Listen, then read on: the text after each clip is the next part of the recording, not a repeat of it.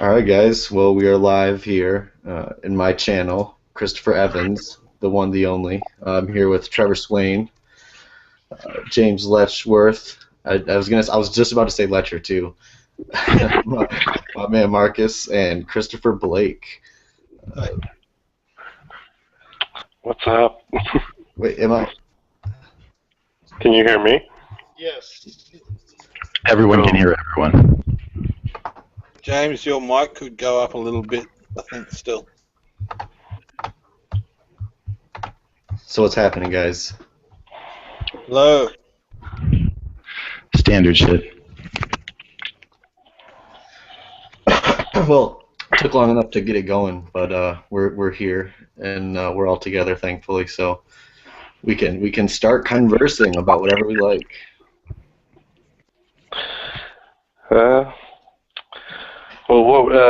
Didn't someone have a couple different categories in mind or something?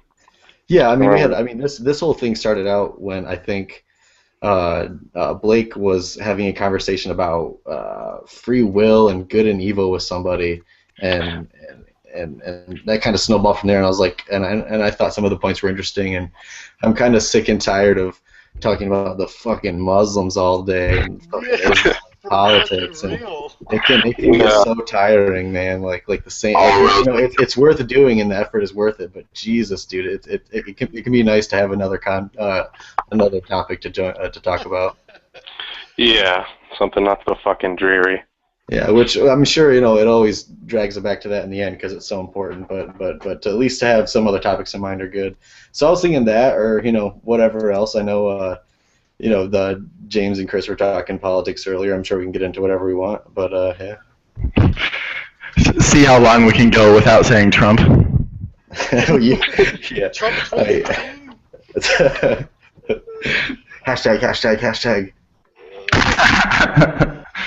It's weird because I actually get accused a lot of liking politics and liking talking about religion. I actually absolutely hate talking about religion. Yeah. But it's a marriage of necessity. Yes, right. Exactly. Yeah. There are such better things for humans to be discussing. It's such more creative things and better topics to explore than the evilness and the stupidity in the world. So yeah, right. I'm right there with you. This survival shit is really pesky, huh? Yeah, I know, right? Darwinian evolution sucks, right? Yeah, normally I would go for someone like probably Bernie Sanders, but out of Bernie Sanders, Hillary Clinton, and Donald Trump, I'm going for Donald Trump.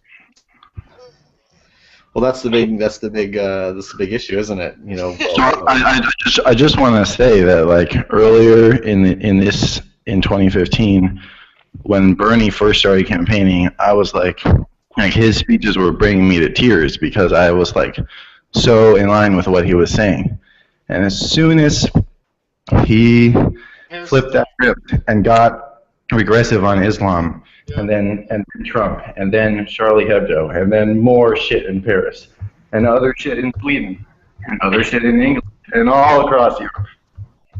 Yeah. What the fuck? Yeah, I kind of felt the same way. I mean, I was interested in him. I didn't really know who he was, and at first, he seemed all right. I always I don't know. I know what I didn't like about him, but I just always didn't like something about him. But now it's just obvious he's such like a bitch just to be, that permeates like everything about him, Like yeah. One of the things was when disappointing for me personally because I wish that he would be the genuine middle point between your Hillary and your Trump. But he's a lot. Well, if he could just compromise a little bit on a couple things and not go with emotional like platitudes and shit all the time. Yeah. So I mean, here's part of the problem I see, and sometimes I think this gets misconstrued, like the intent of the candidates when they avoid this issue. People like, oh, they don't want to address a problem.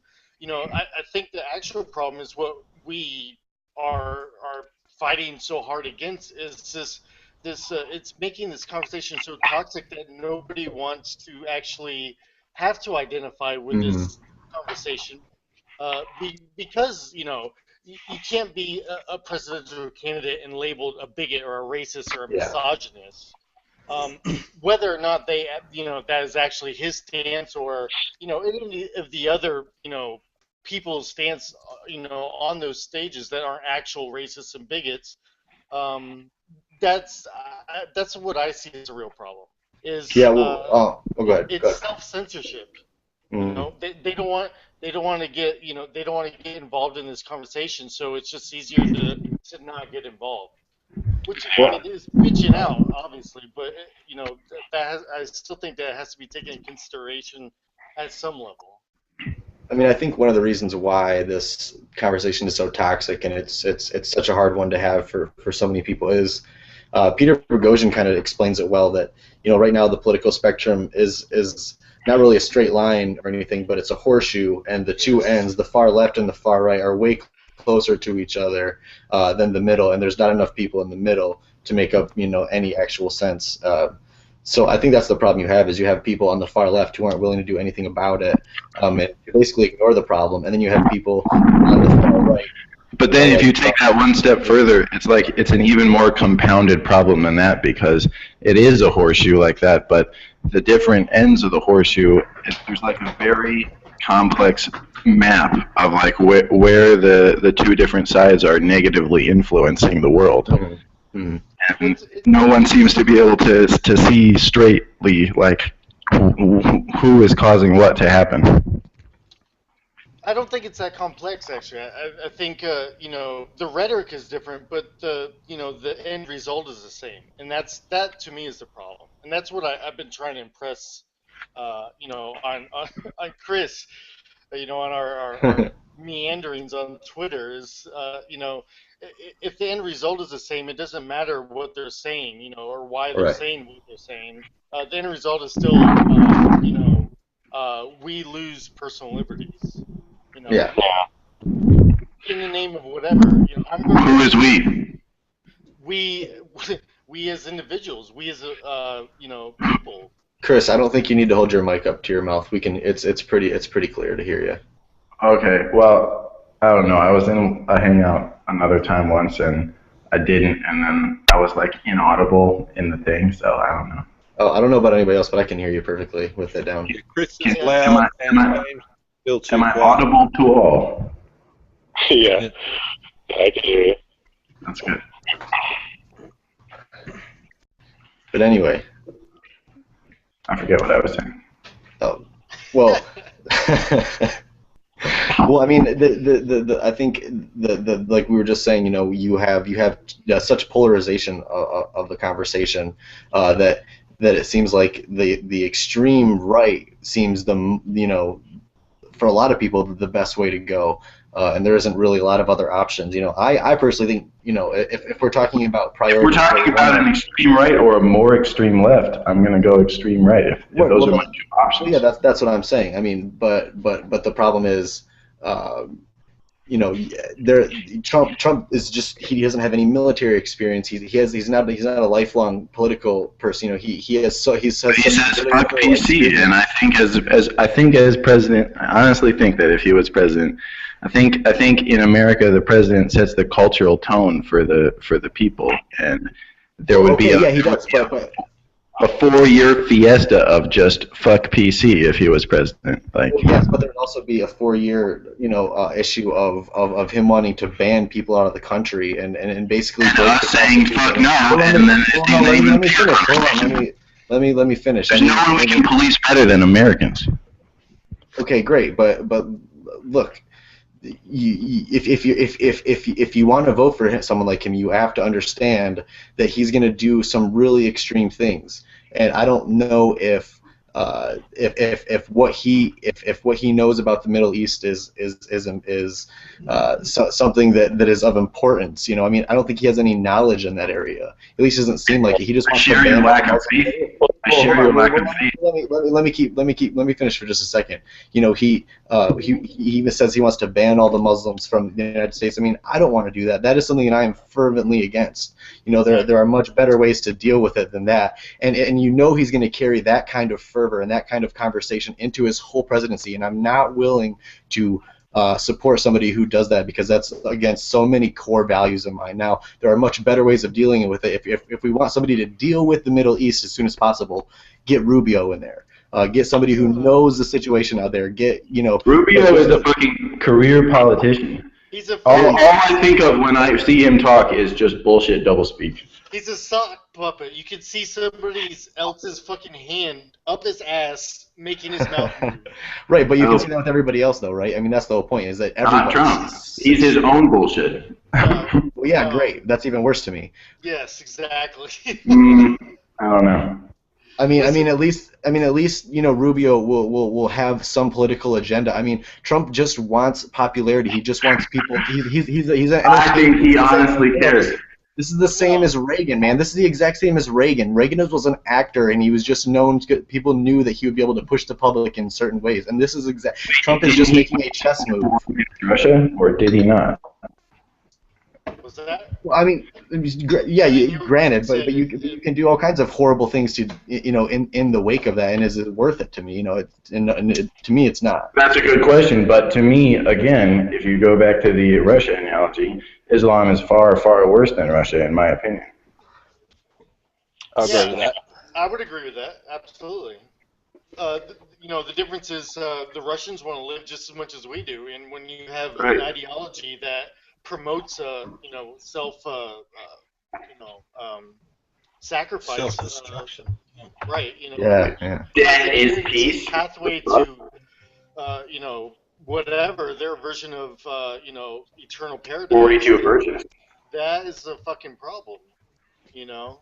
And nuclear weapons only makes the problem global, not regional. That's something we have to worry about. Yeah. At least with the Russians, you're like, hey, if you shoot me, I shoot you, and we both die, you know. I mean, honestly, I think the Russians are fairly secular in general. Yes, I would agree with that in general. I mean, certainly compared to the Middle East or Africa. Well, again, except for the Russian Muslims, they're the worst. Okay, yeah, but at the same time, you still have Putin, who's like their fucking master overlord, and he's standing up there saying that we're not going to accept Islam as a culture that replaces our culture. Yeah, I mean, let's be honest, he's traditionally. capitulating as much as our leaders are. I mean, seriously. I mean, do you see? Not like Obama. No. Okay. I mean, he's granted his speech isn't as I mean, Merkel, come on. timid as Obama's, but I mean, seriously. I mean, what is he doing? He's supporting a Muslim regime just like we are. I mean, What about Japan? These are some of the most enlightened motherfuckers on the face of the earth, and they're saying no, thank you, not gonna take the refugees. Well, yeah. I mean, how's Japan enlightened? I missed something here. Okay, personal opinion.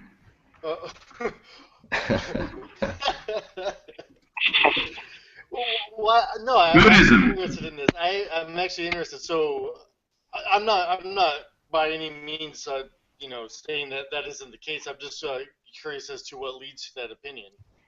I mean, Just my personal experience, my subjective experience of their culture. That's all. You mean Bushido, the way of the warrior? Is that what you're talking about? No, I mean just I'm an otaku. I don't know if anyone here knows that term. Say it again. Otaku? You have to elaborate. Oh, well, it's like it's Japan's version of like nerd. Like, Yeah, that sounds is familiar. that what you're talking about? I don't know. I enjoy watching anime. Yes. don't let him lie to you. He just watches tentacle porn. What is it with you guys and anime? I don't get it. What's that? What is it with you guys and anime? I'm not in it. It's deeply philosophically moving to me, and I can't. How I can you enjoy get the so attached to the drawings? What? They're not real people. I don't Um, understand how you can get so Characters attached aren't to real it. people either. They're just played by real people. Yeah, but it's more realistic. Yeah, but I don't isn't care. realistic always better? I mean, It's about the ideas. yeah. I think anime is much more story driven than most other entertainment mediums. It matters more how good the plot is, and you know. I don't dislike it. I really loved Akira when it came out. I think, in my opinion, the majority of people who don't like anime only don't like it because they haven't seen the anime that would be best for them to watch. Right.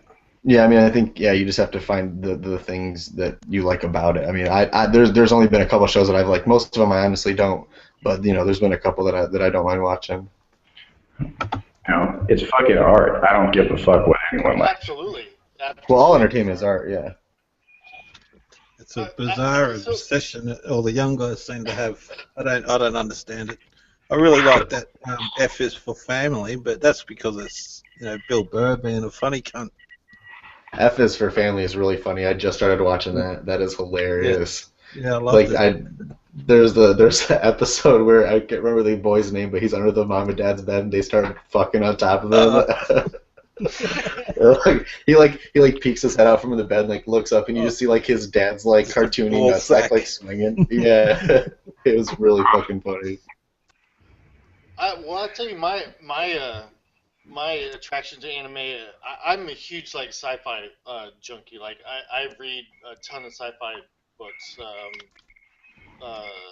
Have you read Frank Herbert? Frank, what's in Like Dune? Dune? Yes, absolutely. Um, Awesome. so the thing I like about anime is, obviously there's not a lot in, say, Hollywood, that does good science fiction. Usually it's all, if it has a good plot, it's garbage, everything Yeah, else. So anime, I agree with that. Yeah, so it's hard to do good sci-fi, especially like film like Dune. It was all wrong, wasn't it? The original film. right, exactly. So with anime, for me, like obviously I tend towards the sci-fi anime more than any of the other like subgenres, and to me, they do such a good job at like, realizing like all these books that I read, on screen. So Right. Yeah. Well, that helps me understand it a bit better, I think. Yeah. Right. Like they pay attention to like the cutting edge of say physics and shit like that. right, exactly. And they try to incorporate like real science into their, this.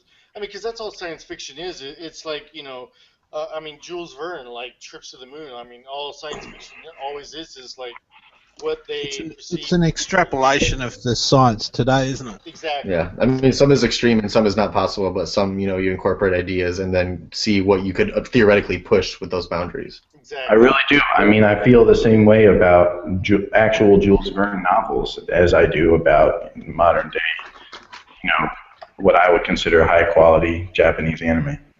Yeah, Yeah. absolutely. Right. I get that. Yeah. I sort of understand that now. Yeah. And if there's a little tentacle porn on the side, that's okay too. Yeah, that's fine. Dash never hurts. Yeah. Yeah, there's always like the fisherman's daughter and like the fisherman's daughter 2, the retentacling, and everything else in between. Is that a real thing? A retentacling? Retentacling. So I actually read an interesting study, and this kind of goes back to not wanting to have uncomfortable conversations. So this whole like tentacle porn thing, that has risen from Japanese culture, is in direct like relation to the fact that they were so like um, wanting to censor regular pornography. I mean, you watch any like Japanese porn, like it's all like the digitized squares instead of Yeah, everything's pixelated. Yeah. right. So they they by not wanting Japanese culture to have this pornography within it, they actually created a subculture that is like specifically Japanese because they needed some way, they needed an outlet, and they Yeah. literally created the thing that they Fucking 4chan. Well, that's interesting. Bukkake, like that got started because you weren't allowed to show, dick and pussy penetration on the video, but you could show the ejaculate, right? You could show the face. That was okay. So it snowballed from that, and it became a bizarre obsession. This and now that's just footage of just Bukkake for like 45 minutes. Yeah. Just like one girl and like 50 dudes, just nonstop. It is real, man.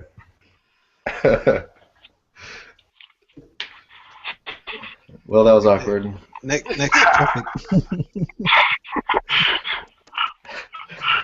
I don't know how we got from Trump to that so quick. Yeah, it's just, we all got sex on the brain. Then we're all tired of talking about Trump. I mean, let's be honest. I mean, he's irresistible. I always think of Bukkake whenever I see Trump. The thought of Bukkake and the thought of his hairpiece are battling in my mind right now. Oh, God. My mind was along the same parallels. Like, what the fuck is that hairpiece doing? No. It's basically just straw. It's like a tuft of wool. Yeah, it's a weird looking thing, isn't it? It's like a ferret on his head or something. Like someone took steel wool and just like painted it gold and just stretched it over his head. It's got a weird texture to it. He paid like way too much for that. He's richer than I expected him to be, though. I reckon it's his real hair, myself. I reckon he's just got weird hair. It's probably hair plugs or some shit. Oh, I just assumed he had no hair, and that's why. Rogaine. He uses Rogaine. I pretty much hate him just for the tacky fucking gold buildings he builds everywhere. Doesn't he have like 6 of them, though? He what? He has like way too many of them, right? Yeah, he's built a fucking really ugly gold brick in the middle of Las Vegas that no one fucking... You can see it at night, there's like 9 people who live in the fucking whole building. It's really bad. Fuck. Where do you work, Trevor? Like, you said you work with lighting and development, but do you work in like a casino doing that, or what? Down on the strip, running like lighting and sound for shows and shit. Yeah, nice. Your son is adorable, by the way. Oh yeah, thank you. Yeah, I'm actually about that to picture take one. of me is awesome. Oh yeah, the one with his it covered his whole fucking face. Yeah. Yeah, I already showed him that show. That probably makes me a bad parent. On the very contrary, that makes you a great parent. Yeah. Exactly. Well, I grew up. My fucking dad took me to go see South Park when it came out in '99. I was just 10 years old, and he took me to go see it. And the fucking lady says to him, like, this is R-rated, right? She's like, yeah, my son's not a pussy. Yeah, there's nothing better than being like that young and having your dad be like, come see like an adult show. That's just great. Well, yeah, it's like me and my girlfriend have to explain it to people all the time, like with curse words and shit. Like we just went and saw my mom, and she's all like, "Don't curse around him, don't curse around him." But oh my god. Well, it's stupid because she raised me. She would say fucking shit all the time. Right. You just do the same thing with that you did with me, Mom. Fucking just tell him not to say it. It's not hard. Yeah. Because it's like when you put the whole like mystery thing behind it, where they don't know why they're allowed to say it. They just want to fucking say it more. Yeah. Yep. You hold it from them, they just want it more. Just like tentacle porn. Please do not introduce your children to that at a young age. That is just scarring. I actually Yeah, just took I've never my seen tentacle 4-year-old. porn. I'll have to get round to that. Just think of like octopus tentacles, like going everywhere I you can can think of. imagine, but there's a difference between knowing the path and actually walking the path. Yeah. You don't always walk them. You could not. Just fucking around. Oh shit. So I actually just took my 4-year-old to go see the new Star Wars. It Oh, was his nice. first movie in the movie theater. We went to a What's that? How was that? It was. I didn't watch any of the trailers or anything. I Oh, made wow. a point not to. So I was actually, I enjoyed it. I did. Probably because you didn't watch the trailers. Probably that's probably why I did that. But it's sort of funny. It's like, so my son, like, if it's spaceships or if it has wings or if it, even pretends to fly, like he's enthralled. So like, Yeah. if there's spaceships on the screen, like it was not a problem. But as soon as like they were just talking, it was dialogue. He's all like, "What's going on over here? Let me talk to this person and that person." It was so funny. But when we were leaving, and there's people still in the aisle, like waiting, for everyone else to leave or whatever. So as we're walking by, trying to get by him, he's like, "Hey, the movie's over." They're like, "Oh yeah, you're cute, whatever." So do you like the movie? He's like, "It was Star Wars." Like, like that was the only answer they needed. It was pretty funny. Yeah, I saw it over Christmas break with my family, and I thought it was pretty good. I didn't know what to expect because it was hyped up pretty good, but I liked it a lot. It had a really good it had a good Star Wars feeling. There were some parts that I didn't like as far as some of the dialogue and comedy, but it was really good. It was a good addition and much better than episode fucking 1, 2, and or 3. Yes. Oh, that's heartening. No, Yeah, I went fucking with Jar my Jar. The worst thing about 2 and 3, I think, was just the sheer shittiness of Anakin's acting ability. Yeah, definitely. He's such a whiny bitch. Like, how can Darth Vader be such a whiny bitch? Let's come on now. Well, the thing is, I thought that Kylo Ren in the new one plays a perfect part of what Anakin should have been in episode 2 and 3. Like that was perfect for what he should be. A little bit of whininess, but not like, Yeah. okay. Yeah, but I mean, when you think about it, I mean, being like a kid, right, like getting ripped away from your parents and like getting sent to just train with somebody hard like that would probably make a kid a little whiny and a little, angry too, and a little resentful. I don't know. Probably not to the degree that Kylo Ren is. But. I think the Spartans would have a disagreement on that point. I mean, that Yeah, was like their modus enough. operandi. Take little kids from their Fair family and raise them to be fucking badasses. Those weren't whiny bitches, Hashtag preach. I'd love to see those two galaxies collide. They probably just didn't write that into history. There was probably a lot of whiny bitches. Well, I feel whiny bitches are a large part of problems throughout history. Yeah. Basically everything that's wrong with the world. Yeah, think about the SJWs right now, full of whiny bitches, literally. Just crying sissies, yeah. Yeah. I like to go on Huffington Post from time to time and just read the fucking comments. And just it's like the whiniest fucking just victim shit fest ever. Dude, HuffPo is That's bad. hardcore depressing. I watched when they were comparing Hillary and Trump, like they're the same person. The other day, that Hillary's gonna reinstitute the draft or some shit. I was like, holy shit, it's eating the old man's ass. Like, it's insane. Yeah. Well, many news places like that are getting, just as equally as biased and ridiculous. Quote unquote news. Yeah, you guys just see the article that Glenn Greenwald posted about Richard Dawkins? Yeah. Oh my god. Ridiculous. Just preposterous. Well, I mean, it's like unabashed, like taken out of context. Yeah, I mean, it seems like Glenn is like purposefully looking through audio and text, going, "Oh, I can use that here." Like, no, I really believe that he understands how evil he is because he knows his agenda.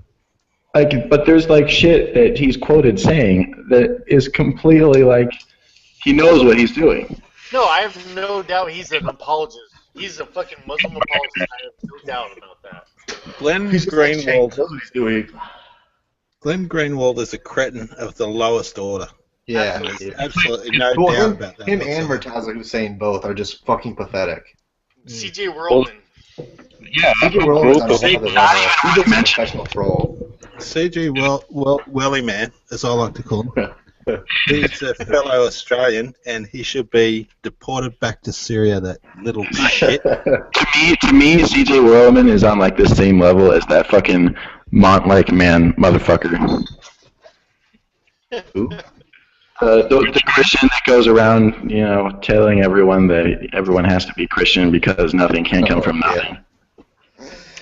Yeah. Yeah, well, what about, we've got CJ Welly Man and Ken Ham. They're a bunch of Ken fucking Ham is idiots. a fucking loony, dude. He this man isn't. I don't think he is even pushing an agenda. Like Ken Ham is just fucking stupid. He's just a dumb motherfucker, dude. Like they just built a whole. I think they just finished, or maybe they're close to finishing the whole rebuilt arc, like from specs from the Bible, you know. Straight from God, here's the fucking Noah's Ark, and everywhere for the millions of animals that he put in it. I mean, it's like Jesus Christ. They are promoting this shit to children. I fucking hate Ken Ham. I'm sorry. He's completely off the planet. Yeah, I mean, he Yeah. literally lives in a different reality. They all It do. comes- I mean, let's be honest, they all do. I mean, Yeah. So who's worse? No, but I want to take a poll. Who's affecting the world more negatively right now? CJ Whirlman or Ken Ham? Welly Man. I've never Yeah, heard of CJ. him, so I have to go Worldman. I mean, I haven't ran across his Ham character.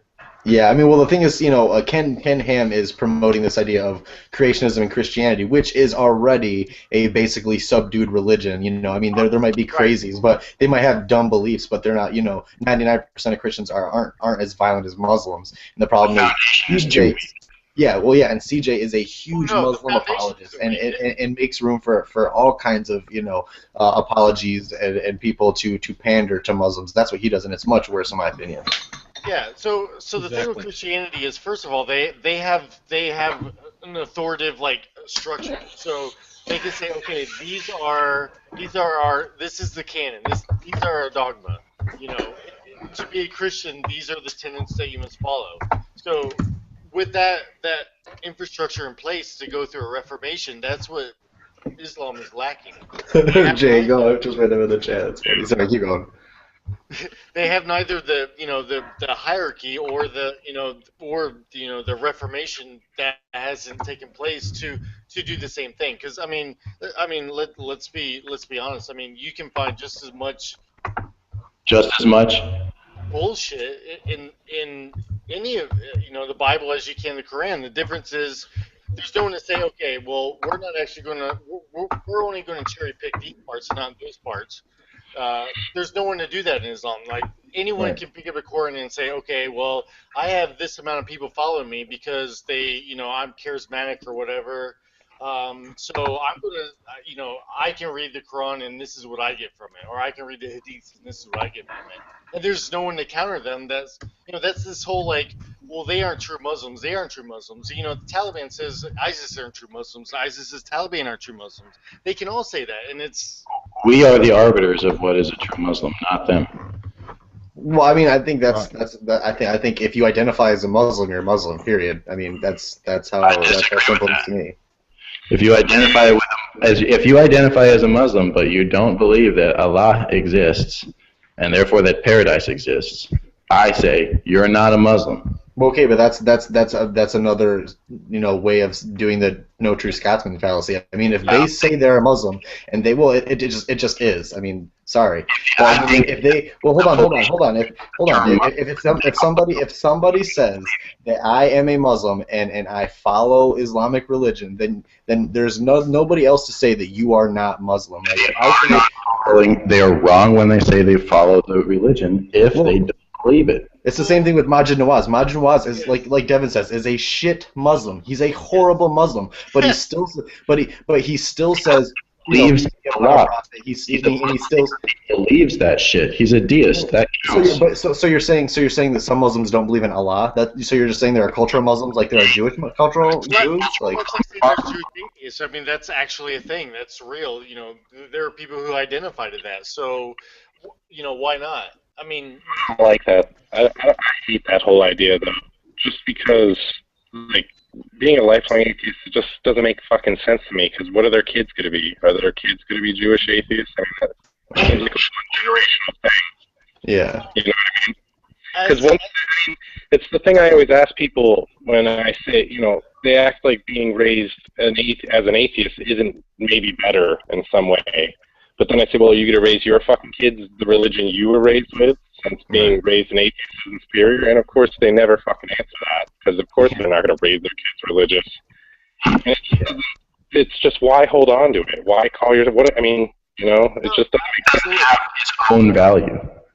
It's like saying, oh, I'm a Nazi, and they go, oh, you hate Jews? And you go, no. And oh, you think your whites are superior? No. And they go through the list of shit that everyone knows about Nazis. It's really important too, because I think it's crucial to distinguish between culture and religion. Yeah. Because I don't view religion as anything other than, like, I don't, if it's culture and it's not religious unless it involves believing in something that's fucking magical.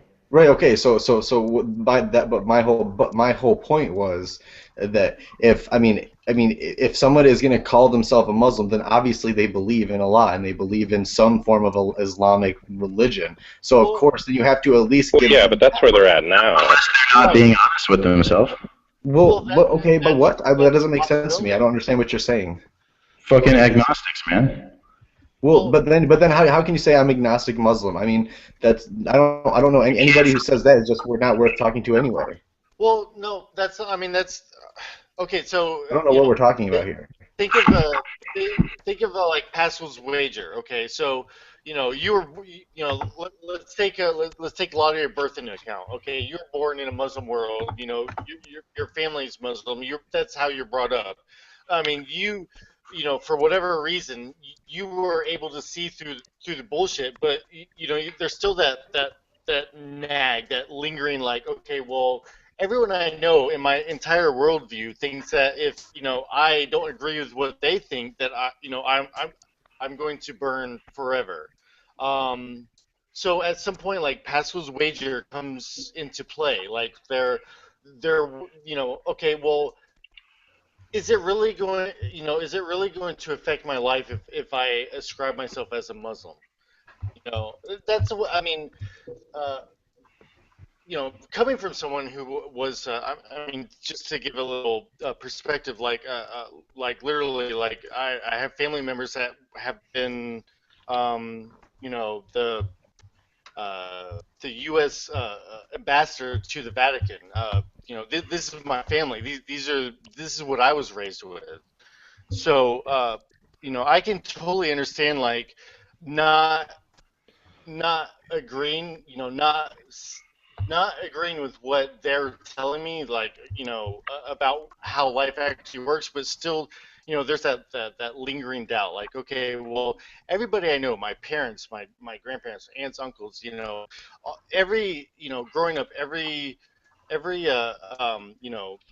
position of authority in my life, we're all saying the same thing, but I just couldn't get there in my mind. So either there's something wrong with me, or there's something wrong with everyone in my worldview, and that's a hard leap to make. So I could definitely see, wanting to hold on to some, cultural aspect of it.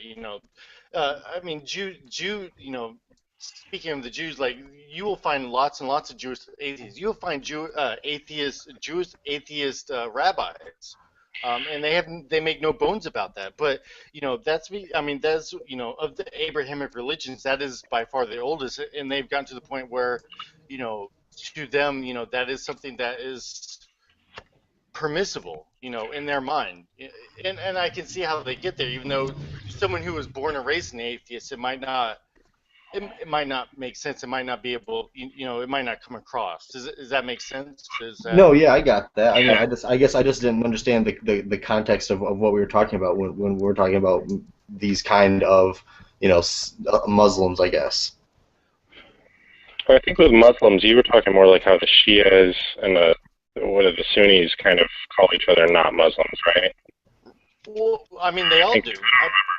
yeah, they all kind of whoever's I think he was trying to distinguish between like what is valuable from the culture and what is bullshit in the culture. Well, I think they, as an attempt to like hold on to some identity of themselves, like conflate their culture and their religion. So that's where you get like, okay, I'm a Jew or I'm a Muslim, but they might actually be an atheist. They might not believe in Allah or Yahweh or whoever. But Right. So my whole point was what are we saying about these people then? What's the point? well, those are the people that I feel that we actually need to give our support to because they're the Oh ones yeah, that, yeah, for sure. they're the ones that are actually, okay, well, For example, these are my people. Police your own. These are my people. My people are fucking up, and I need to do something about it. But then we have fucking white, fucking liberal Americans that are silencing them, calling them racist and bigots Yeah. because, well, apologize. my brain explodes when I even consider that. Anyway, It's no yeah, coincidence that so many Jews are atheists, right? Because the religion itself is so old. right. Yeah. They've been able to shake off the notion that these ancient Stone Age fairy tales are actually real. Yeah. They've been able to get rid of that and just say, okay, It's basically the Torah is basically a this- book of metaphor. Right. I mean, it's literally more metamorphosis Islam is basically still a from political a party. religion to Yeah. a culture. I mean, it did this whole metamorphosis from a religion to a culture. Yeah, which is fine, which is the most, I think the most tolerable a religion can get, as far as being Right. mainstream, which is all it takes, I think, is the fight for reason, logic against those kinds of ideas, and as long as the fight goes on long enough, the religion will be subdued eventually. It has It happened to, with yeah. Christianity. It has to happen with Islam. It just has to. I mean, the Reformation happened not because, Christianity wanted the Reformation to happen, but Right, because we wanted it. Right. It couldn't exist. Right. It couldn't exist without it. Well, I mean, a progressive a society that lives in progressive, Right. standards to always be moving forward and making sure your species progresses instead of stay stagnant. Then yeah, then it has to win. Then Right. religion can't be the norm. Right, secular moral values. It's not okay to throw somebody off a roof because they're homosexual. Right. Regardless, like I don't know, doesn't- Glenn Greenwald. Never mind. I'm sorry. No? It's news to me. No kidding.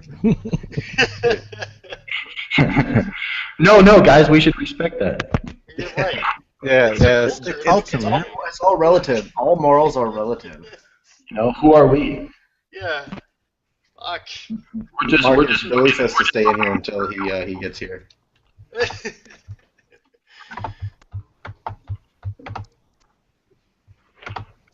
So how about that Trump? What?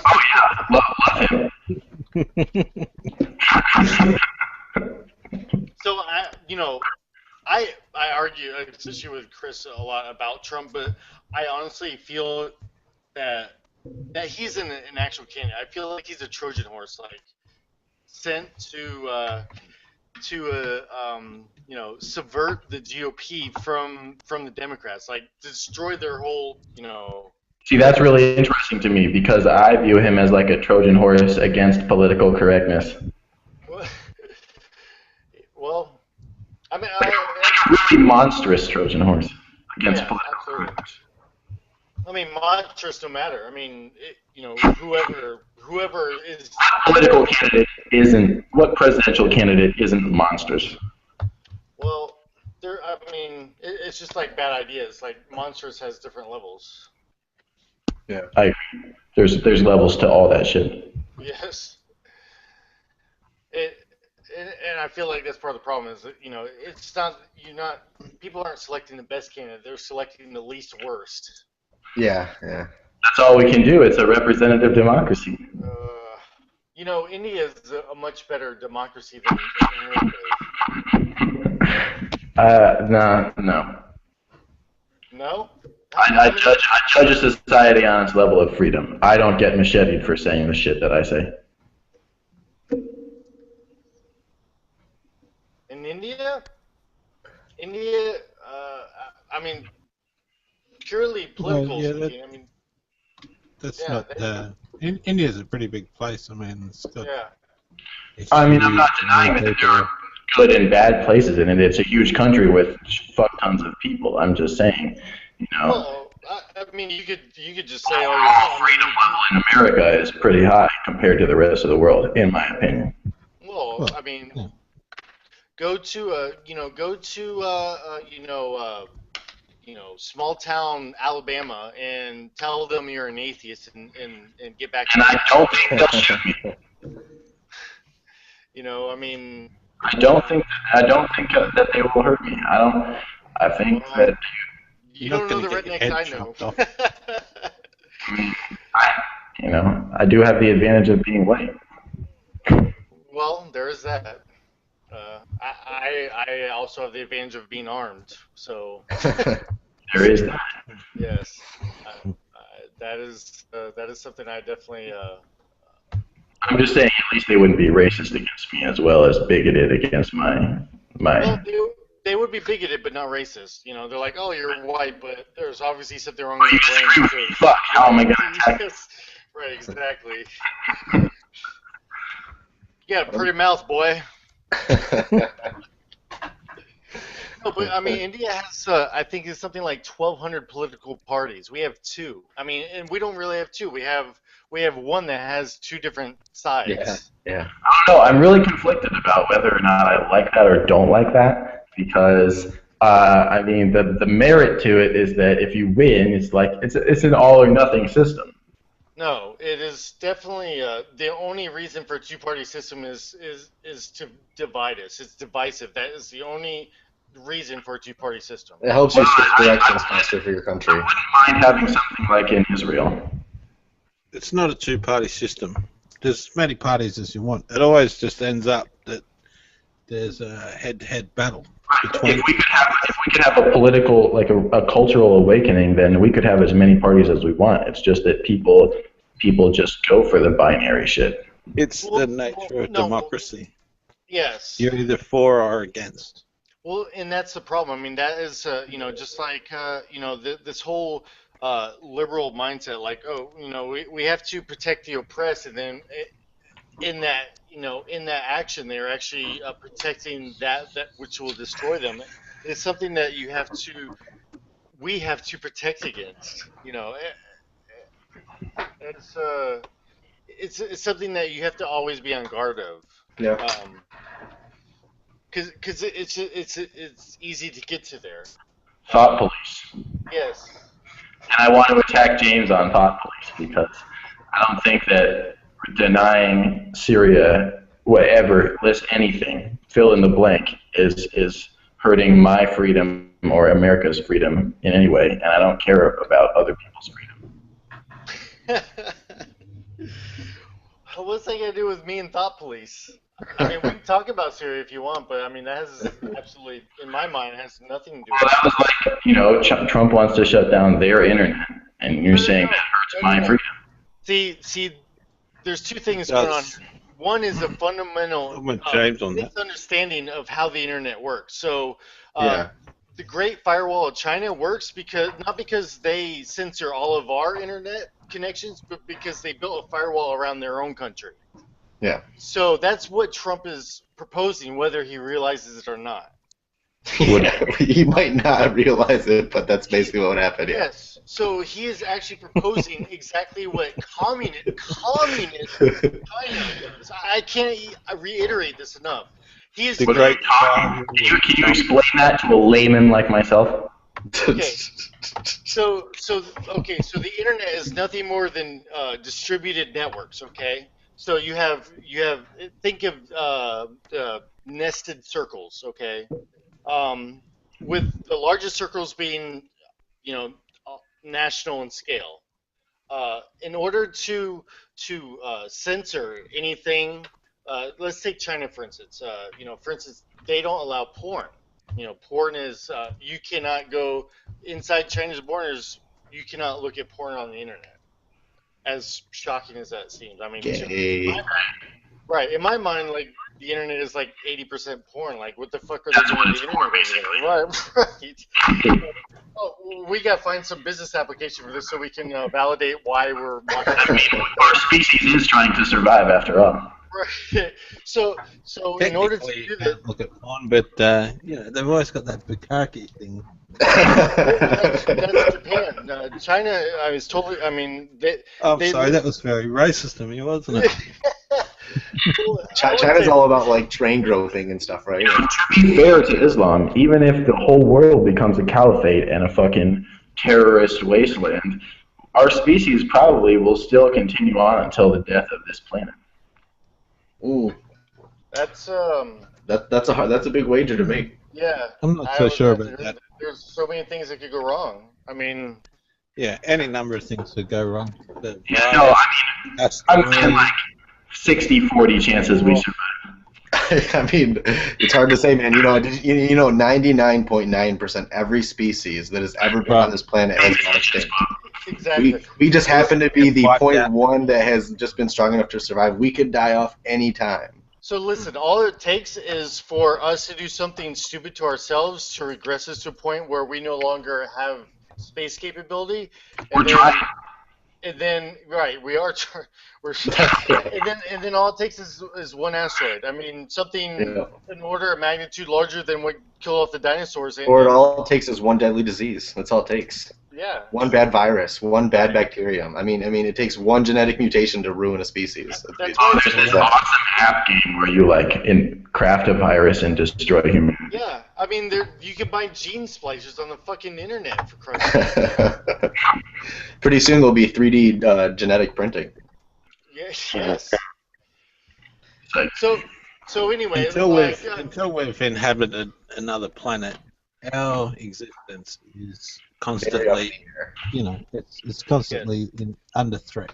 I mean, right now amidst all this short-term stuff with Islam and stuff. I mean, we are warming up the planet eventually. I mean, and they've already put out, articles that in 160 years, you'll have a 60-foot, I think, a 60-foot level in sea rise, which is, I mean, Florida's gone, right? Much of the coasts are gone. Italy's gone. I mean, the whole world is changing drastically, and we won't even be around to see it. But we're doing way more damage now that could affect the future, than we even could imagine. 80% of the world's population live on the coastline. Right. I mean, yeah, near water. Yeah. And regardless of human propagated climate change, I mean, our sun, that's just the way star processes happen. As they get older, they actually get warmer. Yeah. Well, and they get, you could have a huge solar flare anytime that could wipe out the electromagnetic sphere around the planet. Or close by supernova with a gamma ray burst, and it's all over the crowd. Yeah, one gamma ray burst will do it. Yeah. So people don't realize I love gamma ray bursts. Crazy, right? Yeah. Have you ever listened to those? Have you ever listened to the audio clips of them clicking? You can hear the as they that's a neutron star. Never mind. Yeah, sorry. neutron. Wrong astral object. The gamma ray bursts are from dying suns, aren't they? Yeah. They're they show the polar ends of the star, right? It's like a giant lightsaber, slicing through the universe. Do you guys think our species stands an actual chance of survival? After our sun, makes our planet uninhabitable. It all depends. Zero chance. Zero. To gauge Not zero, but very time, small. To gauge that think much so. time, it is literally eons. It's Right. so far in the future. It defies human Right comprehension. now, right now all of human civilization has basically evolved in 100,000 years. I mean, that is less than a blink of an eye to the time between now and when our sun dies. I mean, anything could happen. So that should actually give you more hope. Yes. No, it doesn't, I'm actually an optimist in this regard. I feel like the laws of physics will allow us to Exactly. if we don't destroy ourselves first in the name of Right. religion. For fuck's fuck's sake. Well, I'm with James on this one. you know, I think life got here on Earth through panspermia, which was life on another planet. You know, It's a working They- theory, yeah. Yeah, they think maybe Mars actually. that's my favorite thing. That's my Yeah. favorite theory. I mean, how awesome is that? It just, it just stupefies me, that they just want to ascribe all this wonder around us to fucking the sky wizard. I just the reality is so much more awe-inspiring to me. Yeah. Well, that's the hard part to get people to realize, man, is that even though it can be terrifying realizing what reality is, it's also even more incredible, and awe-inspiring. It makes you want to live a better life just by knowing what you know about reality.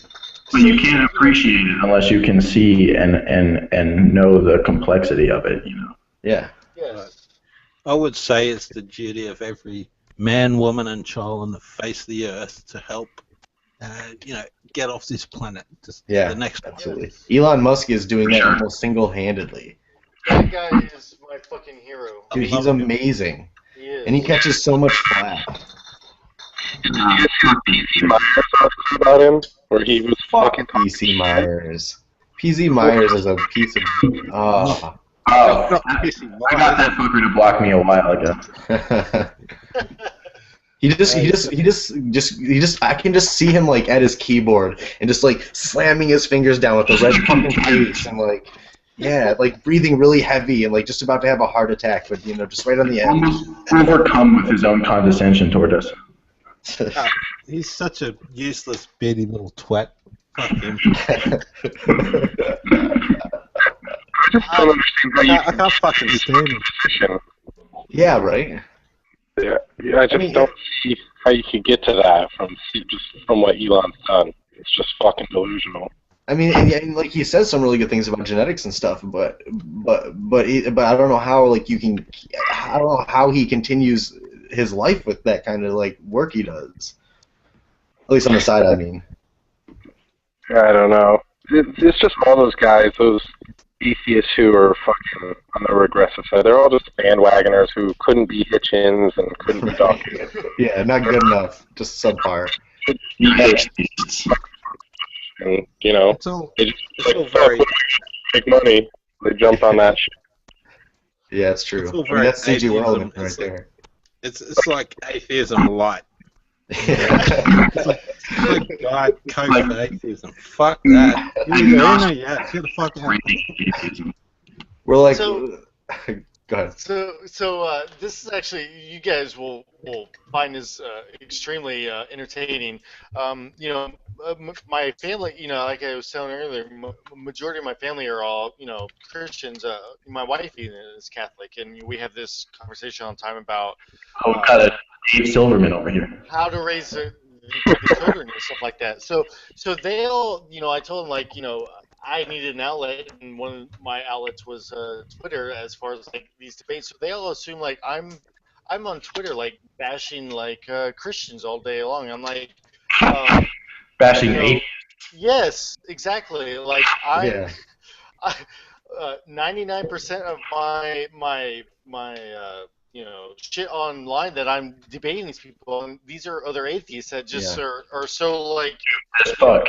yes, exactly, fucking regressive, like to the letter, like I think Devin makes a really good point about that. I can't remember what video it is, but he says something akin to, we have to stamp out this shit in our own group because police your own, exactly. this cannot be stood for, and if we're gonna all share the same name in this kind of political area, we have to stamp out these idiots, and we have to make sure they shut the fuck up and conform or get the fuck out.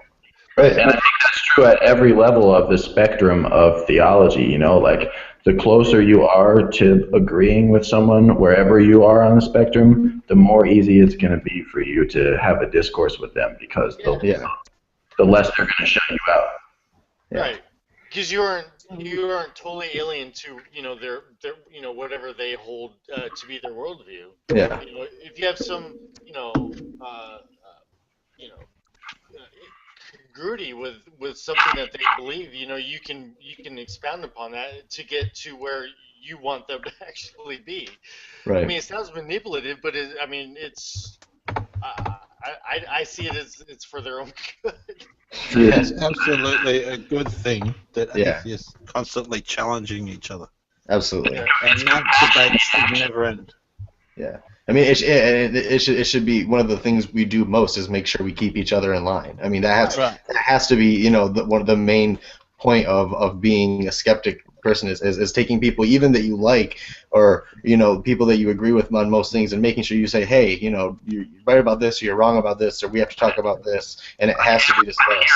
Everyone here would feel comfortable saying "fuck you" to each other on various. Yeah. Absolutely. And that's the whole difference. Is that just like James was saying earlier before you guys got in? Is that we have to be able to have this discourse no matter what. These there was a hangout earlier that Mocha did with Boris and Vortex and Vindicator was in the chat, and they just can't get over being called names and then getting mad just that they were called names. Like, I mean, they could call me any name you want. Like anybody could call me any name I want. But unless you're gonna make a point, like I'm not gonna get mad, right? Like just like I don't care about the swear words. I don't call me a cunt. But as long as you're making a point in there, like I can respond to you civilly. Like So who cares about name calling? Just make your point. Right. Sorry. I've told Chris I don't even care if you're not even making a point. If you want to, well, that too, yeah, that too. If you want to truly offend me, you need to come over here and do something to my family or myself personally. Right? Yeah, come scratch the fuck out of my car. Then we got problems. And words are just words. Right, exactly. When did the words become offensive? Like, social justice warriors. That's like why. I'm gonna die. Yes. Yeah. Yeah. Feminism. Well, words have always affected people. I mean, since the dawn of time, since time immemorial, we've all been able to use our words to Regressives. Yes, exactly. That's a good point. Who was in power? The regressives. Like, of course, words hurt. Because they said so. Yeah. I have the feels, so do all of you. So we all have the feels. It's how I feel, so it's true. Yes. Yeah, I think the better person will take the words, and just move on, and not yes, exactly, in a violent manner. Understand that someone else's words aren't an inherent part of your life. You don't have to respond to that. They're not physical things. Like there's not something that is going to come in and shake you inside. That man. Yeah, well, that's the whole point. Yeah, that's where it all comes from is freedom of speech. My words are not throwing you off the rooftop. Yeah.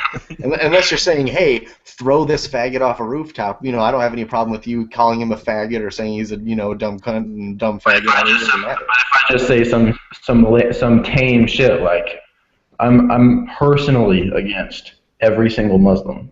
Right. And as my identity versus their identity. My identity hates their identity to the degree that they're Islamic. Right. Everyone goes bananas. What's the first fucking lesson you learn in primary school? Or what do you call it in America? Little preschool. Yeah. It's you go home and you go, little Billy said something mean to me, and they go, and your parents will say, sticks and stones will break your bones, but names will never hurt you. And people still don't get that to this day. Yeah. Can't understand it from the time they're kids. And this is a whole huge other problem too, because there are so fucking many people who think that they're fighting against regressives, and in many cases actually are fighting against people who are even more aggressive against than they are, but they're fucking regressive themselves. Yeah, I mean it's levels, just like everything else. Not all bad ideas are created equal. Not all regressive are created equal. Not, you know what people I mean? Like Imagine Noah's comes to mind right now. Well, again, I mean, I have a hard time when you call him aggressive because there's nobody that is relative, man. Right, exactly. I mean, he's a true believer. It's hard to argue with a true believer. Every true believer is a regressive. Well, on some level, yeah. You and I can agree with that, but I mean, in the actual context of Less aggressive than magic. I'm not saying he's not doing heroic fucking work. that's my point. I mean, especially because he's the one that spawned the fucking word Yeah, to yeah, he enable him basically as such. did. You know, Yeah. when he is out there on the front lines. I mean, I'm just saying. I mean, when someone's on the front lines, It exists in its own right. it does. And again, I mean, if I he mean, wants, we know what you understand by that. You know, like I wouldn't call Majid aggressive, but I would say I'm against Majid because he's Muslim, right? But I also love all the work he does. right, So he's a believer. So just like you know, follow like how the whole like you know, collaboration between him and Sam Harris happened. I mean, those two fucking were at war with each other. Harris are aggressive too, just a very minor degree. I disagree with him on free will. He's an absolute. this is why I wanted to have this hangout, but I'm sure we'll get into that. Yes, I'm actually with Sam Harris 100% on that because Yeah, me too. yeah, I mean, quantum physics explains so many things that most people, just because they can't wrap their head around, they just, you know, okay, well, I'll just relegate that to the same bin as like Santa Claus and Easter Bunny because Right. Which isn't the case. I mean, when I first learned about the existence of quantum physics and read a little bit about it, it made me decide that magic, what most people understand magic to be, is genuinely possible, and the only thing that isn't possible is a violation of whatever the laws of physics are.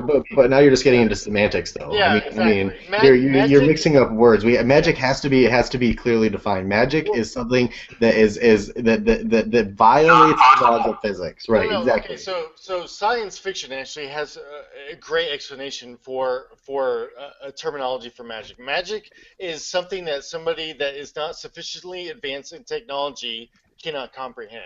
Okay. I guess I'm trying to say that there's way too many people who want to believe that there's no such thing as impossible.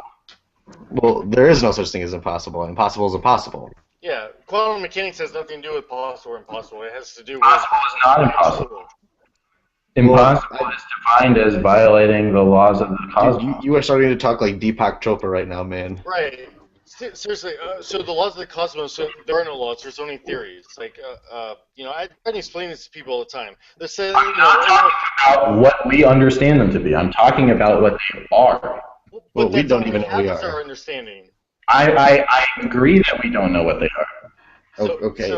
So why are you making inferences? Yes. So it's magic to right. us. This is my whole point. Is that dude, when we were having those DMs together, right? You remember those long DMs that we were having together. This is the whole point. You are inferring something from something in which you can get no inference by looking at it at its face value. All we have from quantum mechanics, to my understanding, is probability. That's all we basically have. We always have these conversations as well. Like all definitions matter. Yeah. You hold a word in your certain subjective view of what it means doesn't mean that that's what most people take it as. Right. So I understand. You know, I understand. It's wrong. Well, I mean, let's be clear. I mean, what's wrong? I mean, wrong is untrue. Yeah, but if we're talking about words, we all have to be on the same level on what these words mean. Otherwise, we're not going to know what each other is talking about. Right. Language is irrelevant. We might have to disagree on terms if we can't. Well, no, we can disagree on terms, but not definitions. Yeah. This is Peter Boghossian puts this together really well in his book, A Manual for Creating Atheists. You have to set a precedent for what what words mean by definition. Otherwise, you're going to play the semantics game where you say the impossible is possible, where that to me that only means something else, which doesn't mean that at all. So we have to be able to agree on the same definition. Impossible is possible. I specifically said it wasn't. Well, you know what I meant, the opposite of that, right. Whatever. We're talking about lexicon here. If we're not working off the same lexicon, how can we have an intelligent conversation? Right. Well, obviously terms have to be agreed on, I mean. Definitions are already agreed upon. It's like Islam is the religion of peace, and what's the other one that feminists always say? What? Don't oppress me. Man spreading is evil. Stop mansplaining, shitlord. Yeah. Uh, no, I mean it's like literally like I read a post somewhere the past few days. It was like the new definition of self uh, regulation is Google before you post. What does this word actually mean? If someone Yeah. else Googles this word, what are they going to get from it? Right. Are we on the same page? Because All right. until you're Yeah. on the same page, you can't have an intelligent conversation, Yeah. especially when nuance at this level is so critical to Yeah. expressing an idea. Uh, if we're all cavemen with grunts and body language, that's one thing. But if we're trying to you know convey these ideas, like quantum mechanics, for instance. I mean, terminology is everything in trying to communicate with each other. Otherwise, language is irrelevant. Yeah. We literally might It's as well be barking and grunting at each other if we're not going to follow the same Oh, lexicon. when you're contemplating such complex things like physics and cosmology, it's not unexpected that you're going to hit a mental point at which it's very difficult to communicate the thoughts that you're having via the words that you're used to using. Yeah. Shitlord, what were you gonna say? The feminist one is they try to change the definition of racism from Yeah. whatever it is to what is it? Privilege plus. Plus institutional power or something like that. Yeah, privilege plus power or something. It's absolutely ridiculous. This bothers. I mean, this is literally like the caste system in reverse. Like, I can't Yeah. understand why people can't see this. It's literally a caste system. Like, White guilt. fuck. It's like if you don't have if you're not white, if you're not male, if you're not what's the fucking you ascribe to the sexual identity. Yeah. Cisgender. What the fuck is cisgender? Like, Yeah. In my opinion, this is just I'm a non-binary person. Oh my god. it's just It's cringeworthy, isn't it? Like there's It is, yeah. there has to be a level at which you have to stop with like bullshit like that. Like everybody understands that some people are gay, right? Some people are trans, right? But now you're just taking it to a level that is so ridiculous that you're blurring the lines on what we can say, and now you're changing the definitions of words, and you're just totally resetting everything that we know about a whole spectrum of terms and ideas. yeah. Well, I know what the end game is to make it completely acceptable to be fucking goats. Right? Right. Yeah.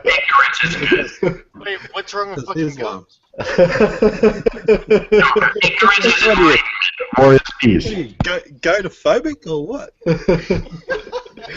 You guys are bigoted against goats.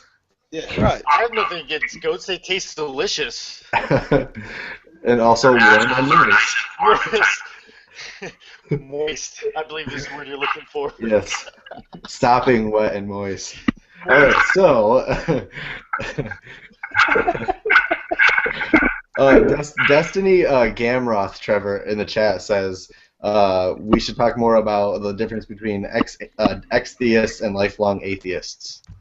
Uh-oh. Well, That's my girlfriend. Oh, She, shit. Well, she wanted me to talk about that because me and her always talk about that because, like, I'm a lifelong atheist and she's an ex-theist. I mean, most of the people I argue with are ex-theists. Mm. And Listen, I'm an ex-theist. I wish I could have been a lifelong atheist. what I was going to say, though, is what I meant is the separation between dumb ex-theists, the regressive, like the C.J. Romans, the fucking idiots who seem like they are almost treating atheism like a religion, versus like the people like Chris. I know. Well, I don't know about both the Chris's, but I know Chris Blake. You're an ex-theist, right? yeah, and it's actually really trippy for me because I honestly feel like I'm better off as an ex-Catholic than I would be as a lifelong atheist. because for me, I No. I feel like I get to see the distinction and the nuance between what is culture versus what is theocratic bullshit. And it's precisely because I was born into a religious structure that was so weak. Like my mom is a fucking agnostic fucker, and my stepdad, who was like my role model growing up, he is like a agnostic atheist, which is, you know, still regressive, but it was a secular role model for me. Yeah, I don't. Go ahead. Go ahead. That's not regressive. That's I mean, All agnostics are regressive. no. I I First of totally all, missed everything you said. Not all. Not all. no. If I ever hear the words "not all" again, Really? What's up? So, Man? so, That was a so- perfect like introduction for yourself. Just like, so- boom, like that was key, man. That was like cinematic. what's up, fellas? Nothing, man. Just hanging out. Uh, Yeah, see Okay. this Destiny in the chat just said I'm so envious of the fact that I'm not a lifelong atheist. See, that's how I feel. I am so glad that I never had to deal with learning any of that fucking bullshit. Like I'm so sorry for anybody that ever had to have that in their mind. So honestly. listen. Oh yeah, I don't get it. I am so glad that God was never mentioned in my house ever. So Yeah. I'm a lifer, and I think it should be Like you're admired. missing out on any like What, of missing the out on stupidity? No. missing I out think on it should be admired that people. the heart of it, you know, like the transformation. Transformation of what being like less like from more stupid to less stupid. No, Yeah. I would rather keep the reality my whole life than have any part of it mixed up with some dumb fairy tale. I mean, I don't care in any institutional way. I'm just interested in how we make less stupid extheists. You know what I mean? How do we make more of the ones who aren't so goddamn regressive and stupid? So, I mean, because I've been there. I mean, I did this whole process myself. I mean, literally indoctrinated. Like child abuse, like comes to mind every single time this conversation comes up to me. I because I was smarter. I mean, I was smarter than my teachers. I was smarter than all my other classmates.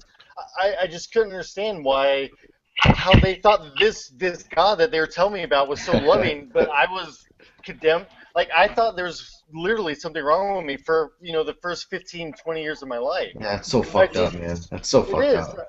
And I mean, my parents sent me to a private Christian school thinking I was getting a better education, and I came out of there thinking evolution was a hoax. The Earth is 6,000 years old, and you know what I mean. Like I was someone that had like this passion for science that I have in my intellect.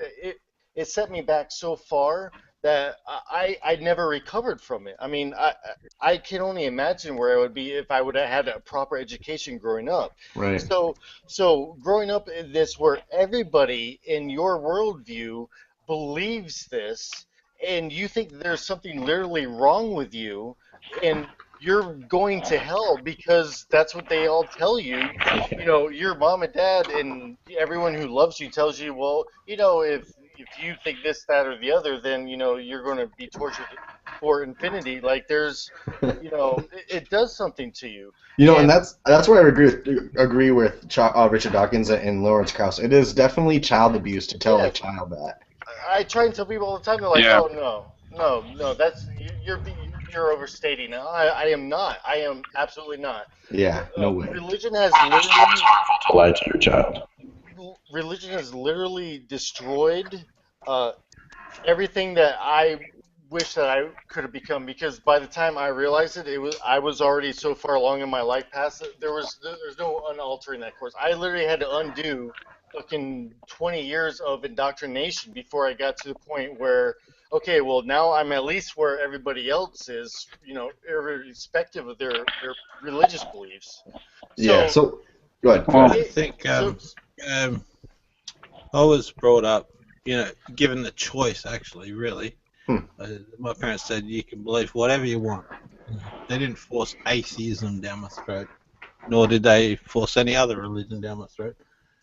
But I think it's admirable that people who are indoctrinated with religion at a young age and come to the realization that it's all fucking that bullshit. is. That's a great thing to come to. There's something to be said for that. Let me ask I don't two. wish it on anybody though. Yeah. I don't. So let me ask two quick questions, really quick.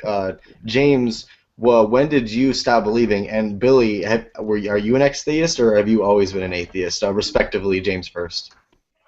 Billy's a thoroughbred. I think. So, hallucinogenics. Nice. So I, thinking that there was something inherently wrong with myself,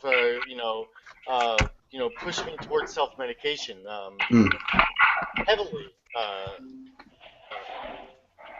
And yeah, it was literally, on what should have been a overdose of, LSD and MDMA combination that at 3 days I was somewhere else and then came back.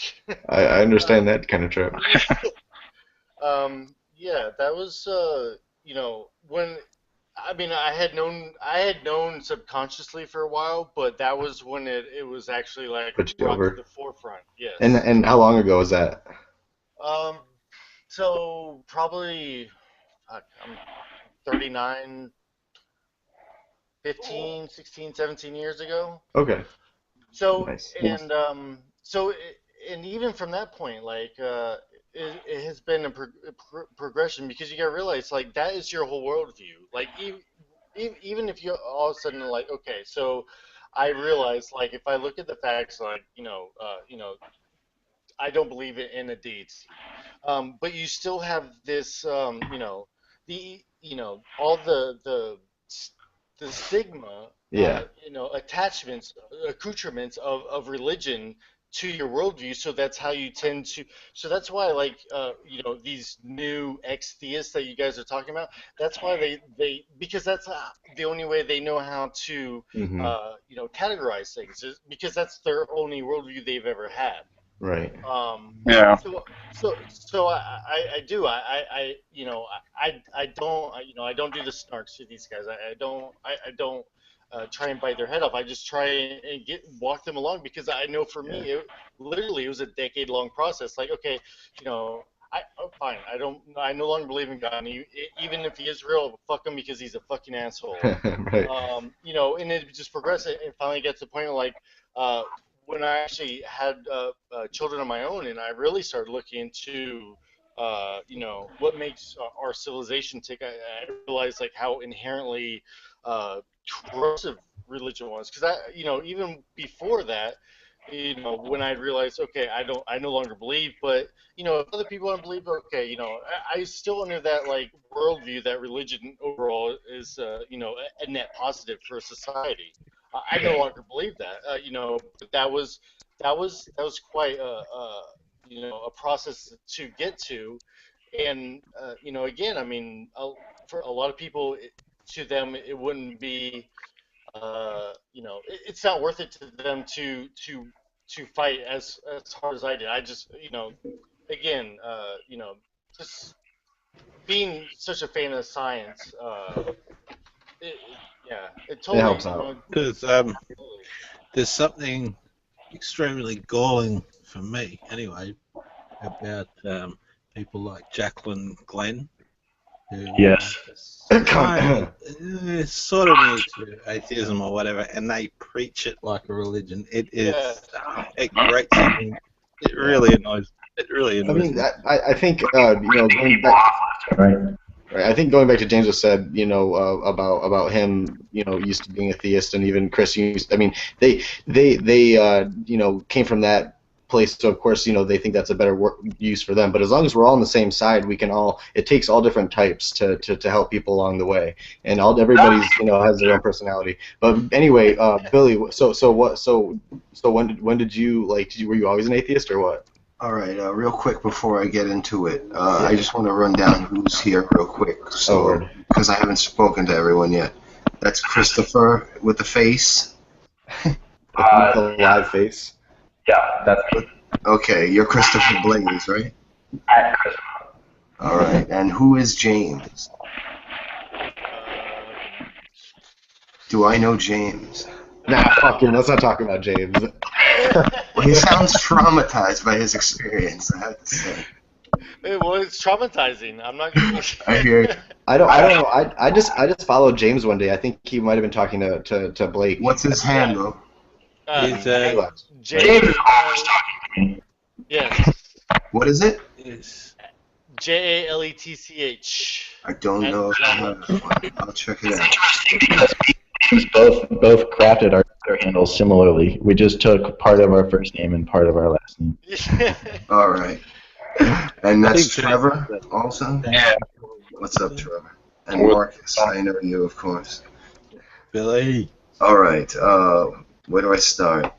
I was raised Catholic. You're here. I questioned it always.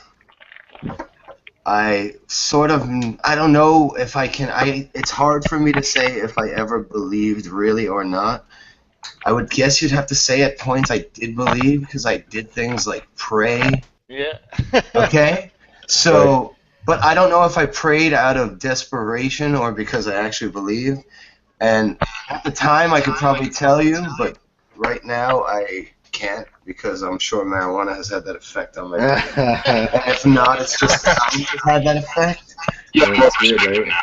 But like, okay, so I remember being in like, I don't know, 8, 9 years old, and my grandmother would take me to church. She took me to church every week until I was in like 7th grade. Okay? Yeah. And they were very religious. My parents were not really religious at all. They never talked religion or anything. But my grandmother was very religious, and the family gatherings were always whatever, you know? So, like, there was a religious overtone always. Yes. And she was very, very Catholic, okay? Yeah. So, like, they're talking about, like, original sin in one of the masses, and I'm just like, that shit made no sense to me. And I kept asking her questions, like, what does that mean? And I'm getting some feedback from someone. Feedback, somebody. I can hear myself. Who's got speakers on? Someone. But anyway, I'm like, what do you mean I'm a sinner? I didn't do anything.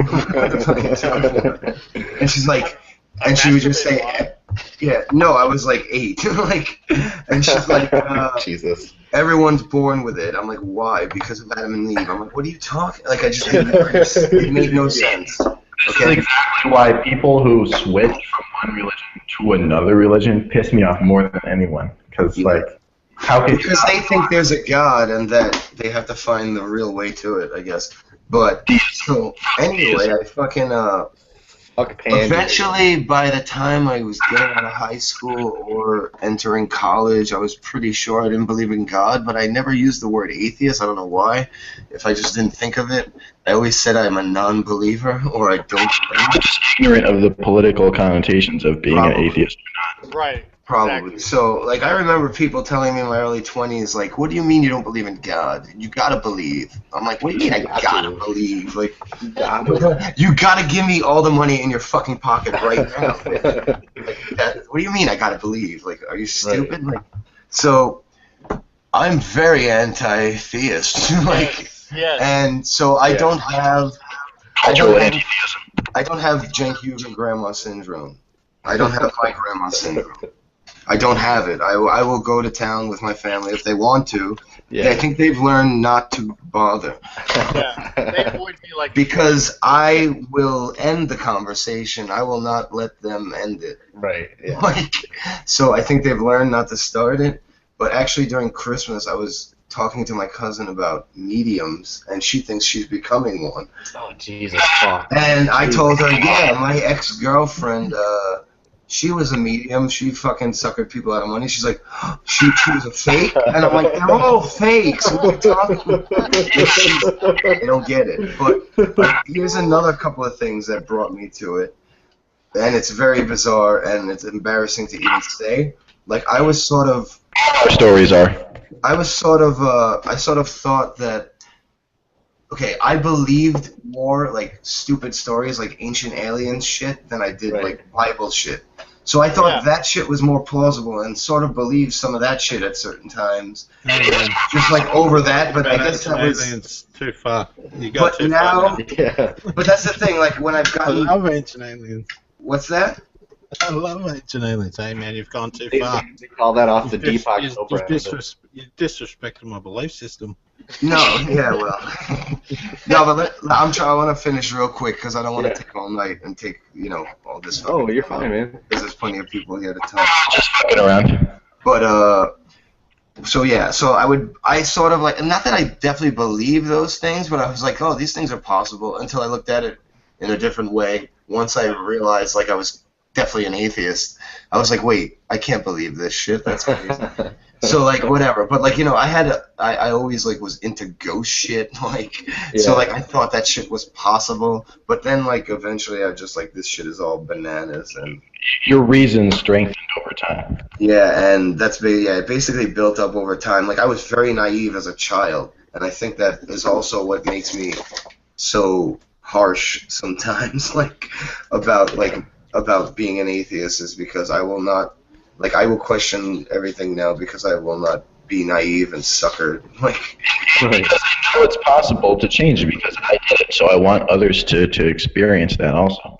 I tell people that all the time. Like, the one thing I could wish that everybody would experience is something, for them to have something so fundamental to their worldview, for them to actually change their mind about that. Like that, I think is the most liberating thing that anyone could possibly. Because once you do that, then but they call that closed-mindedness. That's what's insane. Yeah. Yes, exactly. Like you're closed-minded because you can't believe in a God. I'm like, no, I did believe in God, Right. and now I don't.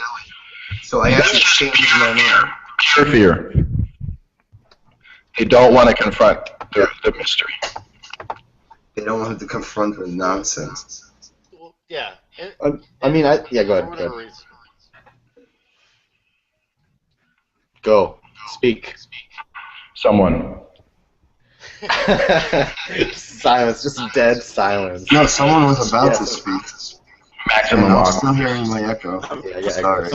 I'm just thinking about butterflies and how the chrysalis turns into the pupa and the pupa turns into the pupa. The internet is bugging, Mark. Yeah, big time. Yeah, something's You fucking sounded up. like Neo when he goes into the Matrix. I still got feedback. Oh, am I okay? Is everyone wearing headphones? I am. I'm wearing headphones. Your latency is really high. The dude with the British accent. Shit, Lord. Australian. Australian. Jesus. My bad. Shit, I'm racist. They did come from Britain, right? Yeah, they were convicts. Nope. Fucking convicts. I don't think so, Marcus. I honestly don't know who's got the feedback going, but Marcus has a bad internet connection right now. That's for sure. Come back on again. Go for it, Mark.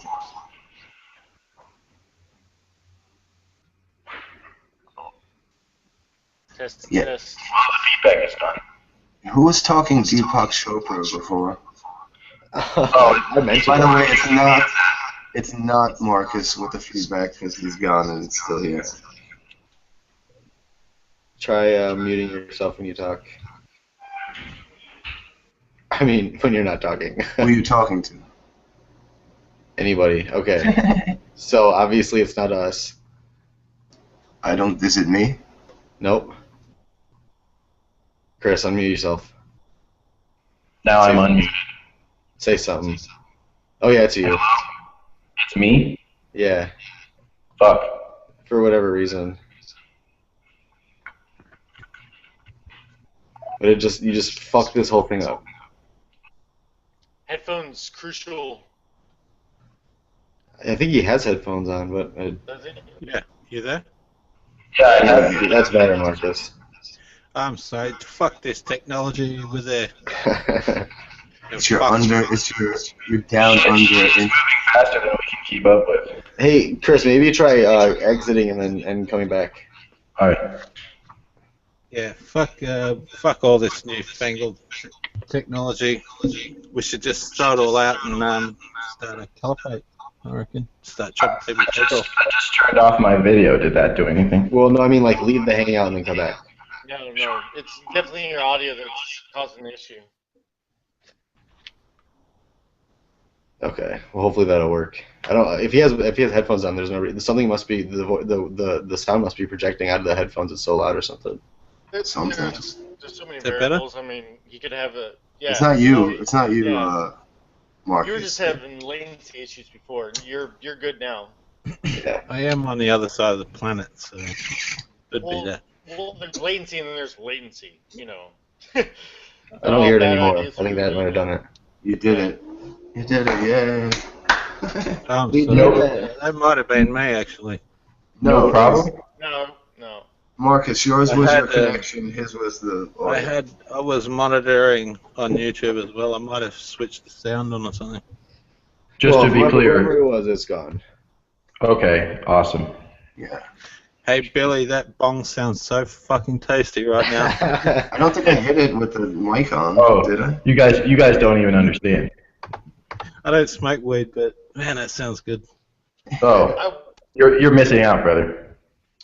I would if it was legal in my state, but I have kids, so I don't want A little bit harder. Yeah. Perfectly respectable. You know, you gotta be an adult sometimes. God damn it. Yeah, so who was talking to Deepak Chopra? Is it? I just mentioned him earlier. That was an accusation leveled at me. Yeah. I was calling Chris? I was calling Chris Deepak Chopra-ish with his talk about quantum physics. Yeah, I would take Chris's. I would take. Wow, how are we going to distinguish you guys? I call him Blake because that's a cool last name. Blake. Yeah. All right. And Deepak Chopra is a turd. he is a super brown turd, isn't he? he's the worst. He's a fucking idiot. I really love the magician Darren Brown, man, and he just explains all that bullshit. Just I've so never good. heard of him.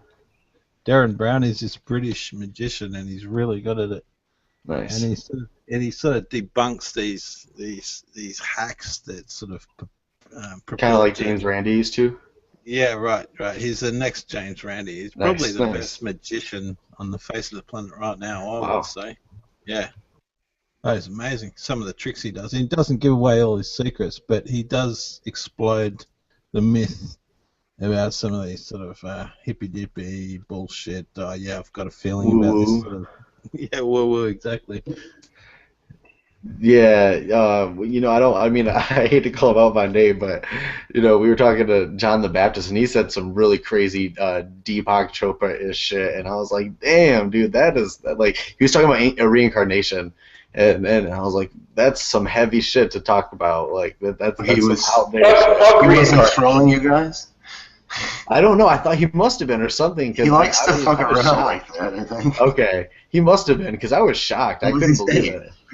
He was just we were talking about abortion and stuff, and then he so for some reason he sidetracked to, do you guys believe reincarnation is real? And we were all just like, what? And then he's like, because the law of conservation of energy and all this stuff. And I was like, dude, you are talking major woo-woo. That is major crazy shit. That's creationist shit. That's creationist arguments against that is like religious talk. Science. and I really like the guy. Awesome. I just thought that was really funny. It is all. Yeah, I like him. I don't think there's absolutely no evidence to support this theory that we somehow get reincarnated. It's just bullshit. You can't have evidence for it, right? I mean, it's basically impossible. Like, how unless somebody can be reincarnated with the memories of somebody past, and they somehow were able to document both lives and compare them equally after some amount of time. I mean, there's just no evidence. There's just no way you could have any evidence of it. Period. I think I'm comfortable asserting that a genuine, naturally occurring case of that is really impossible. Like, yeah, totally agree. There was a kid, and he was I think he was in England somewhere, and he was sort of on the news, and everyone was saying this little kid, about 5 years old, he was having memories of a past life. Oh, I've seen shit like that. Yeah. He described, the scenery perfectly and the house and the place he lives. So they took him back there, and he sort of tried to explain it, and then the whole fucking thing just fell apart. It was all Oh bullshit. yeah, he was like, nah, I don't remember any of this shit. Fucking Because they gypsies. found people with the same He's gonna have to name, try he a lot says, harder than that. location and shit, and it's so remote and random that he. Well, and what's really sad is a lot of that stuff is just all put out there for entertainment value because people cling to it and it's entertaining. You know, people want to say, "Oh, was he really incarnated?" Even though the people, no, it's of course it's not real, but it's Just turd polishing. Yeah, just to get people because they know people will feed into this stupid shit. Like astrology. Like, why the fuck is astrology still relevant?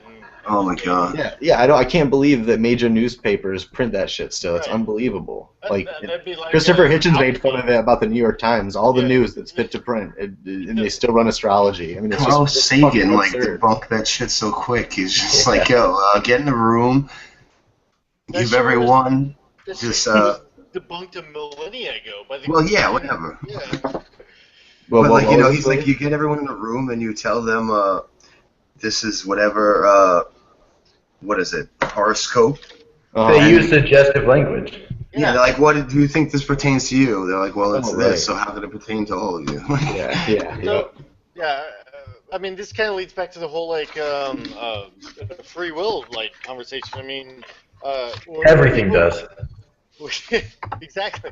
When people Sorry. don't realize that they're falling under these cognitive biases, they have no other option but to fall for these traps, these pitfalls. See, what I like to say is, you're not allowed to blame the bad shit that has happened to you for the bad fucking choices that you make. I love it when you start asking people who believe in astrology questions, and the answers they come up with, like, well, how do you explain, everyone born on that date? Right. Same experience, and then they've got all these amazing answers. And Yeah, and I was thinking about that one time actually, Marcus. Is that it's like, have you guys ever heard of anosognosia? No, I haven't. Vsauce did a video about it a while ago. It's the effect of people who have a disease, but their brains won't allow them to recognize it. So or not even a disease, but there was someone who was blind, right? And they have anosognosia, which means that they deny that they are blind. So they'll say, how many fingers am I holding? And they'll just guess a number, right? And they'll be like, well, no, that I actually was holding up 2 when they guessed 4. Why did you guess that? They said, oh, well, I don't have my glass. They just make up reasons. Oh, well, I don't have my glasses on, or oh, I wasn't paying attention, or oh, I wasn't Humans really do that looking. all the time with And everything. it's that same kind of It's a built-in defense mechanism. It's such a denial of facts that you resort to making up answers just because it makes you feel better or because it's better for you. It's a cognitive blind spot. I mean, Right? Yeah, that's perfect. Yeah, that's more what I was trying to say. Any breaking of reason is abhorrent. By the way, I have to say that we're never getting off this fucking planet, ever. Because I heard that part before and I wanted to say so much. I don't We're accept never that. getting off this fucking planet, no matter how long we That's survive. fatalism. So I don't buy it. Let me ask you this: Why do I you actually believe that we've done it once before. Why do you think? I believe that we came from Mars. Do you myself. mean? I don't know if never- that's true either. Well, that's just a theory. But do you believe that we won't get off the planet for civilization purposes? No, what do you mean, by civilization purposes? Well, I mean, You you say we'll never get off this fucking planet. You mean we won't Because we colonize can't other get planets? together? Is that no? Oh, did you not say we'll never get off this No, planet? is that what He meant civilizationally. No. I'm saying, yeah, as a civilization, we will never get off this planet. And I'm saying that's pessimism, and I reject that. That's fine. I'm pessimistic sometimes, but I don't care. That's my opinion. Why do you think that is? Was my question. Was going to be my Okay. question. Because I don't think the laws of physics are going to allow it to happen. but For the laws us, of physics because- the laws of physics already say it can happen. Yeah, What? that's the one thing that's not open to you as a reason. The laws of physics What? absolutely permit it. We just have to organize For against who? it well enough. Hold on. Permit what for who? Hold on. Yeah, First, to what extent? What Anything. are you talking about, Billy? To get off can I this planet? How? let it out? Go Like, for okay. it. Go. Who humans are not going to be able to fucking survive any of this shit. The sun blowing up. That's Well, not a certain... let him rant. Let him go. Okay, how can humans survive physically? Well, I mean, I you're talking about Everything is pressure, right? Everything is adapted to their environment. Okay. Yes. That's first of all. You gotta adapt people to other environments some fucking how. Like Of course, it's a massively it's difficult. Hold on, let him thing talk. that we can never. I don't see us ever being able to take on. I just don't. Difference between improbable and impossible, sir. Okay, but you're telling me my opinion is wrong because Well, hang on. I'm not saying don't- it's definitely going to we happen. don't know if it could ever happen. Perspective. I'm going by the evidence we have. Okay. Well, James, hold So- on. What? Like, okay, time travel is possible, but how are you going to get a fucking machine to travel? I would machine even- is so this is huge. exactly what it is. Hold on. Let me finish the statement. How are you going to get a vehicle to transport through space? First, we have to figure out the technology, how to do it, and then we have to be able to transport that much matter at that speed. Right. Yeah. Okay. Yeah. Okay, I'm going by fucking the speed of light and what. Like light travels at that speed, not Okay. fucking So this is gigantic where my whole clarification point came in, right? Because clearly I can see us as a species, or at least having a small colony on Mars or the Moon. I can see Okay, that Mars or the totally moon, fine. But yeah, but I totally agree with you when you say we'll never be able to intergalactically travel, or We're even, never getting to the next or even star. How about yeah, that? exactly. I was just gonna say, or even interstellar. I mean, it is I'm such. going by what we know from physics. I'm just saying. In What I'm my, saying is we can't just keep your talking to each other. understanding of physics is not adequate. Why Physics not? What do you mean? How do you know this? Physics absolutely gives us a basis for travel faster than light. I mean, wormholes are built into the general theory of relativity. I mean, wormholes are Yes, are but realistic. sending a fucking gigantic ship The laws. is not going to be physically possible to send to a fucking wormhole. One person talking at a time, guys. One person at a time. Like, okay, Chris, you're in physics, right? You're taking physics in school. You're mastering. Yeah, well, like I said, I'm starting. I've just started out. This is only like my first year and a half. So. Well, you've learned, or you're going to learn, that light travels a lot differently than matter. And matter, there's no way matter is going to survive that speed. We can't even survive the step back into We're Earth. talking in normal space. I mean, a wormhole is actually a tear in the fabric of space-time. I mean, that's the whole like concept of a wormhole. The problem that we're having is creating enough energy to hold the mouth of the wormholes open on either end. I don't think we'll ever be able to. This is what I was talking about. I mean, again, perspective. Everyone always says about new scientific things. Right, exactly. 100 years ago, if you would have told them that we would be able to put a man on the moon in 60 years, they would have told you were fucking insane. But would you have been right because you knew, or would you have, if you were the opposite guy, would you have been right because you knew, or would you have been right because it actually occurred now? You guys, one person has to talk. What I'm trying to say is the theory is there. It's not like we're. So then there's a possibility of a god, and why do we talk about it? Well, no, that's not true. Because Really. a God is impossible by definition. No, why? Hang on. We don't know enough about it. We don't know enough about it. We don't know all the laws of God. Like, Let James do his thing. Okay, so we have a theory. The problem is the technology. Okay, it's not like we're trying to grasp outside of theoretical here. Okay, the technology that we need is to create enough energy, enough power. We have to harness enough power in order to hold the mouths of both ends of these wormholes open. These tears in the fabric of space-time. The theory is there. Wormholes are theoretically possible, just like black holes and white holes and everything else.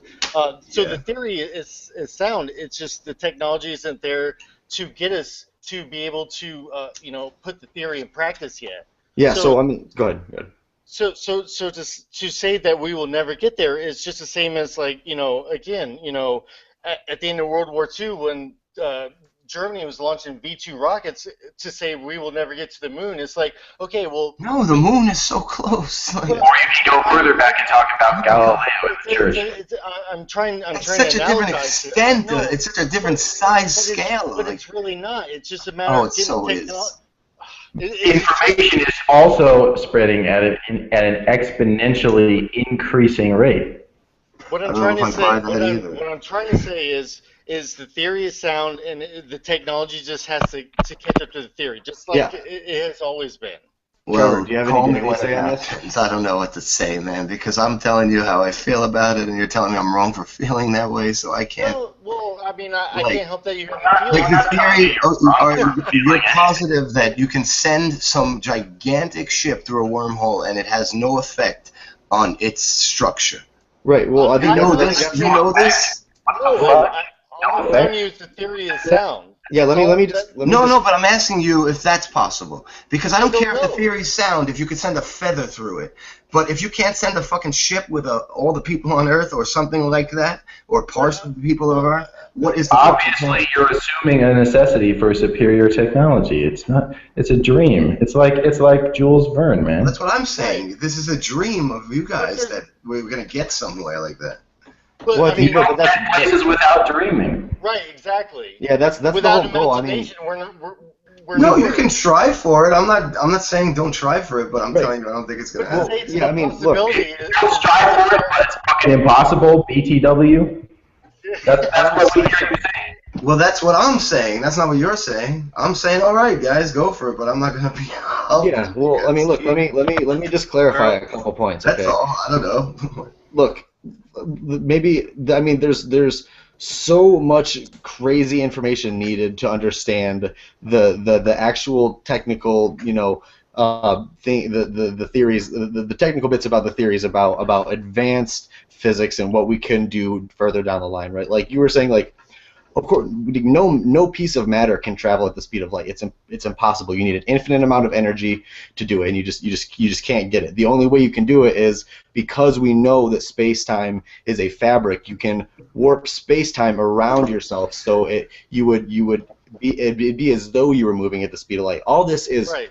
theoretically possible. You just have to be able to work towards the advancement of the technology. Now, there's so many The math variables. is there. Well, The math well, supports it.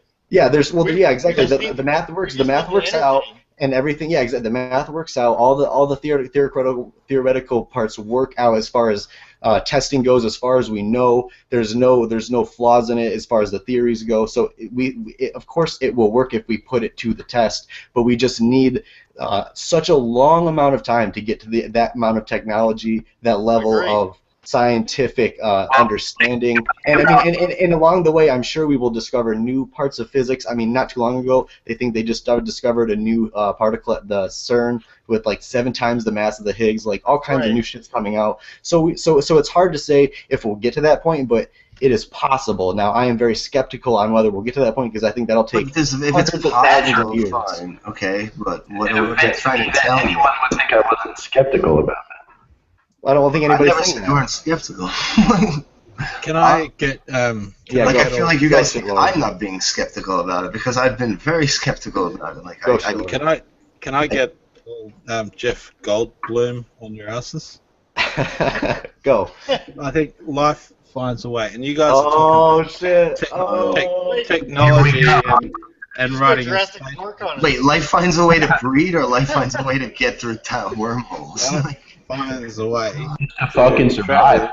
from I think planet as to planet. humans we have that need to push the boundaries of what we know and what we see. I mean, that's what we've done ever since we looked out across an ocean and thought, what's on the other side of that? We don't know if anything's there. We just want to go, right? Like that's the whole point. Is There's that nothing wrong with let's that. go. no, not at We all. don't need But to it's just the reaching for it is the point. You know, that's what I'm trying to say. But that's like saying, As but then you're humans trying to to tell me another that you can reach for anything and it's possible. That's Well, no, but we're working within the Just theory of almost physics of anything. the universe that we Yeah, I know don't that know works, about that. right? Like we're working All we need to do- within mathematical models that work for the universe We're on working with nearly a every experiment we've ever theoretical done. framework. The cosmos is one big mathematical model. Yeah, but guys, you guys act like I'm not like on the side of physics. I understand all the physics, but I've never heard physics explain to me how we're going to transport people Well, we don't know yet. through I mean, wormholes. it So would- until I hear trial and that, error. I'm not going to think it's possible. I don't think. You know, Well, that's like, fine. Yeah. you know what I mean? When Like, and just NASA because I don't think it's says- possible doesn't mean no one can work on it and make it possible. Well, I mean, that's fine to say. I mean, I have no problem with you saying that that. means to me. I'm If not you- telling people to fuck you, you can't think this. I don't care. You know that's insane. Like, I mean, I never thought you were saying that. I was just trying to clarify No, I didn't everything. either. all right. No, I just want to make sure because I feel like you guys are like, We're in polite company. you must think this is impossible. You don't know the theory of fucking relativity. I'm like, no, I get it. Wormholes are possible. And I think we could transport something through a wormhole. I just don't know if it's, you know, There's so much that we don't know that we don't know. It's Yeah. like, and Exactly. the same the other way. Yeah, so like I said, You don't know what happens when you open a wormhole. Maybe the other side, what's on the other side of the universe, if there is anything, fucks shit up in the wormhole. I never accept underestimating the outer limit of what can be achieved through the scientific method. All we need to do is send a bunch of rocks with a bunch of little microbes that can live in outer space outwards. And we can impregnate the universe with life. But that We don't can't have to fucking send save people. us. Nope. That's They're not going to actually save us. Yeah, nothing is No, saving fine. us, man. Yeah, we're Hang fucked, on. guys. We're all We're not dying. escaping. Fuck you all! I plan to live forever. There's gonna be You're a all fucking, dead. first of all, there's gonna be a fucking disaster that will wipe us out before we get probably. anywhere. That's very possible. That's I- very Do possible. the math on that shit. It's the universe. Chris, you need to stop pulling the mic Just up as your mouth, it man. has evolved on the planet Earth, it will evolve on other planets. But not necessarily true. No way. Well, You it's believe not that, Marcus? necessarily true, but we can make it true. We can, yeah, sure. I think we can make that happen. But does I that wanna make does that that happen. help us? Like, I mean, It doesn't that, help that helps us learn. But does that help us? Well, I If we mean, survive. like us in the context of who, right? Like us and our life. Humans. Your life right now, you Well, should try yeah, praying. Well, I mean, humans is that's a relative pretty term. good. I mean, it's all about. That's all that matters. Humans, right? Like, do we care if we bring? It's all about passing genetic material on. Yeah, That's all that's it's always been. that's what I would argue. The children. Because you know we are we What about happen the to be children? well we happen to be the what seems to be the most complex species on the planet, right? And we are very complex. We seem to be knowing what we're doing, right? But outside of us, we could go. Oh, I'm getting feedback. What happened? Outside of our species, right? Even if we die off within our species, humans could die off before any other species does, and we're gone anyway. I would much rather have Earth life in general, our genetic material it takes to start the evolutionary process, even if it's all over again from scratch. That to me is much more paramount to just thinking about humans. I would much rather think about saving Earth life in general. You know, at some point you have to if you're talking about such a big scale, you have to size up your priorities, I guess, for it. Yeah, but what the hell are we talking about here? I thought we were talking about like us surviving. No. Well, what is us? So if we're saying just humans, I think there's somebody's got to mute. There's levels to that shit. Yeah. Well, of course, but like, what's the most important to you? Like, Well, you getting off the planet if there's a disaster coming, no? I think we can have contingencies for both. I mean, I think we can work for both. Well, the other one's much easier to throw some fucking microbes somewhere. Well, right, but after that we can work, prioritize on ourselves. I mean, I'm just saying that if we can't do it, I would much rather have life in general keep going than having no life left. Oh, in it our will solar on Earth for a while at least. Well, but that's what I'm saying. We can get it to propagate. Though we could theoretically get it to propagate through our solar area. Yeah, but there's no problem. Like, what's the problem with that? No, nothing. I'm just saying that we can do both. I mean, Okay, yeah. Like you said, our sun it has a time limit. I mean, there's an expiration date, and that is the end goal. Like whether it's us or some other form of us, or just our genetic material in general. Like we have to get it out of our solar system, and so Oh, well. I mean, there's two schools of thought. We either need to figure out the physics behind faster than light travel, or we need to create art, so to speak. Something that can travel in between solar systems that can survive. Multi-generational. Yeah. You know what I mean? Trips. Yeah, in space. What, you don't think we have that now? You don't Of think course we not. drift? No way. Not to what we need. No, What do you mean? Like, we have Well, hold on. We have the technology to get out of the solar system already. We've done that. Well, no, but not in a sustainable way Right. to continue our civilization. For a having microbe, for some kind of Oh bacteria. no, I thought we were talking about humans. Sorry. No, humans. I'm saying. Okay, wait. I'm confused now. All right. It took Yeah, 8 years, I we think, left the to solar get system a as camera to robotics. Pluto. Yes, so you can put like some sort of bacteria that can survive. Like we can already accomplish that, is what I'm saying. So who cares? Well, not Because it's my not point. us, it's a fucking bacteria. We haven't sent organic material. We've only sent robotics. Voyager 1 and Voyager 2 are the only. Yeah. No, but you don't think we have you don't think on those robotics we can send organic material? Not to last very long. I mean, No. Not to last the You don't think thousands that's of years and easier? thousands of years traveling in space. No. You don't think that will be No, figured no, out I do. before? I actually I agree with you. I mean, you look at the streaming files that are out there. I mean, there's a lot of theories out there that say that life on this planet actually came from another solar system, the same way that you're talking about. Boom. Frozen in a That's comet. what I say. Comes down and these Come on organic. comets. They fucking come on anything.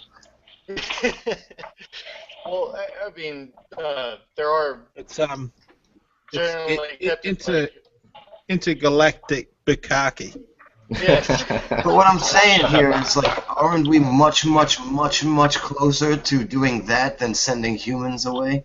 Oh, absolutely. Okay, so like we have to work on the other more, I think, Oh, I because see what this you're saying. other one is close and easier. Well, And like- there are people working on it, and it will get done. But we don't stop on the harder just because we can do the easier. We don't what? But we make sure we prioritize our efforts toward the one that is us surviving. I would But hope so. that's I mean, I was just saying. I think we can do both, right? Oh yeah, we are. I'm sure we are. No? There's no guarantee. No, there's no guarantee. Well, then we're fucked, so it doesn't matter. And also comes by- If we can't get either done. Chris, you got to mute yourself, buddy. Trevor, you're not talking much. Yeah. Sorry, I actually had problems a second ago, and then I was trying to figure out what the hell you guys were talking about. I need to hear from Trevor. Yeah, but I'm sorry I'm I so think- aggressive I think tonight. we're all in guys. I agreement had a here, long basically. day on the interwebs, and I've been aggressive all fucking day. So That's fine. There's nothing wrong with that. I've been going at some big fuckers and whatever. I don't know.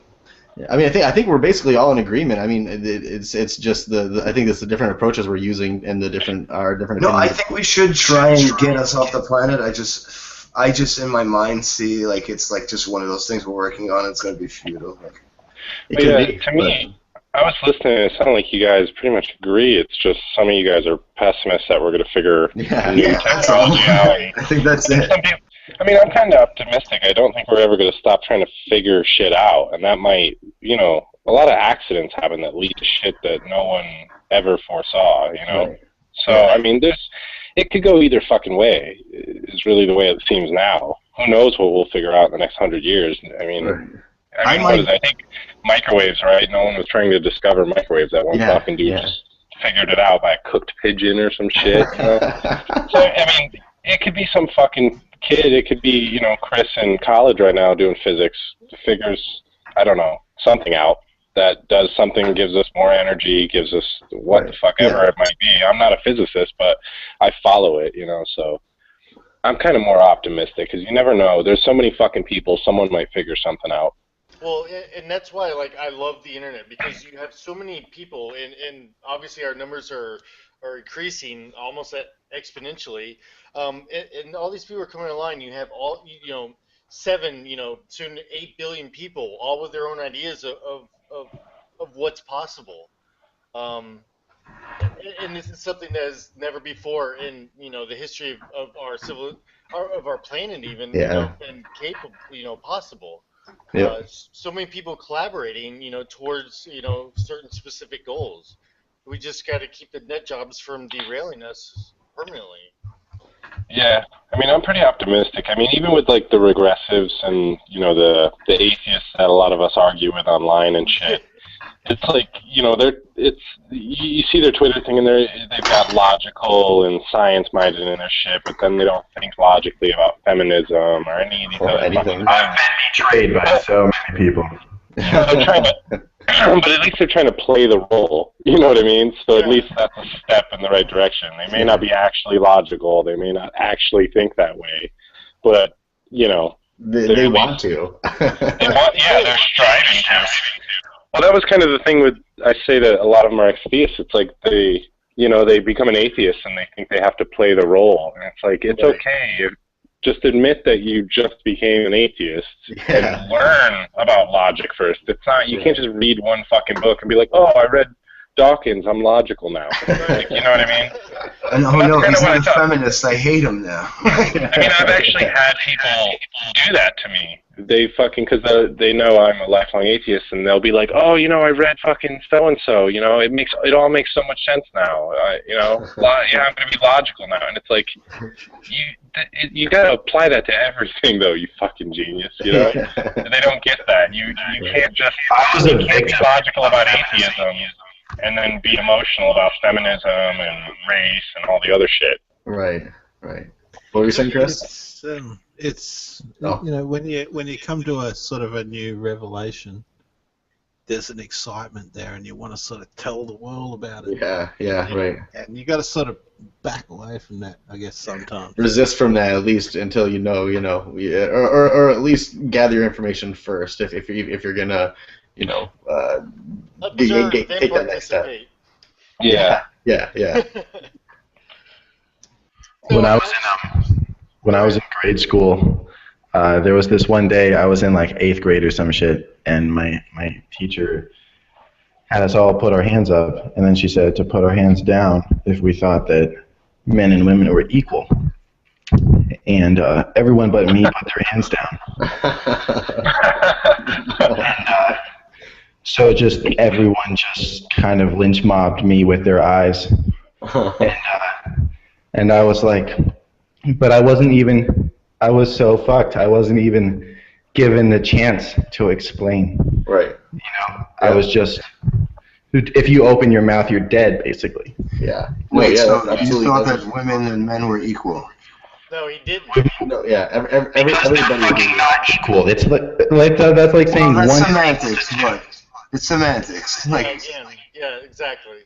that's a semantics game. Like you're equal in law, not equal in physicalness or whatever. Like. But the reason that it's relevant is because the mistake, the reason that feminism is bad is because they take it to that next level where they want to say that they are really equal, not just equal under the law.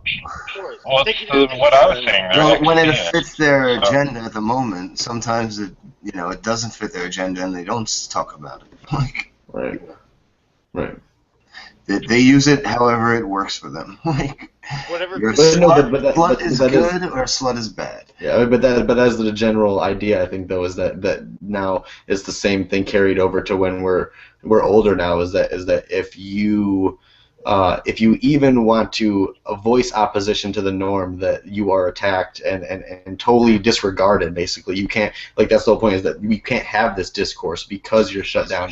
And like it happened. Yeah, exactly. It happened. Like I was telling Billy, and I can't remember what hangout I was in, but when I was saying I did a for my final paper in my English class, I did like it was supposed to be a 7 to 8 page paper, an argument paper, and I did why we have to be able to criticize Islam.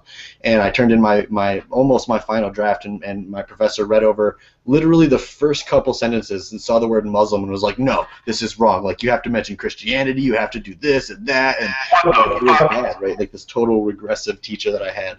And so it's I think he's right. It's to that point where you have, even people in higher education saying, don't. Oh, I know. You got. But yeah, I'm saying, like, Chris raised his hand, but did you even try to say, like, well, I don't. Like, I wanted nothing more than. Like, you can't just say to them. But here's what happened. There was more to the story, because what happened was, then the first thing, one of my classmates piped up, and it was some girl, and she said, so then, do you believe that women are better than men? And I was like, no. And then I wasn't allowed to speak because then just everyone erupted in like just fuck me. Well, yeah, but here's the thing. You knew that that's gonna fucking rustle their feathers by just answering no. The non-bigoted fucking way for them to go about that would have been to ask me if I thought Yes, of better course. than women, and I would have said no because I they're just hear you. I think you should have said, "How about that?" You tell them that. You tell them this. You just went about it the wrong fucking way. Obviously, not with the cursing, like 'cause you're in class, but you know what I mean. Tell them, listen, you are wrong. Listen to what I have to say. I didn't approach it with hostility. I was just met with hostility. Well, no, you don't have to approach it with hostility either. Like I'm always sounding hostile, so it has nothing to do with what I think you were approaching hostile. No, you don't. You should. It's better if you can not be hostile. I wish I could not be hostile. So many more people might listen to me if I wasn't hostile. But sometimes you just have to hammer it. Sometimes the hammer is needed. Yep. If someone's has too little hostility, you almost just don't trust them. Well, I think That's a goes back to what I was situation saying where you're earlier. outnumbered. So now you gotta approach this shit a different way, or they're just gonna fucking dogpile you. Well, it takes all types. Sometimes if maybe you just need to give them like that person to dump on and who can just take it. Like, you know how Hitchens like went and fucked with all the Christians. He didn't take shit though. No, yeah, you gotta shoot it right back, man, for sure. No, I know you do. I'm not saying you didn't. I'm just saying in that fucking situation, maybe. Like, but that situation is weird. What grade were you in? What was that? Eighth. Eighth. Okay, that's a fucking That's a hard time too. Because that's when they're all fucking buying bullshit and whatever. Yeah, exactly. Eighth grade is the worst. That's when everyone else is like fucking, and you're like, damn. Just in that really awkward phase where you're like dirty, but like you're not good enough to like actually grow up. Right. Just fucking around. I just wanted to point out. You said the term girl. I thought we should change that to child of vaginal persuasion. I'm not happy with the term girl. Grown up child. Child of vaginal persuasion. Human should replace the words both man and woman. Carry on. Oh, that's pretty funny. So this is actually something Chris and I have talked about as well, because when I'm debating these people, for lack of a better term, I will give them every chance.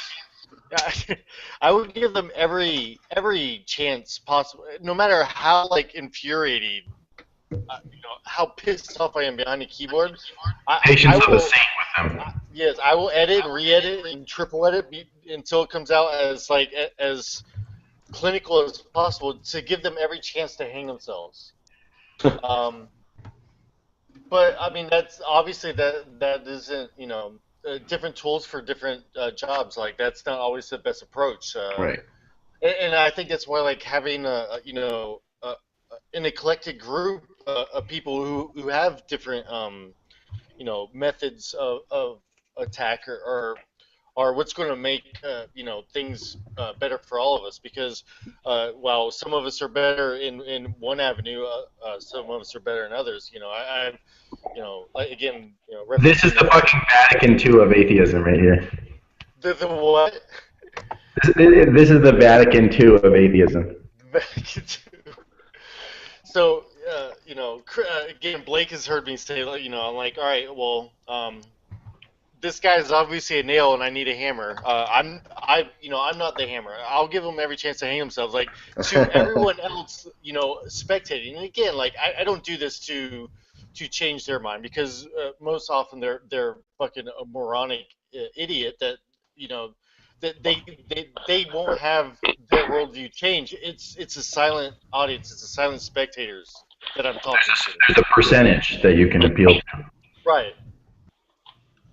I don't give a fuck about this idiot that is pulling every fallacy in the book, ad hominem after ad hominem, I could give a fuck less, It's not worth your time.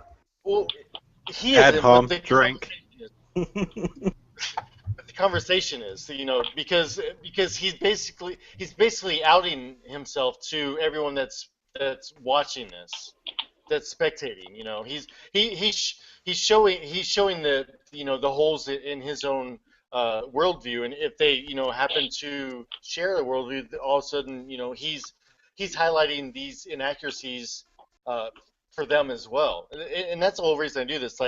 Like there's no way any rational person would think that they could go online and debate trolls into submission. That's you have a better chance of leaving our solar system, I think. Fucking fantasy.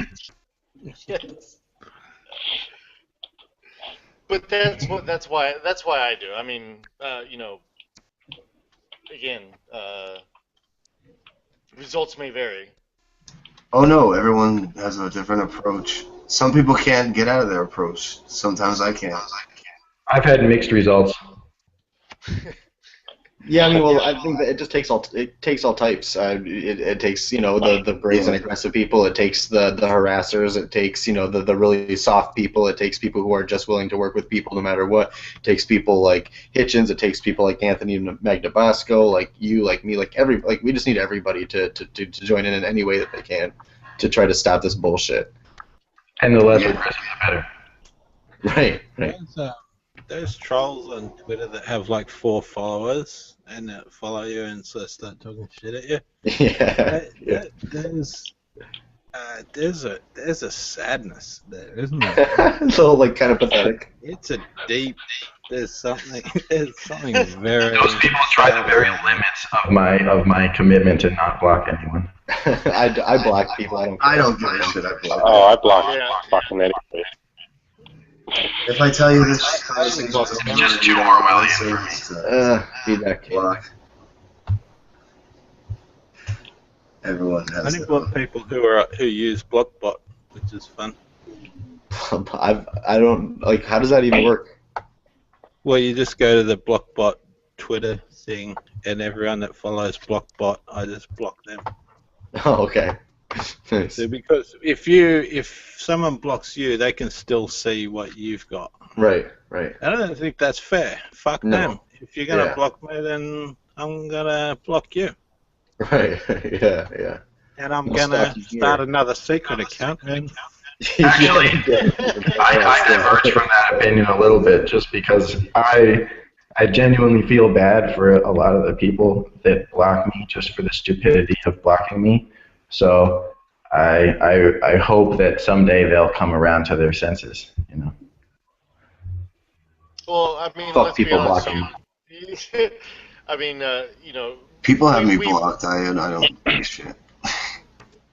we kid a lot, but you are. I mean, I literally view your tactics as the hammer. So, there's no easy way to tell somebody that their worldview is wrong. So, Fuck you, and I love you. yes, exactly. They don't get that. They just hear the fuck you and that they're out. They don't want to listen anymore. So again. Well, no, it's not even that. The people who I don't care who block me are like Steve Shives or fucking like CJ Werleman, but he hasn't blocked me. Even for Steve Shives. He hasn't blocked me yet. What's his face? Werleman. Steve Shives blocked me. I love that. Oh yeah, whatever. I don't even remember saying anything about him when he blocked me. So. I don't think that's even much of an accomplishment. I don't really. No, I don't. That's what I'm saying. I don't give a shit because he's got the worst bush. Ever. He doesn't need to know my opinions on it. Imagine now us and then talk to me or some shit. I had it. I got into Look it. who's here. Me and Devin got into it with Majid. When first time Devin said something about him on Twitter, I actually was backing him up, knowing that it was him arguing with him. But it was about he was like, oh, they're thought policing. They're like, well, no, we're not, dude. We're telling you what it is, and you can still say what you're saying, but you're wrong. But you're still shit. Yeah. He didn't even want to talk after that. No, he said we were thought policing him. We're like, you can say whatever you want. No one's stopping you. Like, what's the thought Agbard, police? what's up, man? Ags. Yeah, not a whole lot. Yeah, they consider disagreement thought policing the same way feminists do. Yeah. Yeah. Trying to silence my voice. No, I'm calling you an idiot. Yeah. Do with it what you will. I'll still call you it. I'm still going to call you an idiot. Yeah. That's the whole point that is. I think that's the main point that's trying to be hammered across is that it doesn't like who cares if your feelings are hurt, right? Like take it or don't take it, but I'm gonna say it and you have to deal with it. You don't have to tell me that I can't say it. If you can't take someone's hate, then just fuck you. Silence. So, Yeah. Agbard, how you doing, man? I'm alright, how about yourself? Outstanding, as per usual. Yeah, it's been a minute since I've been on the stream. You've been streaming around the web. I have. I've You've been jumping around. It's good shit, bro. Been slutting it up. You've been making some pretty good videos Watching lately. your videos, man. You're empowered slut. Yeah, I'm taking control of my body. You've been Yeah. deep in the shit of feminism lately. Like, Yeah. Yeah. Hardcore. for sure. Yeah, fucking, I got a bunch of hits on that shitty one I did with my broken microphone. I feel shit. That one's got like 7,500 views, and it's one of the shittest videos I've made. Like, that's the one you guys see, really? That's the fucking one Sargon clicks, really? Yeah, I saw that one. It's just the way the cookie crumbles, isn't it? You know, you do one off the cuff thing and it blows up. Yeah, the one I spend, 2.5 hours editing, that one's got 114 views. Yeah. Supply and demand, my friend. I haven't seen the last two, but I will get on them. Yeah, it's whatever, man. I really do this simply because it makes me feel better. I go to sleep better since I've started my YouTube channel. Can you explain one thing? What's with the two channels? One has a strike, right? The newer one? No, the old one has a strike. Okay. So Ironically, my alternate channel has 700 subscribers, and my other one only has 624. okay, because I think I had the right one, and now I have both, and it's so confusing. Yeah, I just have both. Like, I'm one you actually post the link to the considering- other one, right? I'm actually considering posting on the one that has a strike and just telling them it's dead, because then I can at least get an idea of how many subscribers I actually have. Okay. Because I've looked Just- at the two just lists. keep it. I've looked at the two lists, and neither one of them, there's almost no overlap. There's maybe 150, 200 of the 700 are overlap. Wait, so one doesn't have a strike? Yeah, one has no strike. The one Which I can is that post the one? long videos. Is The that the one with the first long one or videos. It's just depressing how few followers you have. No, it was depressing. It was depressing the first 3 months. I'll tell you that. When you're putting these out and it's like I got like 100 views here, 80 views there, that was like, all right, just keep doing it. It's about persistence. Just be Right. Chinese about it. Put your nose down. And it worked out. I love that about YouTube though. You just find these little gems in the corners, that Yeah. no one really knows about, and they're fucking gold, man. They're solid gold. Yeah, and That black I chick you don't had. want to tell anyone about them. It's like, oh yeah, I'm gonna fucking Keep this to gold myself. man. And I've managed to get the privilege of being on what was it, the Accent Overlords. Yeah. I mean, for Accent fuck's sake, shitlords. yeah, well, for fuck's sake, I mean, in all honesty, of all the people on YouTube right now, Dr. Randomer Cam's like, Jesus, like he's one of my favorite people, and I'm like, holy shit, I didn't expect this for at least another year. Well, Rob harassed them or whatever, right? Oh, dude, yeah, I owe him so much. I mean, he literally beat it into like Undoomed, Sargon, all of them. He's like, you have to pay attention right now. I'm like, dude, I would do that. Sargon was starting to piss me off. Dude, yeah.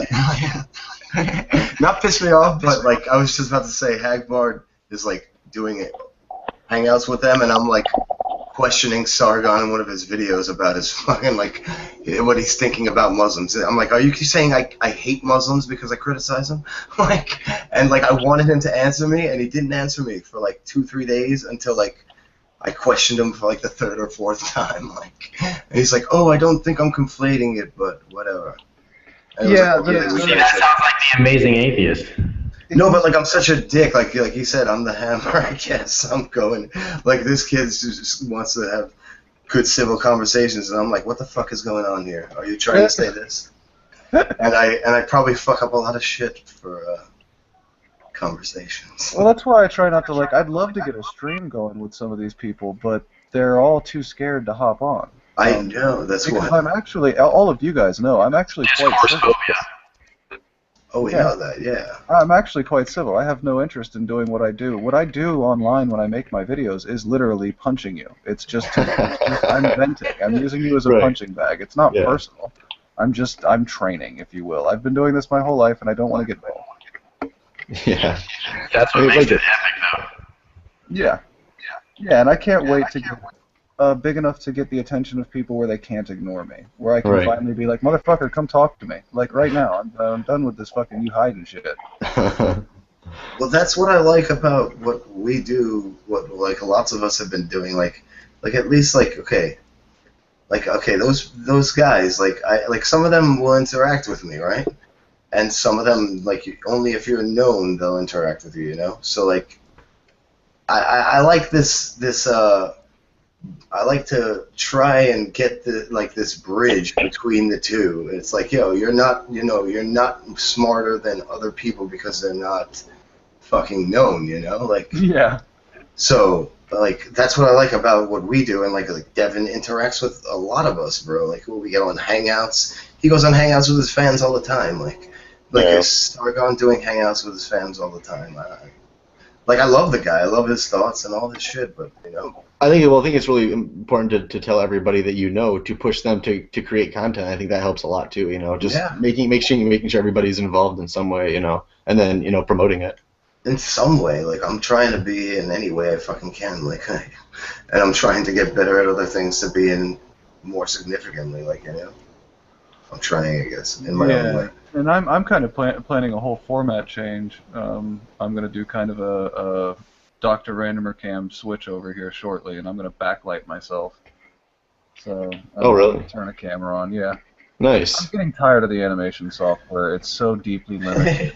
I can either learn to wire animate with Flash, which I know the basics of, and it's just, I mean, that's what what is it, Armored Skeptic does. Is that really time consuming? It's not really time consuming. He makes a bit of a bigger deal about it than it really is, but it is more time consuming than I intend to do. I'm more about venting. I'm more about getting it out there. So I prefer to do that format. I can cut the two videos together in a heartbeat. Right. Are you gonna do that with your next video? Have that camera? Probably. Yeah, I'm working on procuring a decent. I have a really nice film camera, like a movie quality camera, but it doesn't sync with my computer. So I would have to take the video secondarily, then cut it apart and re-edit it, as opposed to capture it directly onto the computer. So I'm thinking I'm just going to get a GoPro or something like that and do it that way. Yeah, easy way to do it. Yeah. Are you gonna put your icon over your face? No, I'm just going to be backlit, so it's just a silhouette. All right. Yeah, I have white paper and white light floodlights that are from the studio I work at that I rented out. Nice. Quotation marks. There's a good video on YouTube about silhouetting. So basically, the back is lit and the front is just dark. Yeah. Yeah, and I'm thinking about the only area that'll have frontal lighting is going to be where I put my drink, so you can see what beer I'm drinking. Nice. What I'm drinking. Yeah, I was talking to. I told you I was talking to Voltaire's ghost and trying to get him. Not trying to get him in a hangout, but I dropped the. I put it out there, like, because I was messaging back and forth with him a little, so. Yeah, he's one I'd like to chat with quite a bit. He's I like him a lot. and he's got a tone that's just unlike anyone out there. I feel like he's like the attacker. Like he's gonna attack Muslims, but he's like the tildeer of that. Yeah, exactly. He's like got a refined sensibility. Say again? He's got a refined sensibility. I like his videos so far, from what I've seen. Have you guys seen that new guy that I think Robert Camo posted on, the Ricky Ricardo, the Perp and Orange? He's all right. He's not What is bad. that? He's kind of funny. What is this? This new guy that I found out about from Robert Camo. Yeah, his name's Ricky Ricardo, I think. At least on Twitter, Ricky the G or something like that. Oh, jeez. And he's pretty funny. What does he make videos about? Just anti-feminist videos, basically. That's all I've seen so far. It's just him like swearing and cursing at a storm, just like major venting. I mean, it's just a bunch of dumb cunts and bitches and fuck yous and you're stupid, and it's pretty good. See, I like when people like throw in more than one subject in their content, because then I get like I'll stick around, but like sometimes it's hard for me to watch certain people now because they're just talking the same thing over and over. Like Right. some of the big feminist guys, you know, like it's sometimes even hard because it's just like, okay, I've heard it again, I've heard it before. Like, Yeah, so, but like when people mix anything in, I like it. It keeps it fresh, I think. variation's always better for sure. But like I That's like. why my goal is, even when I find feminist videos, it has to be an outlier. It can't be, Right. or like with feminist regurgitation, the one that actually got me to strike. That's probably the last time I decided I was going to do just your standard stock feminist bullshit. Mm. I'm trying to find the weirdos, the really out there. There was that amazing like 3-minute video recently of like feminist theater. I think Cad Sad posted it. Yeah. I'd actually been made aware of that a couple days ago by. Wasn't that old? Like, I didn't see it, but wasn't it? Was that like a feminist opera or something? Yeah, and it's on. It was actually they first were on the BBC. Like, I feel like I seen it like a year ago at least. Like, Mhm. and they're like just screaming and crying about their vaginas. And stuff. Truly horrific shit. Oh yeah, I was saying that. It may have been something else. They've got a real preoccupation with their genitalia. It's quite disgusting. Yeah, well, and it's a preoccupation that goes beyond what, I mean, you could even say men have, where we call each other dicks or we say suck my dick or whatever. Exactly. It's never a worship issue. Men aren't actually in love with their own genitalia. Where Yeah. Do you think it's possible that like it's weird? We know that. We know junk is weird. All genitalia is fucked up. Male, female, doesn't matter. It's all right. It's all kind It's of. like they worship their own genitalia. Yes, but I mean, look, no man would ever have the dick monologues. That's just not going to be a thing. is it like that is penis talk envy? Like it's not even like penis envy. It's like penis talk envy. The sharp monologues. Like, oh, Yeah, you guys talk exactly. about dick and shit like nothing, and we don't. Oh, it's fucked up. Well, okay, fine. Vagina this, vagina that. Yeah, Like, exactly.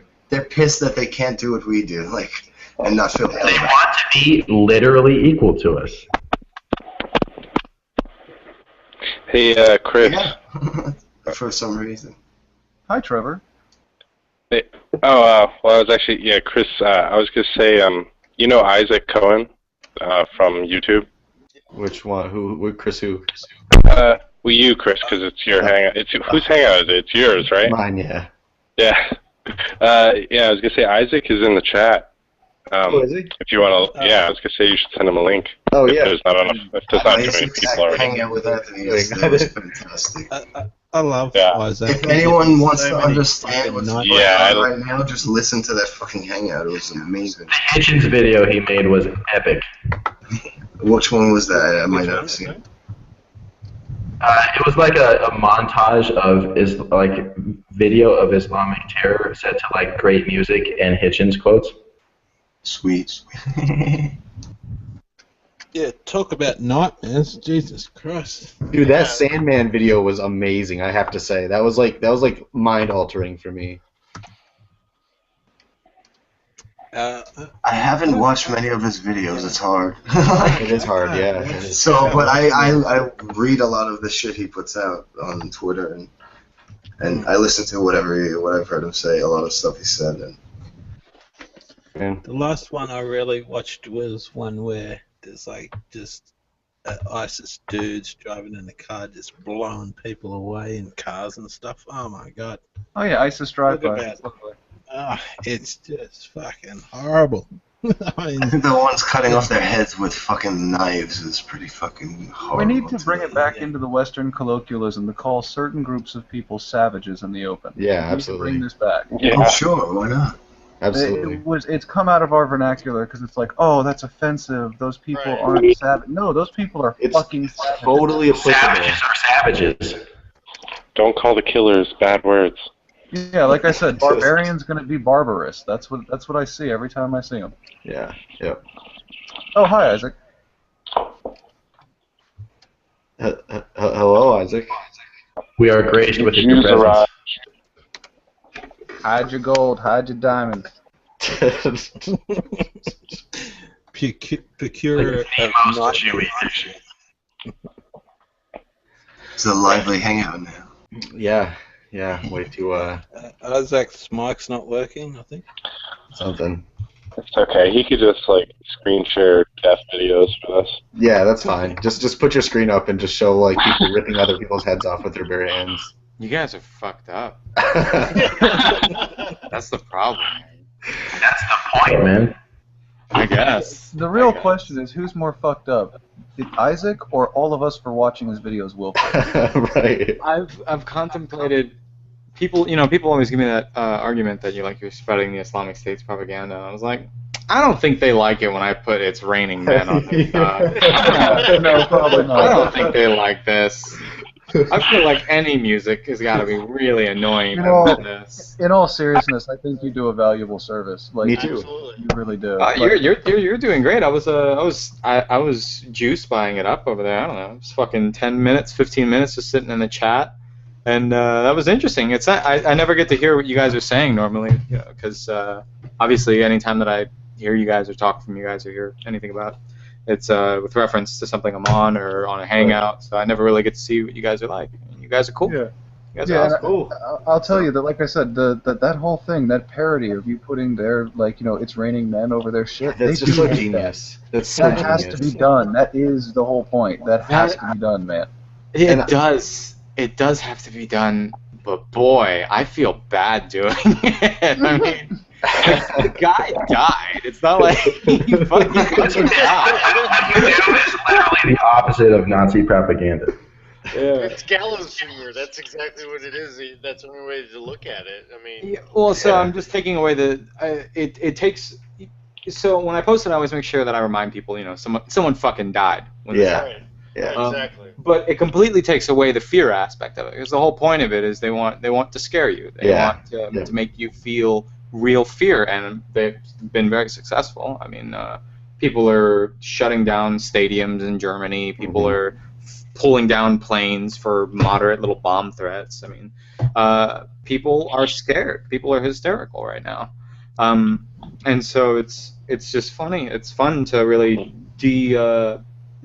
de-propagandize some of their shit. I mean, yeah, I've said it before, and I'll say it again. I mean, I think what you've done with these type of videos is something that's never ever been done before, ever, right? I mean, like this is the kind of combination of satire and seriousness you need, I think, in this type of situation to be able to wake certain people up, or at least Right. show this to people in that certain way, I would agree. I don't know if I think it's been done once actually, and I'll give credit. There's one guy that's done similar stuff because it inspired me to make my own parody videos where I would voice over. There's a guy. He's actually I fucking forgot his name. It's like Martine or some shit like that. He's Okay. he did this great subtitle job on one of their videos on LiveLeak. You could find it where he just put these subtitles, and they're speaking in Arabic, but it's completely different subtitles, and he makes it sound like ISIS is like a gay camp. And he's like over there like when this young boy came, he pulls up his hand and he's pointing with the one finger. He's like, he could only put one finger in his ass. Please, before you come to the Islamic State, stretch your ass. And then it moves to a picture of a guy with a RPG, with like throwing it in the air, slow motion. And it was just brilliant. Like I didn't even. Oh my god, this is That's so pretty great. Yeah. So that was the first time I People have found embraced it. satire. Yeah, well, and I'll regardless, tell you- even if it's not the first, it's still great. And I'll tell you, when you do that Arab overtone and you Yeah, like, that's oh so my funny. god, like it's time to jump, like oh my god. How do I Get get your shoes and run, fuck! Yeah, you had my brother and I dying. I mean, Yeah. rolling around on the ground, dying. He's got it Because it down was pat. We went too on the funny. yellow brick road to Walmart. Yeah, The Walmart exactly. video, that was fantastic. And that's what they deserve. They deserve that Yeah, kind they of do, mockery. yeah. We It's need it's that. exactly that absurd. I mean, it's Yeah. you only when you get the subtitles you really understand how ominous and how fucked up the shit that they're saying really is. Like today they just released a video called "Show Them Your Harshness," I think is what it's called, or "Show the Enemy Your Harshness." It's just some like Lovely line, people. yeah, line in the Quran. There, To intentionally feed into our regression because they know it's a weakness. it's you know what's funny? There's the Muslim Brotherhood has actually what's it called? Had like documents that we've gotten from them from espionage or whatever that says they tell them to take advantage of that Western narrative, that Western liberalism, regressivism, not in that words, but you know, take advantage of saying we're aggressed, we're oppressed, we're disenfranchised, like to take full capital advantage of it to get the Well, most. that's in the Quran. Right. That's true. Yeah, that is in the Quran. He whines and cries through the whole first half of the Quran. Oh, don't oppress us, please. You know, we're just following the word. And then as soon as he gets his own city and his own war band, it's like, kill those fuckers. Yeah, he does go over this. And lie, cheat, and steal There's That's one in the goddamn chapter. book. to overcome the enemy. There's one chapter in the Quran called Al-Baqarah or Al-Baqarah, B-A-K, B-A-Q, Al-Baqarah. All right, thank you. Al-Baqarah. Yeah, that is the only one that doesn't start with Bismillah, and it's basically an entire chapter about being harsh on the kuffar, like literally an entire huge chapter. Jeez. It talks about Ibn Walid or Walid, who I talked about it on the pod or with Anthony yesterday. It's a great story of a man that was in the middle of the war with the Persians, and in the middle of the war, he's like, oh, if I win this war, I'm gonna slit the throats of these men and make a river of blood. And sure enough, he wins the war. And he kills a few of these captives. He makes a fatwa because he's one of the Salafids, which means closest person to Muhammad. Mm-hmm. He makes a fatwa that he's allowed to kill captives now. So he kills the captives, and he doesn't get the effect he wants. So he has to like dig a trench to fight. It sounds like a Monty Python skit. So he digs a trench so that he can slit Why do their you think they throats. needed Monty Python? And then they release the dam that's nearby so that the water comes in and grabs all the blood that's coming out of their necks and makes a river of blood. So he gets his effect. But this is like a revered guy in the Sunni and Salafid community. Like, to go against this and to criticize him for this kind of action would put you as like a Shia, a secret Shia. Like that's how you would be interpreted. So you get Hassan talks about it. You He's get a witch. this. Stone him. Like worse, it's worse than that. Like you get this gridlock where the sheikhs will just say, I don't want to talk about it. Like that's their rebuttal to ISIS propaganda. They cannot argue morality with the playing field that ISIS has.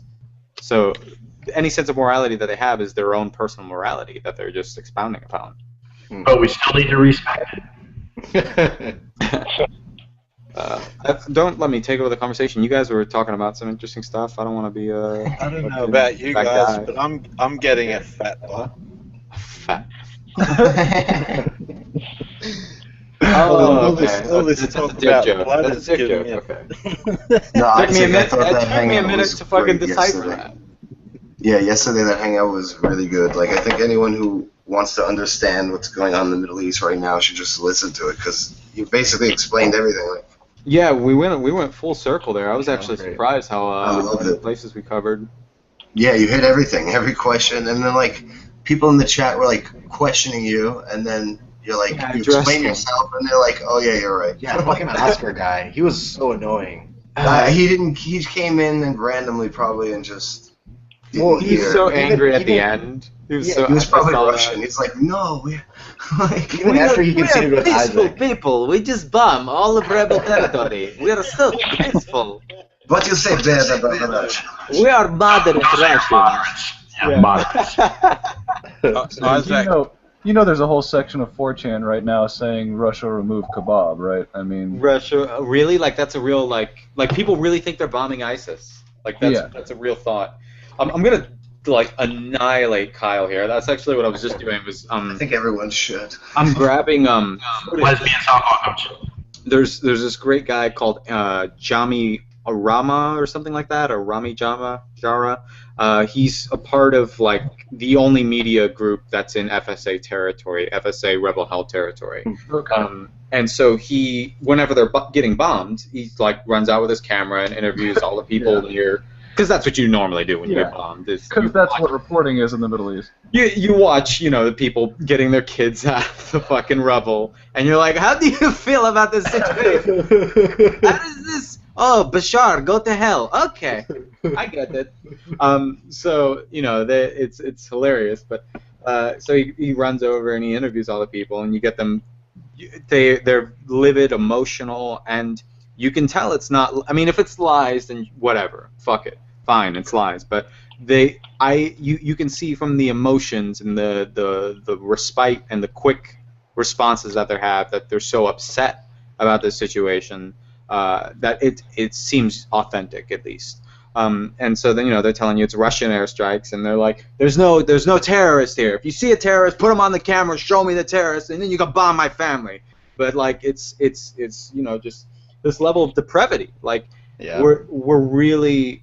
It's not that we're enabling it because we can't stop it now. No. Russia's put up a no-fly zone, and we're not going to be able to do anything for anybody under Rebel Hell territory. You're on your own. Have fun. We can give you some rockets. They have some tanks. Just let them fucking duke it out for themselves. Oh, they can't. There's 40% of rebels fighting for democracy. 38%, 32% if you want to be low. I think we should protect those people. I think those people matter if you want to have a reasonable Syria that will do things. Yep. If you want to have Is Syria capable of reason? Is democracy their best option? It's better than 100% election wins pseudo-democracy. That doesn't do you. And becoming Sisi and then just living long enough to see Sisi get toppled, and then everybody comes save Sisi is not going to build good relations with the other Arabs. So the Middle East was not better off before the Arab Spring. No, the Arab Spring was a very good thing. Yeah. What are you eating, Trevor? What? Are you eating fucking potato chips? He's eating He's eating the loudest potato chips. Not even like The really he found big some Doritos. tinfoil crinkle ass shit. It was just like, let me see what I can do. Oh, look at this bubble wrap I just found. We were just talking about We gotta make a Hangout etiquette book. your potato chips. Your potato chips. I've derailed the entire conversation. I moved one bag. I think that was Chris's echo. It made it echo. It sounded like. Oh well, yeah, blame Blake. That's Yeah. It was. I completely. I accept the blame gratefully. Hackbart, say intellectual so I can look important. Say what now? There you go. Check and mate. So bombing FSA territory. What was I gonna say? Oh, so he says there's no FSA. Kyle says there's no FSA. This guy literally goes around interviewing people. He's like, "Hey, is the FSA around?" "Yeah, they're over there. They're keeping the territory safe." "Yeah, this is the FSA." "What do you mean? We're in Idlib. Of course, this is the FSA. Or we're in Homs or Haifa, wherever." And so there's. Oh, the question was the Middle East. I'm sorry, the Egyptian, the fucking Arab Spring. The Arab Spring was good. Things have. This is what happens: is we go in and we help a group, and then we're just like, "Oh no, I don't want to do any more work. Like I'm so tired. I'm so tired. Please don't make me do any more work." So we leave.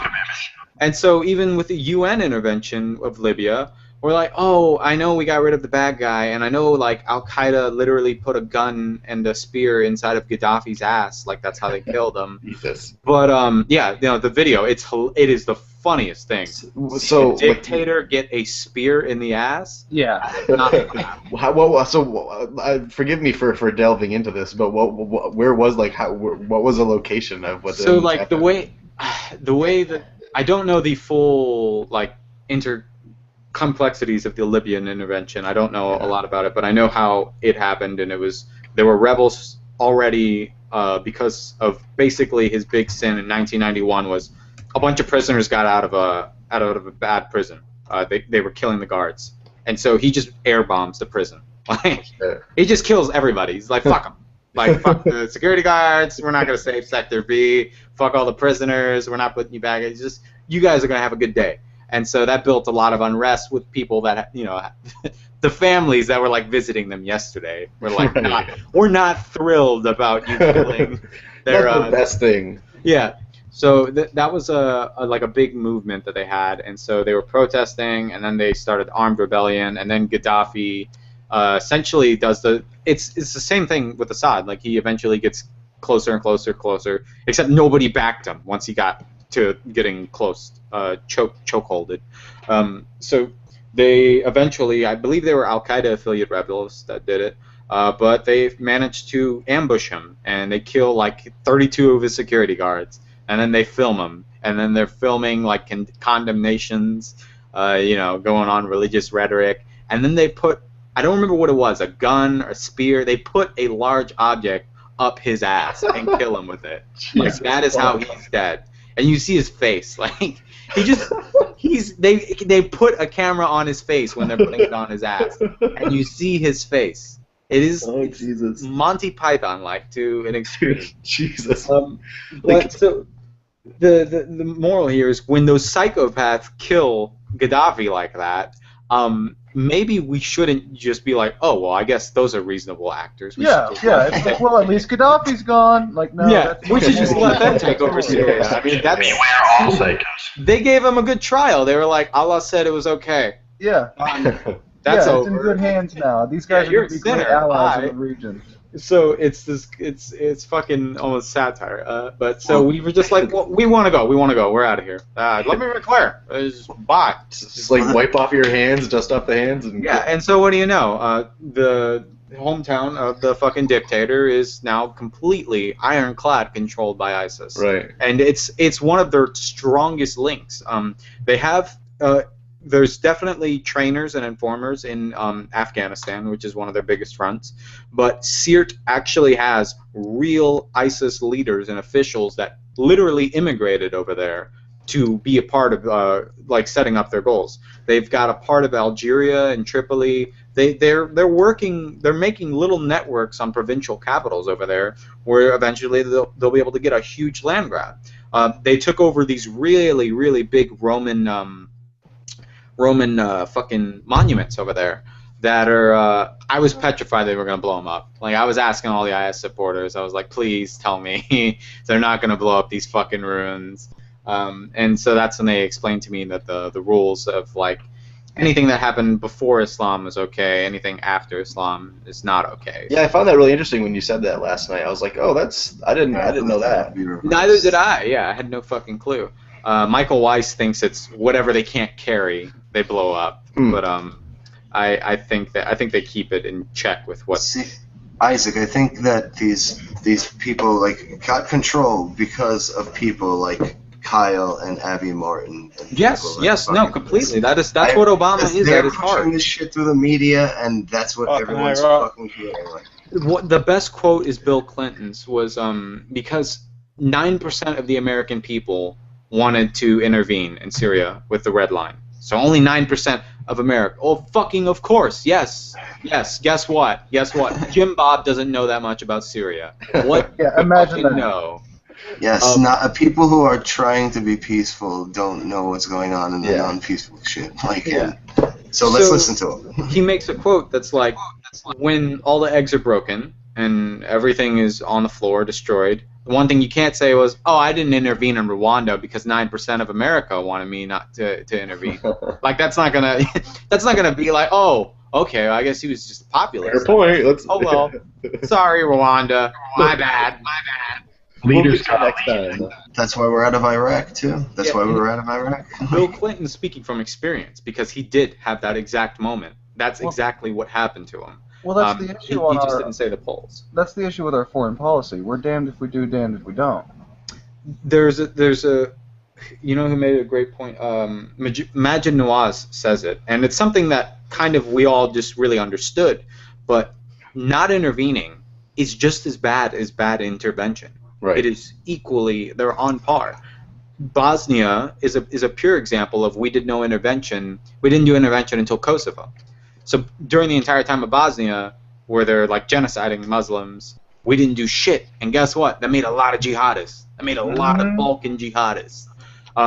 So it's like a perfect prism. Yes, when they call for help, we don't answer. It's going to make some jihadists. When we go in and we fucking kill a bunch of their locals, it might make some jihadists. That might happen. But it just depends. What I won't stand for is this infantile logic of, they're like, you send out a missile and you kill an entire family, and yet you're gonna make more terrorists this way. It was like, the fucking family's dead. What the fuck? Who's going to be living from this scenario? Well, what I have a problem with that other narrative is all I'm hearing is that anything we do to an Islamic nation makes jihadists. Yes, yeah. They're a hair trigger away from becoming just constantly a hair trigger away from jihad. Like, that's what I hear. Cameron, he has declared war on Syria. And they don't see the irony. He declared war on Iraq, and I was like, I'm gonna do it if he does Syria. I told you, right? I told you. He did it. I'm gone. Adios. Hasta luego. Fucking ridiculous. But it has nothing to do with their religion. No. Any foreign fighter, I've made it explicitly clear. Any foreign fighter is 90 to 99% religious. There's literally. Oh my God, I love you. It's foreign fighter. There's a whole. It's like different. It's so different. It's like. It's incredibly different when you're living under tyranny and you join a rebellion that you don't agree People with. don't understand that. Yeah. So there's a whole different aspect to that, and it really is a mafia type unit. Mike always explains what they would do to take over like a city of 1,000, like a small little village. They'll come in with like 40, 50 fighters with arms, really heavy weaponry, and they'll come in and they'll be like, all right, you guys are gonna pledge allegiance to us, and we're gonna take over this territory. We're gonna start putting the laws of the land here. And they're like, wait, who are you? Oh, okay. And so they'll walk over to your local mosque and get like the highest imam or the highest sheikh, and they'll cut his head off and they'll put his head on a stick and they'll put it in the middle of the square town. So as we were saying, you guys are gonna pledge allegiance to us, and that's the end of the conversation. Like, okay, I guess I'm pledging allegiance to. Like, people have a question about that. Yeah, people ask me, what would you do if you were living under the caliphate? I'd be the best goddamn Muslim there fucking ever was. I'd be fucking Abu Bakr al-Baghdadi's right-hand man. Like, fucking Christ. I'm not going to get killed for this bullshit. I can play fucking pretend. What else do you do, It's death or that. Yeah, I value my life way too much. Yeah. Sure, I'll sacrifice dignity and everything else to stay. Yeah, exactly. Oh, no, I love that. That is great. James, we're talking. I needed exercise. I needed to pray 5 times a day. I really needed the exercise. So it's fascinating the levels of differences. But if you're very specific, I think gets you really far in debates with these people. So like progressives love to use broad tactics where you say specific. Like you can't get specific with them sometimes. You can. You say. But you have to try. No, Salafite Islam, that's the first thing. That narrows it down to like 100 million people. That's boom. No more 1.6 billion Muslims. Wait, say that again? What did you say? Muslims. They're going to get bigger. So that whole thing. Did you say all? Gone. Yeah, exactly. Did you say all gets just completely blown out of the narrative. And so the next thing you go down to is you go foreign fighters. And so that's a fraction of a fraction. So that immediately cuts it into half. That represents about half of the Islamic State's army. We know that they have about 10,000 casualties. We don't know how many are foreign fighters, but it's the biggest foreign incursion that's ever existed in history. It's got fighters from literally every country and state, and there's only one thing uniting them, and I don't need to really mention what it is, but they're all gay. Climate change. It's the beer. Climate change. Hashtag fuck Islam. Yeah. So they're all this Salafite Islam, and the reason why Salafite Islam requires these people that it's so compulsory for them. Like why is this religious incitement so important? Why do they have to do it? And it's because under the Salafite belief is basically it's like an awakening. when there's no caliphate, you can kind of do things the way you want. When there is a caliphate, you have obligations. You have to respond to a caliph's call if the caliphate appears legitimate to you. What is al-Nusra, what is the Saudis, what have they been trying to do? They've been trying to make the caliphate appear illegitimate because they know the moment it appears legitimate, they're going to have a much bigger problem. A much, much bigger problem, like governance, overrule, like people going on the streets and fighting the house of Al Saud. That is the real fear for them. I mean, if they weren't a U.S. ally, ISIS would have gone to Saudi Arabia and beheaded the fucking king days ago, like years ago. So I'm fucking rambling. I haven't let any of you guys talk. Why don't you No, guys... it's wonderful, man. I don't know about it. We're all enthralled. It sounds like I need to go back and watch your Amazing. little podcast there. I seem to have missed it. I'm subscribed to you, but god damn, I'm subscribed to so much. It's hard to keep up. Yeah, no, I know what it's like, man. Bandwidth problem. Well, what's it called? You know, the things get same old, and I had a What's very it called? stagnation. It's on Anthony's channel right now. Oh, that's why I missed it. He's I'm gonna- posting so much Devin like mirrors. I stopped paying attention when it came up. Yeah, and he posted what's it called? The icon for it is one of the Dylan Roof in Iraq. Oh, and it's yeah. like, I didn't even mention to him. I was like, what the fuck is this? Like, I'm not Dylan Roof. What's what's going on? How did Dylan Roof get into this conversation? Because we're talking about Because let's Cenk talk Uygur. about Dylan Roof instead. Oh, Cougar. so I was fucking mentioning Kyle. So Kyle, first thing, all rebels are ISIS. Got it. That's the talking about favorite. Kyle. Yeah. Kyle is jank light. I was just about to say Kyle Kalinske. Literally, Wrestling for both lesbian The biggest rebel softball group. coach. Kyle biggest- Konstanty. The biggest which rebel Kyle are you group in talking Syria is ISIS. That is those words came out of his mouth 3 days ago. I saw that video you posted. I Wait, couldn't what? believe it. I couldn't believe it. That Who was says amazing. that? He's literally Chank light. He's lighter Yeah. skinned and lighter, like It's, physically lighter. ISIS has not taken more like attritionally fought Assad since June.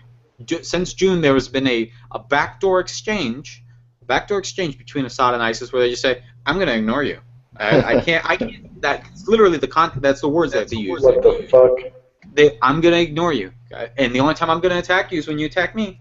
That's the only time I'm going to attack you. That's So- fucking frightening. Yes. So that's what's happening is the ISIS wants all the territory, so they're going to go after the rebels. The rebels are not adequately prepared for guys with U.S. tanks, U.S. weaponry, very advanced. When they took over Mosul, the shit they got, guys, the shit they got was so big, so big. And they just recently, I guess, got enough effectiveness to use all of it extensively. There's this great video they did that's just like super dogma, like super dogma, where they have their tanks running into what appears the Palmyra ruins or whatever, running towards it, and you know it's supposed to represent Rome, how you know Islam's going to take over Rome and shit like that. And so like they're fully they have such weaponry. Like it's not they're not just Al Qaeda. They're not just the Right. Taliban. They're not running out there with like motorcycle suicide bombers and They're the real rocket deal. launchers. In the 21st century. Yeah, they are exactly like a 21st century terrorist group, which is Jihad has come. insane.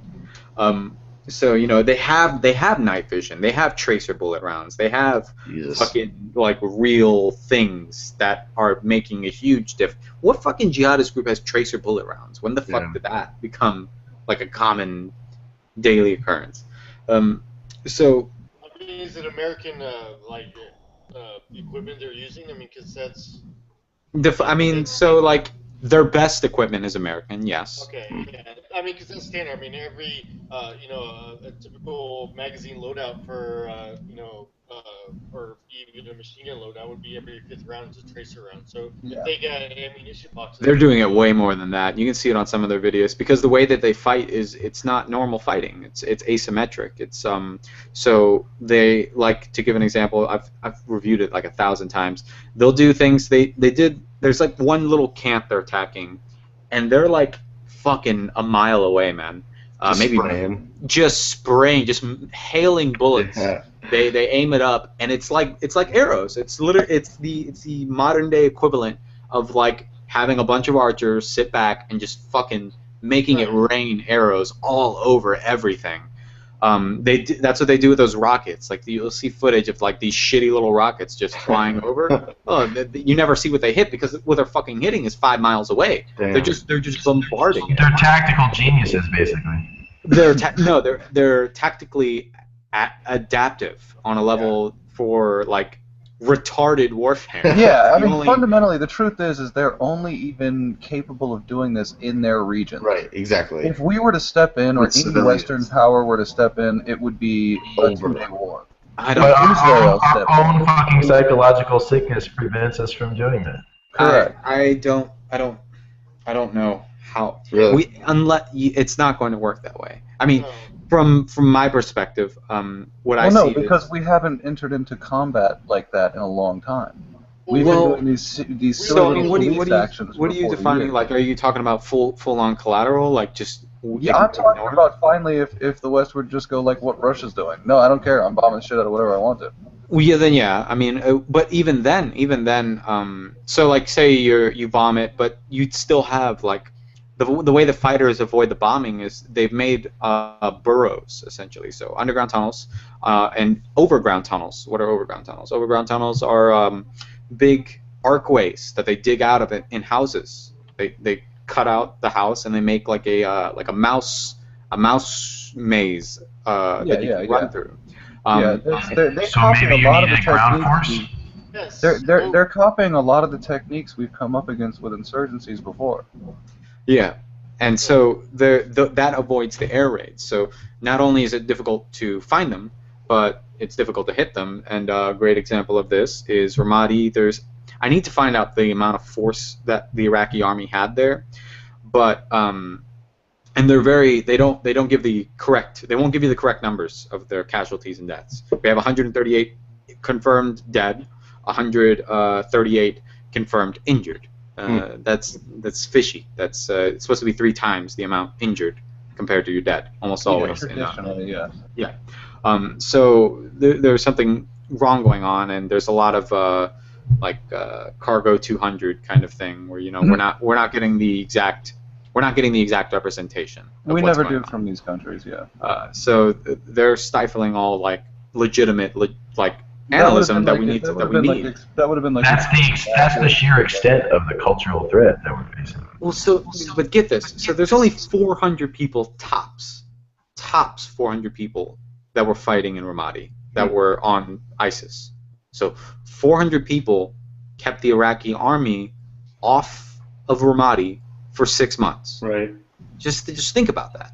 The Iraqi army with American tanks, American weapons, American drones, American air coalition, American at their beckoning call with fucking their Arab force that they have over there. I forget what it's called. They just did a Vice documentary on it. Defense League or some shit like that.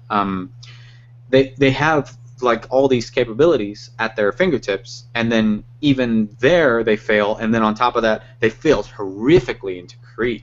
Tikrit was supposed to be like a hammered ISIS. There was only 1,000 soldiers versus 30,000 fucking Iraqi Al-Quds Soleimani force. I mean, Soleimani's a part of the Iranian fucking guard. He's a real war general. He's got lots of combat experience, and they couldn't do it. They needed the air coalition to come in and coordinate with them before they could take back Tikrit. So there's a different playing field. They don't care if they lose the, I mean, they care if they lose the territory, but if they make you die a lot in the process, it's Worth a it. like a bolster to them. So yeah, exactly, worth it. Like that's why Abu Bakr Useful propaganda. he did the speech because it's just like Abu Musab al-Zarqawi. After they lost Fallujah, Osama bin Laden's like we're the only people making the Americans bleed. We're killing their men. We're bleeding them. And horrific economy. They're losing lots of money. I mean, it's a narrative, and they take advantage of it, full and functionally. Osama bin Laden's a very interesting mix of like Muslim Brotherhood meets jihadist, is what he is. He tried to do a lot of both political and jihadist work. Yes, exactly. He was much different than Zarqawi. Zarqawi was much more militant. Osama bin Laden's mother is an Alawite, which is a schism of Shia.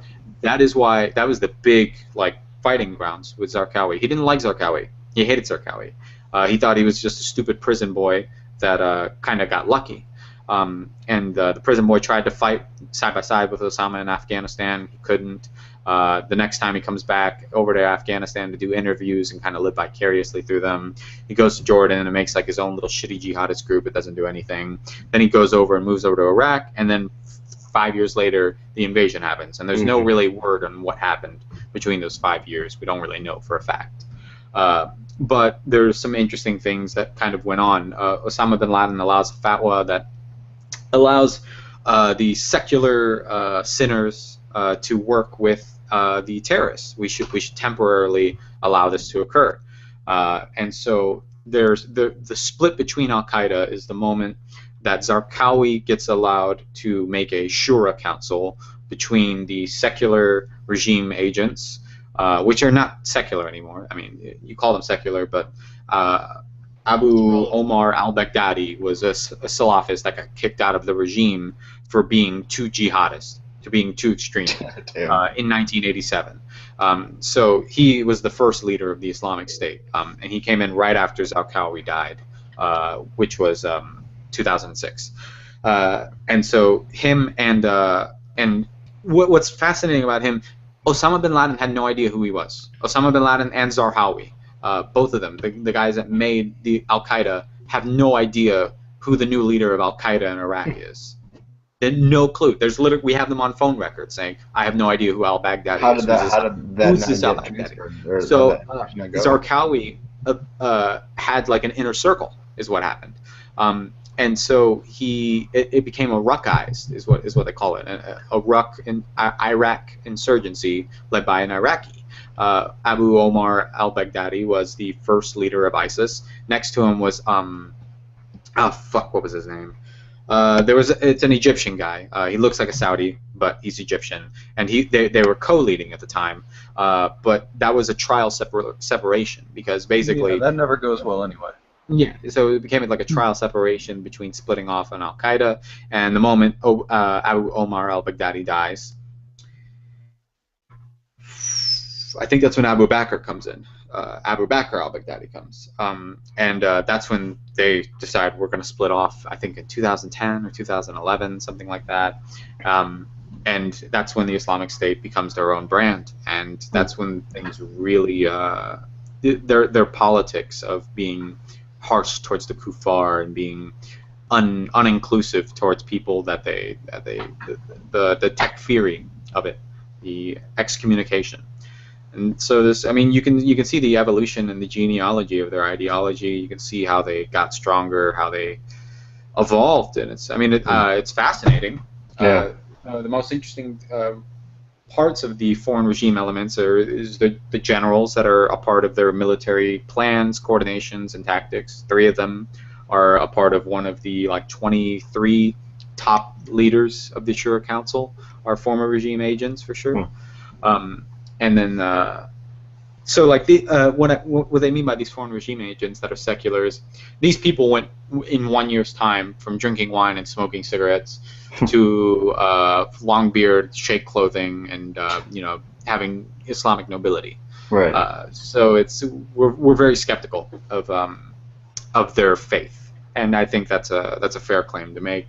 But all of the Islamic State guys all speak about their faith as if they had been illuminated, as if they've been enlightened and the scales fall from their eyes. And, so there's always a chance that it could be correct, but it's more than likely they were. Even if they don't believe, that's still a very dominant belief. The better argument is, even if they don't believe, Abu Bakr for sure believes. Abu Bakr al-Baghdadi believes it fervently. It's very obvious. His recitations of the Quran are better than anybody. He remembers stories, and they have a vast archive of Islamic history that they can pull from these generations of Salafids. So anytime they want to justify anything, they just kind of go through their books and look through who's done something really fucked up. And it's like, oh, well, guess what? It's like the fourth revered guy in our religion, so it's okay. Yeah. So they have this large branch of Islamic history that they're able to go through. And Abu Bakr al-Baghdadi for sure believes it. The lower guys all for sure believe it. There's no way they don't. You don't go running on the front lines unless you have some... You don't blow yourself up unless you believe So you're it. saying, Isaac, you're saying Cenk Uygur's logic won't work just to put out some It's saying, propaganda. even if you're right, even if all the second man hand guys are secular Ba'athist fucking pigs, doesn't fucking matter. Their recruiting, their marketing is religious propaganda. Right. And it's working. It is Correct. working. Correct. Well, That is- look that at is the where issue. are we from 9/11? It's so much worse than it was then. Like we have a fucking We've been bombing we have them. an They're Islamic still State here. going. Yeah. Like, yeah, that's how we made it. We created it. We made it worse because we should have just left Totally all our fault. after 9/11. Just said, okay, sorry. I don't It would have all ended. ramble all night. Yeah, it is a conversation that could go unending, really. I mean, do you think? Go ahead. Go on. No, go on. Well, I was just gonna say, do you think part of their kind of infectious spread comes from that that we don't care if we die either kind of mentality, like that full 100% go no matter what, kind of cling to that. Oh, it's certain it plays into their military tactics. There's no doubt. Well, because I mean, they you obviously think don't have the dumb shit superior they do. tactics, right? So there must be some other advantage that gives them over those kind of big city fights. It's a huge psychological game. I mean, when you have, when you're being overtaken by some dude for 5 dudes with little AKs, and you're like, hey, don't you know I have landmines? And they're like, I'm just gonna run right over them. I don't even fucking care. It's just- Oh, 3 of my dudes died, and I'm coming to kill you now. right, right. Yeah. You don't know if there's you don't know if the 5 dudes have 5,000 guys behind them on the mountain or something. It completely shifts your head. When a snake comes running away from you in circles, you stand there. You're like, what the fuck? What the fuck are you doing, snake? Why are you doing that? Why are you going in circles? And so it's a psychological warfare game where they really, I mean, when they took over, what is it? Tikrit or Mosul, one of the areas they took over, there was a Rafidi army. The Rafidis aren't even eligible to be repent. They are only to be cleansed with a sword. Oh wow. So, yeah, it's interesting. And so because they're they're so far off of Islam, they're just like, no, you're not even in a Muslim, you're not even in the Muslim group. Go away. We don't even. Who are you? So. They're so far off that they have to be killed, and there was an army of 30,000 of them, and there was 800 ISIS fighters, and the 800 ISIS fighters beat them. The fucking guys ran. They fucking ran. I mean, who fights? Who's willing to fight in a vicious, bloody, brutal war? Whoever has the most conviction, the most the more legitimate reasoning in their head. Who's willing to sit there till the last bullet kills them? Yeah.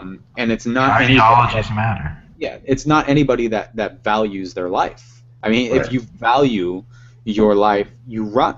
It's fucking basic instinct. Yeah. And so You'd expect most people to take that Just a off lack anyway. of forethought. yeah. So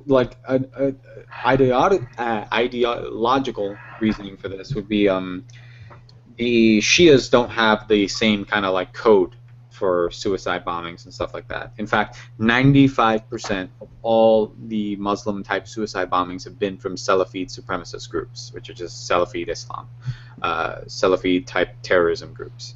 The amount of suicide bombings from Shia groups have been 5%. And to give you an example, the worst offender, Hezbollah, in 1985 to 2000 or to 1999 had 5 suicide bombings. 5.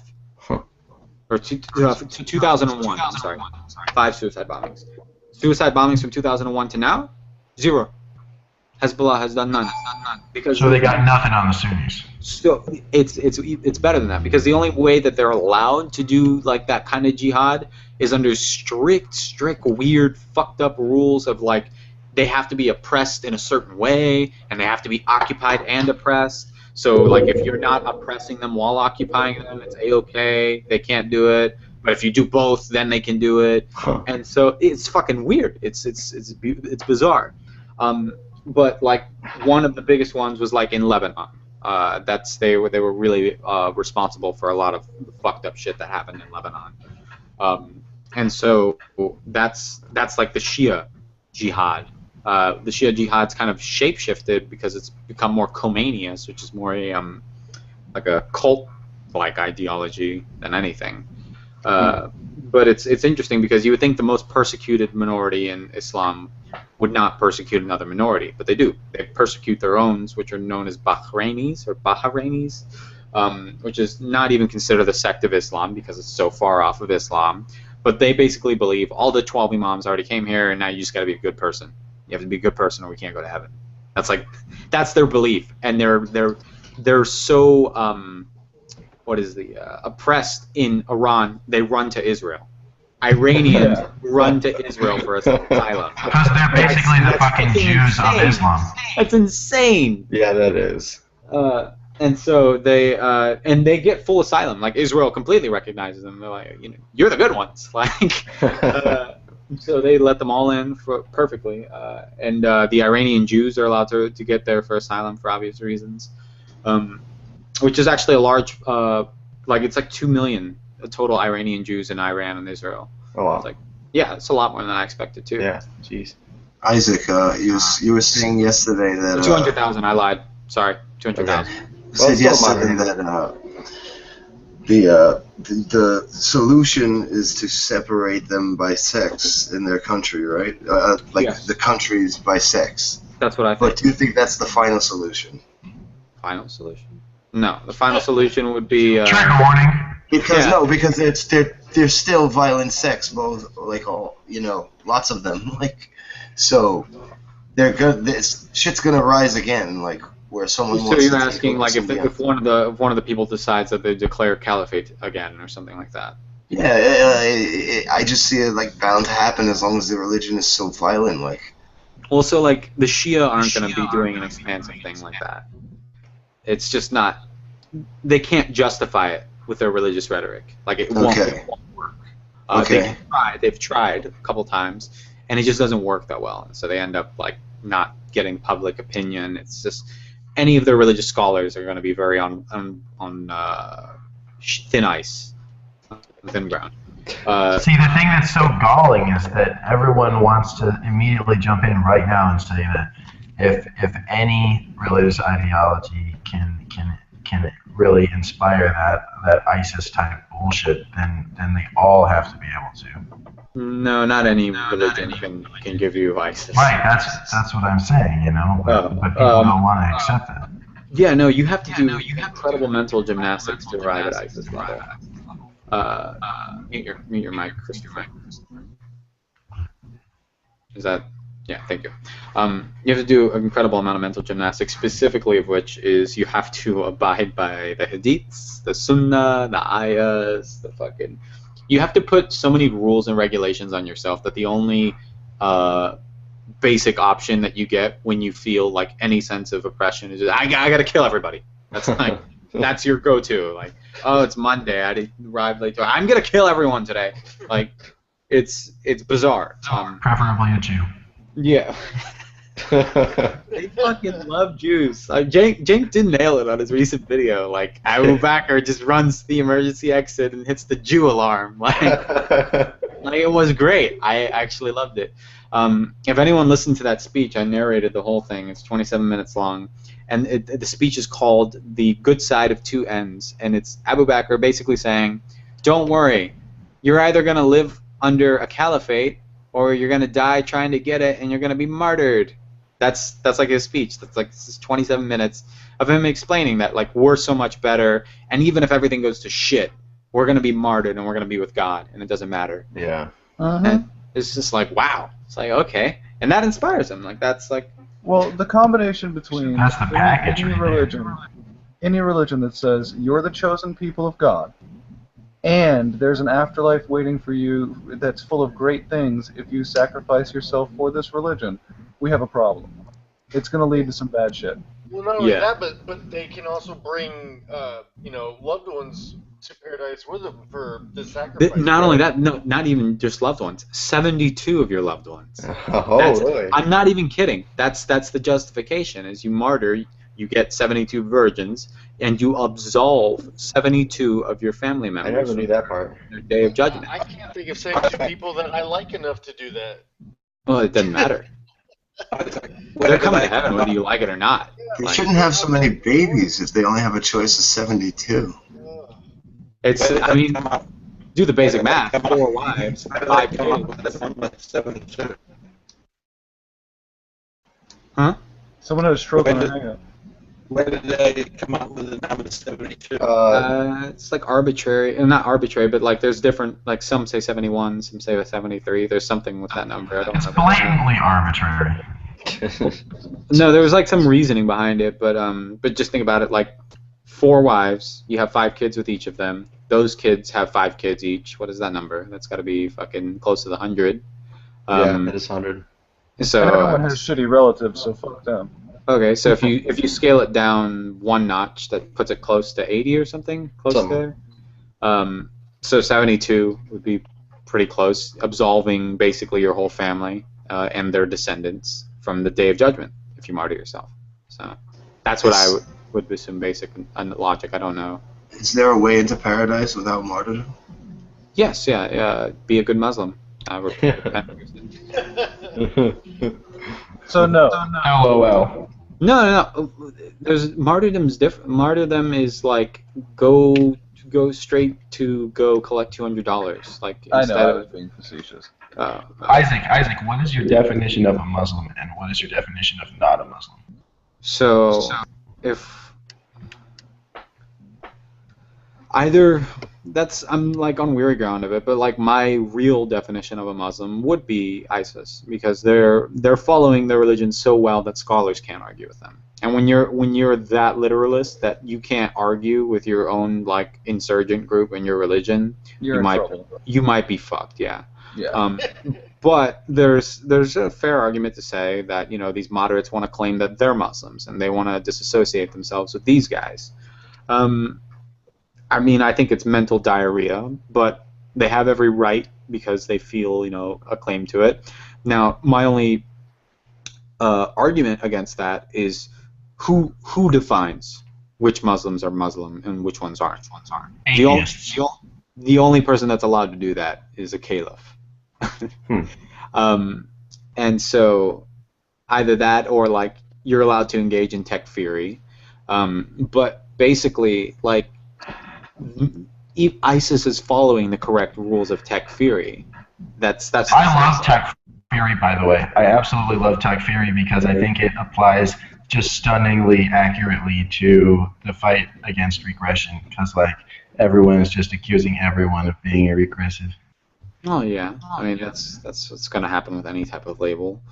But so like it's the best example of Islam. I think ISIS is a really religiously pure, distilled version of Islam that people just kind of ignored. But this is definitely what I think Muhammad's Islam looked like. There's no way it didn't. In fact, I'm pretty positive this is exactly what it looked like. I'm right there with you, and I've looked into that portion. I haven't looked into the recent history that you have. You seem to have a very, very firm grasp on like the 1950s till now. I try. I'm into ancient history with them, if you will. Yeah. And I've read the The books best and of the times, religious man. teachings. The very best. And like extensively. I know the hadiths quite well. I know those things, but I haven't studied their history. That's my weak point. This recent history of how we've gotten here. My favorite hadith is this one that talks about camel piss, and it's so Yes, good. yes, you must drink the camel piss. Yes. Wait, what?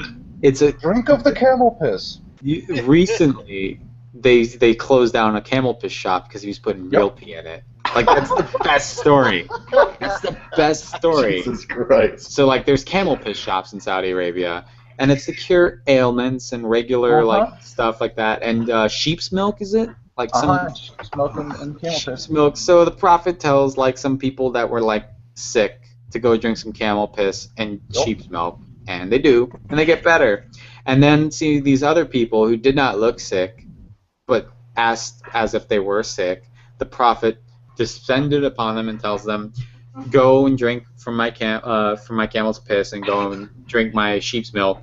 And they do, but they let the sheeps out, and they let the camels out, and the camels and the sheeps go running, and they had to capture them, and they didn't get them until the next day. And so what does fucking Muhammad do? Well, he does what anybody would do. He chops off their arms and legs, burns their tongue, cuts their tongue off, and when they're thirsty, he doesn't give them water. Like, that is the best. People somehow think that Jesus can inspire the same level of viciousness. This is the best story, and you're not going to ruin it for me, buddy. Well, one of my favorites is it's one that even I've seen like high-end scholars have to defend by saying, and I quote, "Anything can happen, and the hadith must cover it." So I just want to start with that. It's one that explains that bestiality is punishable by some lashes, but most importantly, the meat of the animal that's killed Can't be eaten. Can't be eaten by fellow Muslims. It has to be sold to other people. So what I love doing is I actually have it translated into Arabic, and I send it to these ISIS accounts, control sections. And in Arabic, I have it translated to say, "You can't eat pork because your prophet fucked pigs." Like, that's funny. Think of because, that. I mean, obviously they can. I mean, it's a symbolic representation of his pig fucking. I mean, they can forever not eat pigs because they can't eat the soiled meat of the pig. I really want to draw a picture now of Muhammad fucking a You're pig. going to get us beheaded, you know that? That's what you're gonna- They're coming for us all now. You know what the ultimate irony is in my area? I have an engineering college right down the street, and it's mostly Muslim. Right. Oh, yeah. It's going to go over well for you when you get big. Yeah, I can't wait. You have I got the weight! Dude, the ball's just down the road. No, the secret is I intend to move into the mountains immediately, so it'll be fine. But we can't keep the refugees out. When it comes to the refugees in America, I'm really not super concerned about it. They're literally, like, we're talking about 80,000 refugees. That's a drop in the bucket in America. Yeah. Europe's fucked. Europe is Europe easily is penetrated. Europe is full of cum. I think you're a bigot. Europe is just a Muslim bukkake show. I think all of those cum-filled rape victims think otherwise. That's racist. That's wasted. No, it isn't. You're right, it is. Those Muslims raping specifically Swedish women are fucking They're racist. Asians. Why are you even talking about they're Asians? I love that line. The Asians, like Asian. It's like a war pack against Asians. How many Asians are in Britain? What's going on? Like, what the fuck? That's like saying what do they call Native Americans over there? Like, do they call them Native American Indians? Like any that go there? Well, Like, I just don't understand. I think it's such a cover phrase. It so clearly was invented to not say Arab, to not say Middle Eastern, to not say Pakistani, to not say any of those things. To just vaguely say Asian. Maximum PC. It's so incredible. Like, I just feel like they could have said like something very obscure, like Australians or something, like something weird that just makes us like these Balakistan Pakis or fucking these insurgent Native Americans are raping all our women. Like, it's just like, what the fuck is going on? Like, why is this? How many of these people do you have over there that this is a regular occurrence? So it's rather incredible. I think the places in Europe that are fucked are the ones that aren't running assimilation. If you don't run a firm assimilation program, you're gonna get nowhere. Because Italy assimilation is doing great, by the way. Well, if you don't do a real assimilation program, you're basically saying, well, we'll appease to you. No, no, no, no, no. That's not how this is going to go. You want to be a little bitch refugee and come on your knees? Fine. You can stay here. We'll aid you, bed you, feed you, get you a job. But you're going to ingrain yourself into my culture. Yeah, you're going to follow my rules. That's all I ask. Yeah. And so this, why don't we allow the Sharia courts and this? Because no. No, I don't need it. I don't want it. Yeah. And I got into like a 3-week-long Twitter argument with this fuckwit trying to convince me of why Sharia was good, and he sent me that video I put on my channel of why Sharia law was perfect and correct. Now, any law that puts murder literally parallel with sleeping with someone outside of wedlock, no. No, but you don't understand, because this was back in that time. They messed up the genetics, and like you could be raising someone else's daughter. That was a big deal. That's not my problem now. No, I'm being facetious though.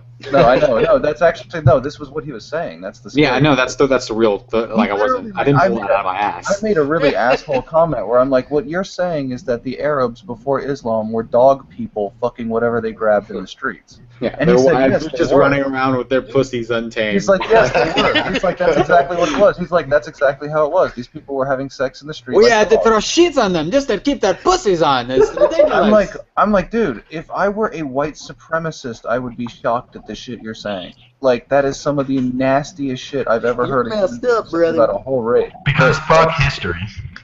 Oh man. Yeah, because the Persian Empire didn't exist before you.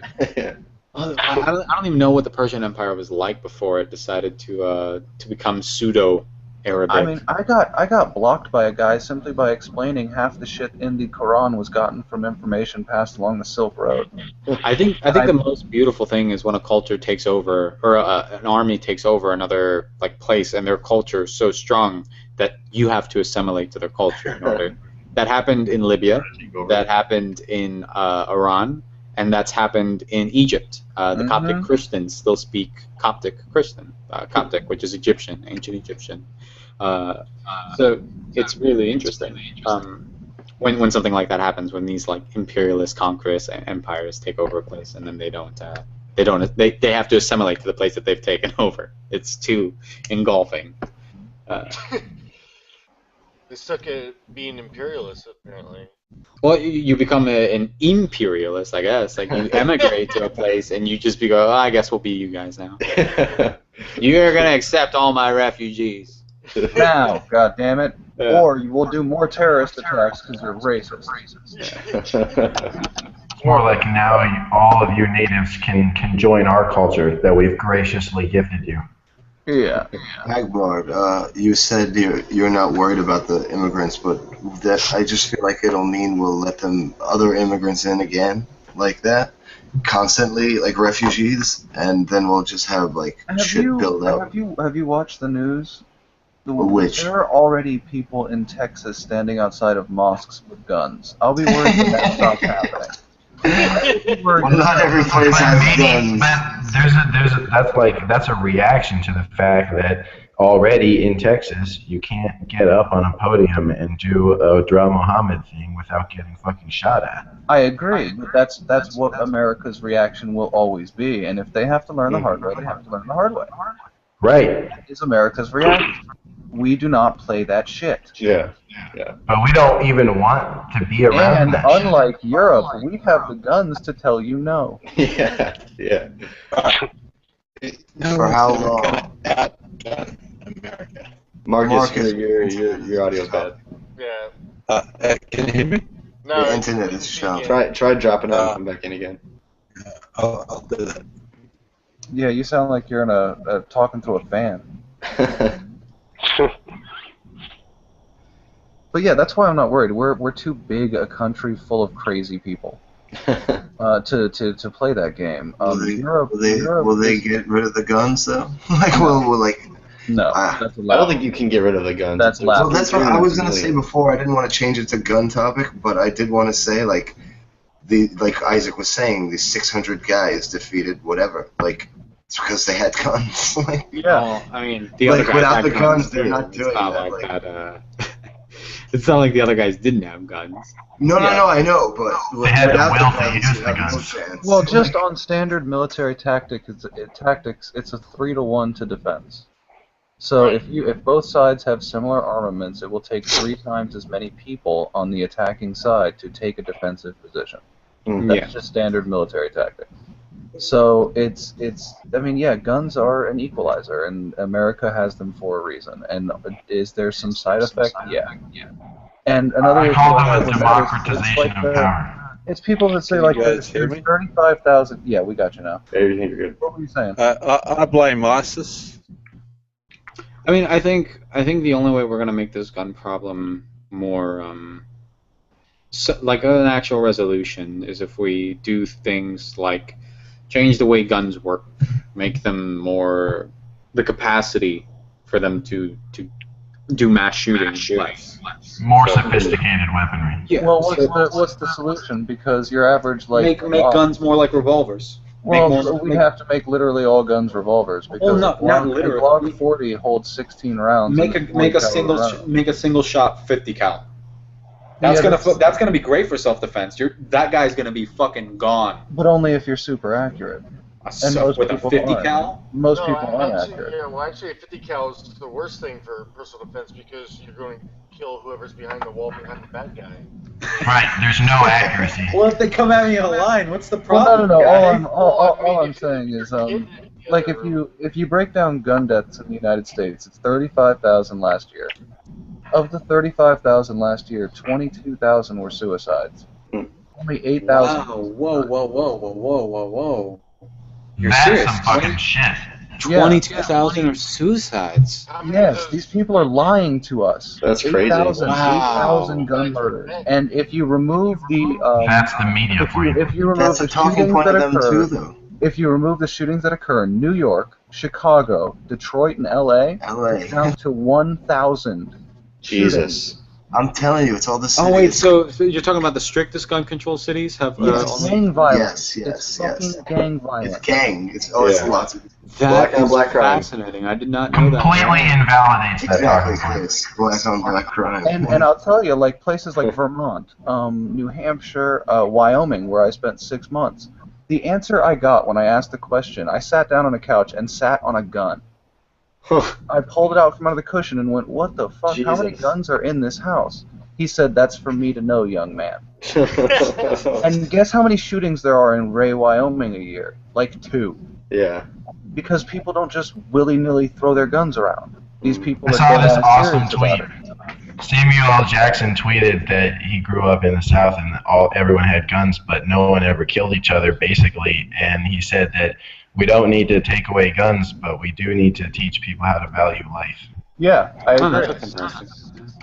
Absolutely. Yeah, that's It's fair. a cultural issue. It's Yeah. again, it's like saying, "Oh, if there were no guns in Uganda, nothing would happen." They chop each other up with machetes. Rwanda has like a whole thing. There was like 90 days where I think they disproved that theory. And it was just machetes over and over again. Like, is that what you want? Brutal Would to you watch. prefer You ever see Haiti? that footage? That shit Well, is awful. I'm from South Florida. I don't need to see that footage. We have Haitians.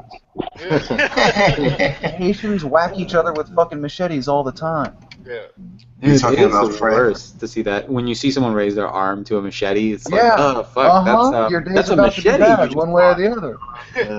No, my favorite. There was a red light cam that a guy got. He was stopped at a red light and he had like a Rolex watch, and a Haitian dude runs up on a motorcycle, grabs his arm, chops it off with a machete, and drives off. And this is in Miami. What the fuck? This is in Miami. Rolex. He just whacks his arm off, like yoink. That's my watch now. Did somebody need a hand? He just walks into a pawn shop and throws the arm on the desk. What do you For real. do? But I mean, that's what I'm saying. It's not guns. It's not giving a fuck.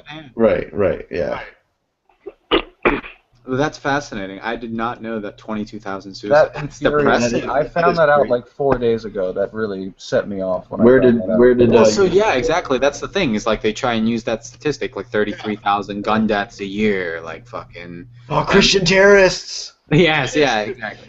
There's a mass shooting every day.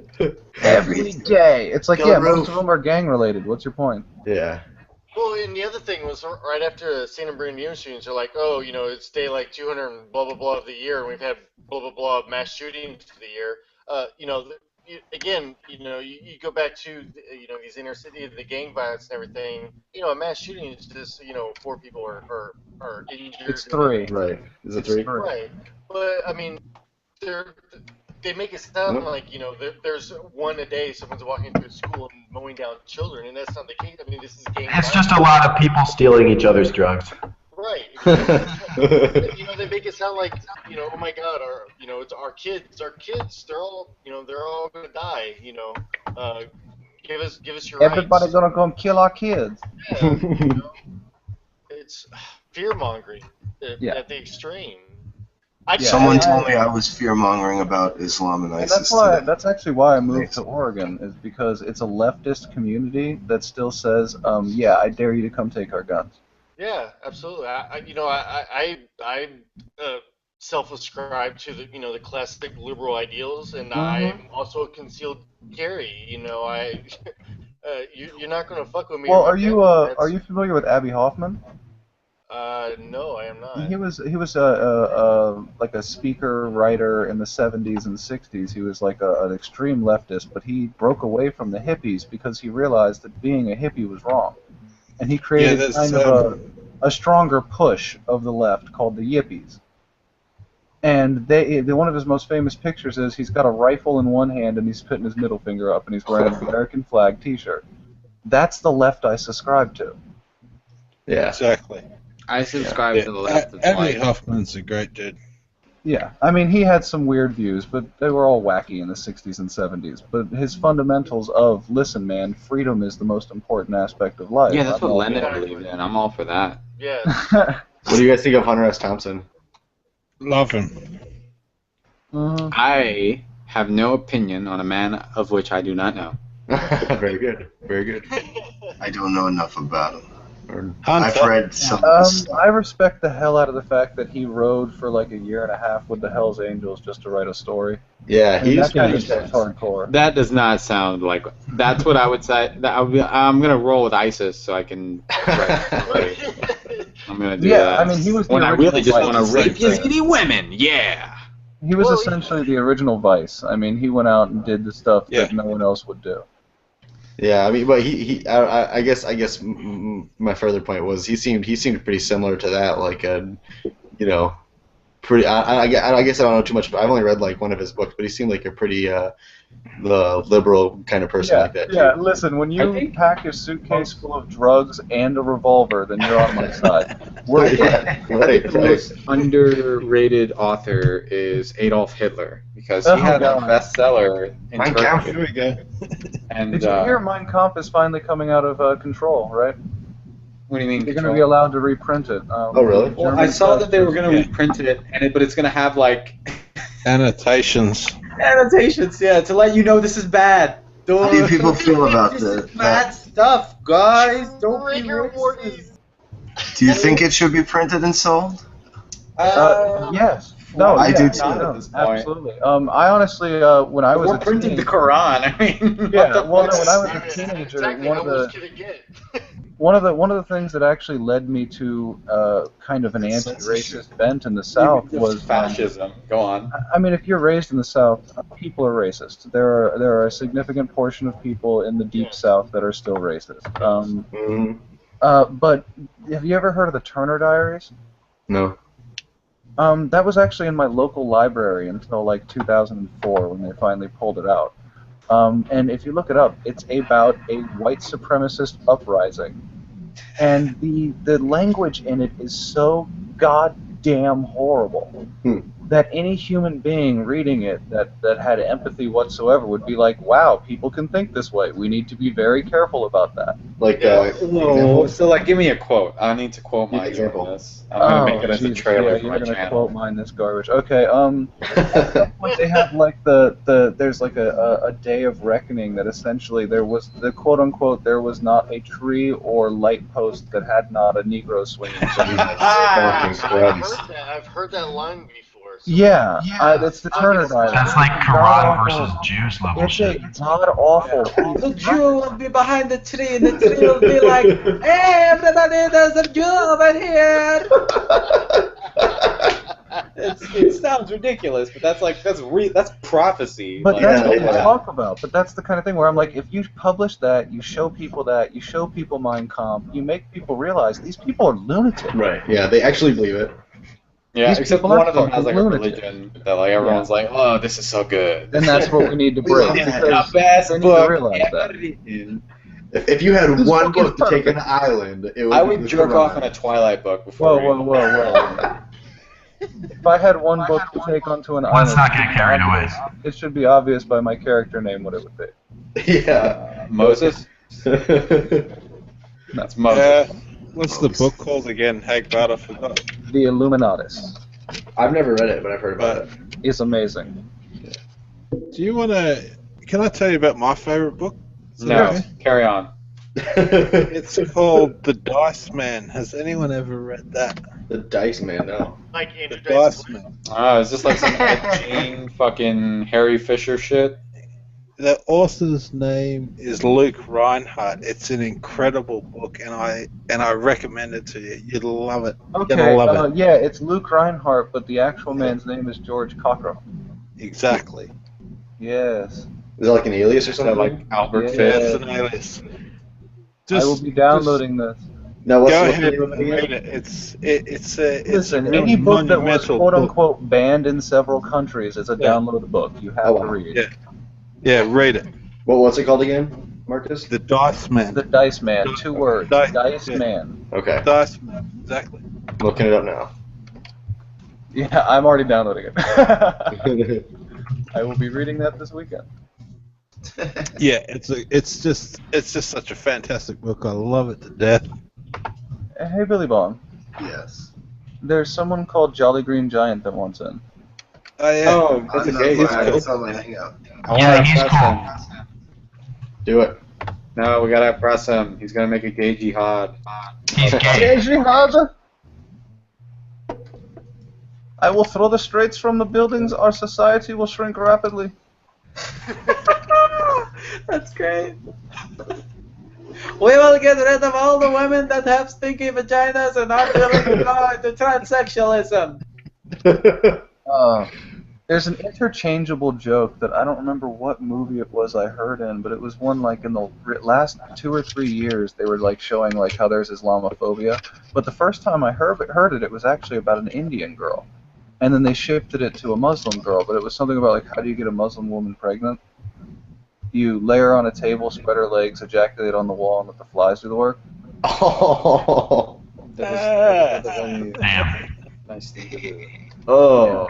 Figured we'd go with the lowest of the low humanly possible there. But that was in a movie where they were trying to be like some kids on a playground made that joke. I'm like, no 10-year-old knows that joke. Yeah, what the Not one. And I know some fucked up jokes Fucking when I was 10. But not one 10-year-old knows that joke, okay? Oh, shit.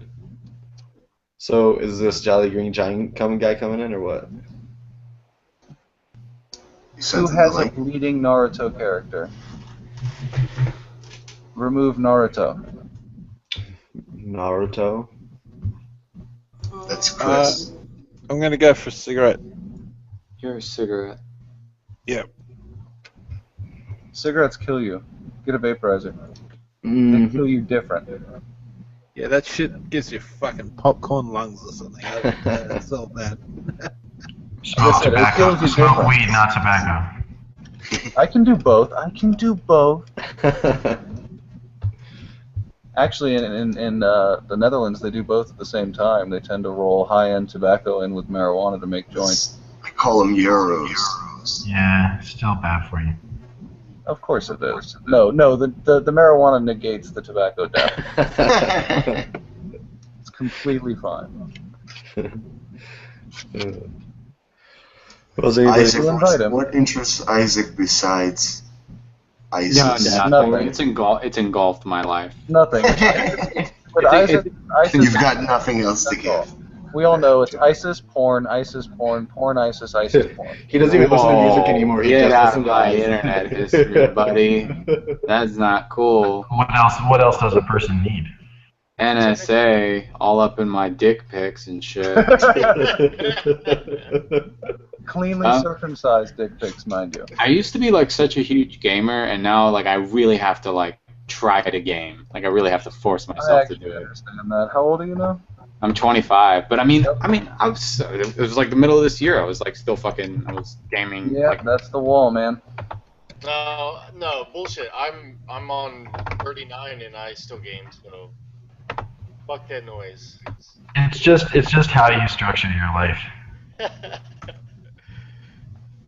No, I actually got into gaming from my grandfather, so it seems to go in cycles. Like when you get busy with other things, gaming falls in the background, and then Yeah, as it should. unless there's a specific game. So like the exception here was Metal Gear Solid 5. I died. There was a month where I just wasn't doing anything. yeah, like I killed Fallout 4, but I killed Fallout 4 in like 3 days. That was one of the most depressing purchases. No spoilers, please. I won't say anything. I'll just tell you, don't buy it. Really? For real, I'll tell you Not bad, straight huh? up, don't buy it. My friend loves it. If you were a hardcore Fallout fan, if you were an actual if you played Fallout 2, See, I'm do not only buy three. Fallout 4. I'm only 3 in Vegas, and I think I'm gonna love 4. Nope, you'll still be depressed. Really? I'll tell you. There's only one spoiler I tell people: nothing you do affects the end of the game. Huh. Full stop. Wow. Full stop. It's not a Fallout game. Fuck. They fucked us, basically. No lube, anal penetration. They fucked us. $60 for nothing. My Well, friend Red Dead loves Redemption the Well, modern. Well, you still get to kill lots of shit with your pretty new gear. Yes, you do, and you get to have power armor and modify it and all this other cool fucking casual But the bullshit. story isn't there, or what? Nah, man, it's some casual bullshit, dude. Damn.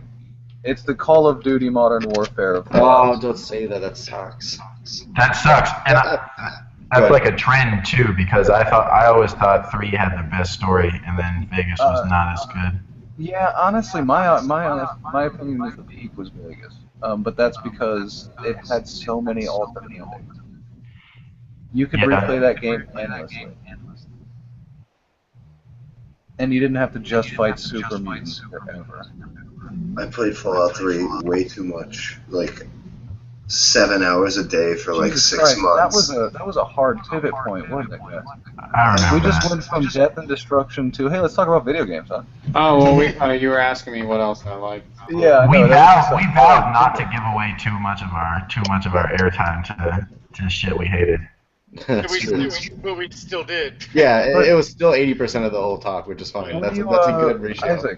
Isaac, what do you read? I'm about to read the full book that Michael Weiss has written with Hassan Hassan. I haven't read it yet. Nice. I've only just watched his talks, which is about on the internet. You can find about 4 to 5 hours of it. It's pretty good stuff. They're all really great and they're all really unique. And if you listen to them, you'll notice that a lot of the shit I've said has been brought up. So it's a lot of regurgitating that I've done. But it's the books got a lot of anecdotal evidence where they interview ISIS fighters and stuff like that. So I'm looking really forward to it. I've got an audiobook of it, and I've really obviously I've just delved so much into this, and I mean I got a huge incentive from it because basically I was like at like 800 followers till like September or October. Yeah, in October. And then I just started like posting the ISIS videos, just like using it for arguments and stuff. And I was just getting like hit over the head with followers. And then I like keeping track of stuff and monitoring them and showing people what these guys are saying. And then my shit just flew over the fucking roof. I mean, I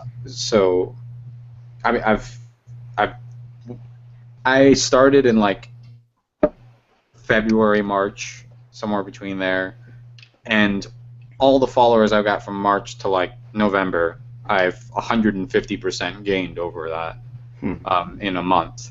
So it's just like fuck it, I'll just do whatever the fuck I'm gonna do. And then if I get lucky, I'll be able to just kind of fucking make this a pseudo career for a while until I can get a book written or something. What's up, no Zach? Howdy. That's kind of what I'm doing. How's everybody? Oh, You hi. don't, you don't sound like a black woman. Or a black man. I was promised a black woman. Yeah. Why You're a do white supremacist. why did you expect me to sound like a black woman? Because there was a lamppost and we had some Negroes on there. And you didn't get to have one. There was a stray lamppost and we needed something. Oh, okay. Hey man, how you doing? I really would try to do a black voice if I could, but I'm kind of sick, so. Therefore inhibiting you. You sound nothing like your anime character. I want you to know that. It's kind of jarring, to be fair. He sounds exactly like his anime character. It's like V. Are you familiar with V and his little image? Like the The anonymous guy? Romanian cat. Right? There's a Romanian guy on YouTube that goes Rah by Rah V. Rasputin, Russia's greatest love machine. What the fuck? And are you he's talking got about? and he's got his character is a female anime character, and he's a male Romanian, and it is just so jarring. That's No, why I haven't did heard it. that. That's Well, why fair I did enough. it. Fair enough.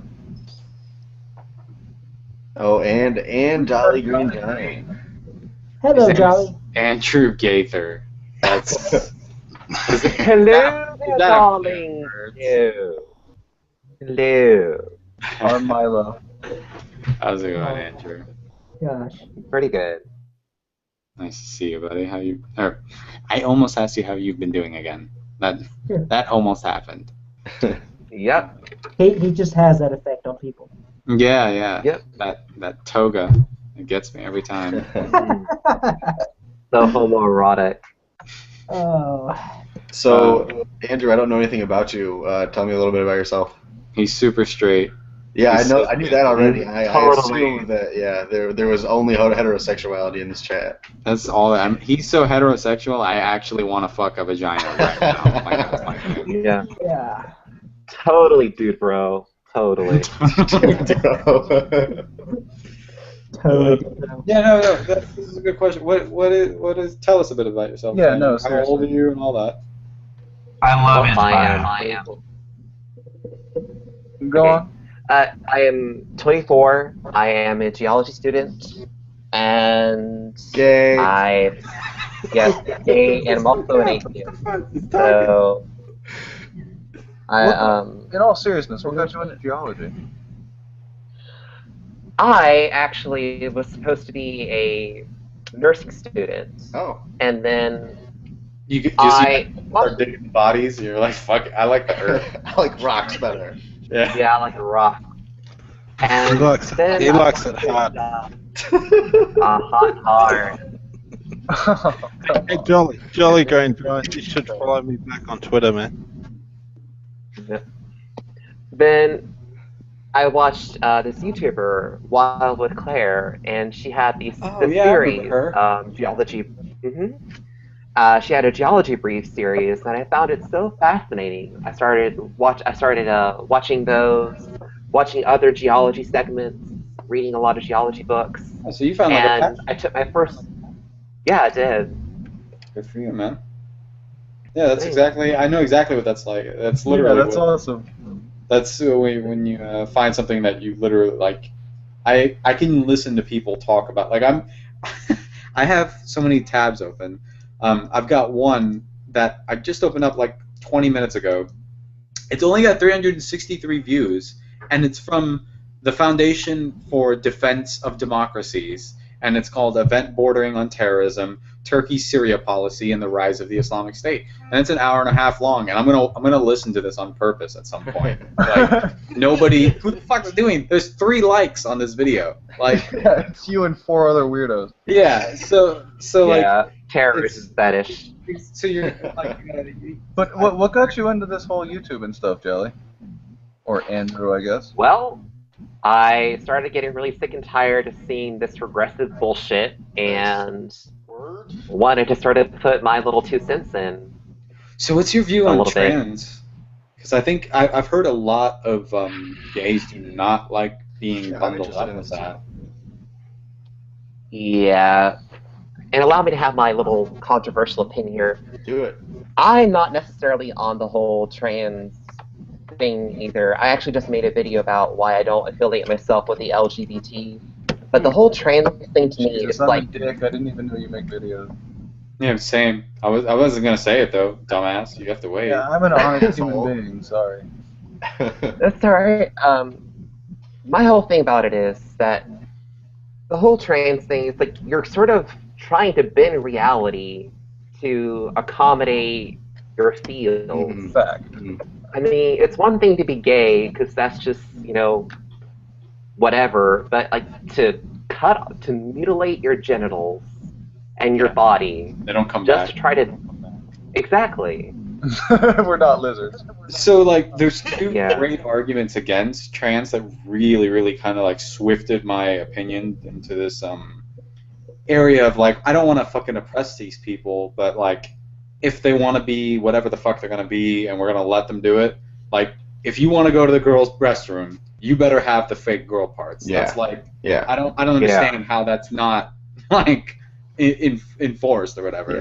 Yeah. Or not enforced, but like at least Because regression. at least put on some makeup if you're gonna go into the girls' bathroom. Don't be like in your guy clothes going in, like that's gonna Exactly. be weird.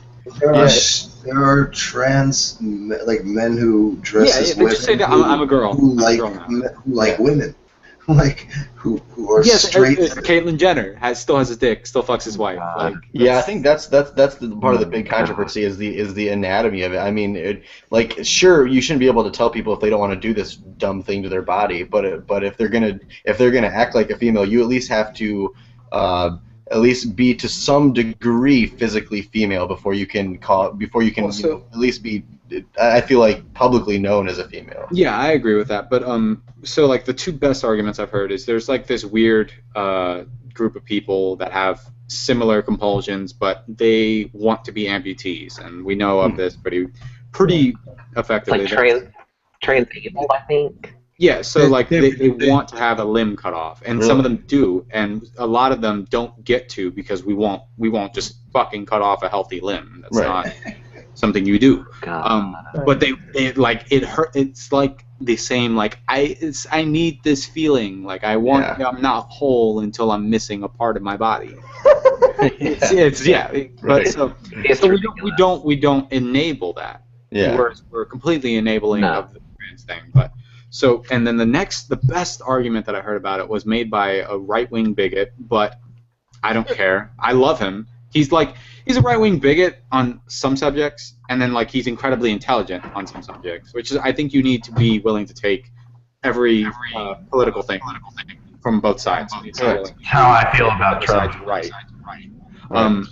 So this is Ben Shapiro. I'm sure a lot of you guys know him, but he talks about the suicide statistics on transsexuals, and it is They don't go down; they go up. It is 40% suicide rate for Holy transsexuals post and pre-op.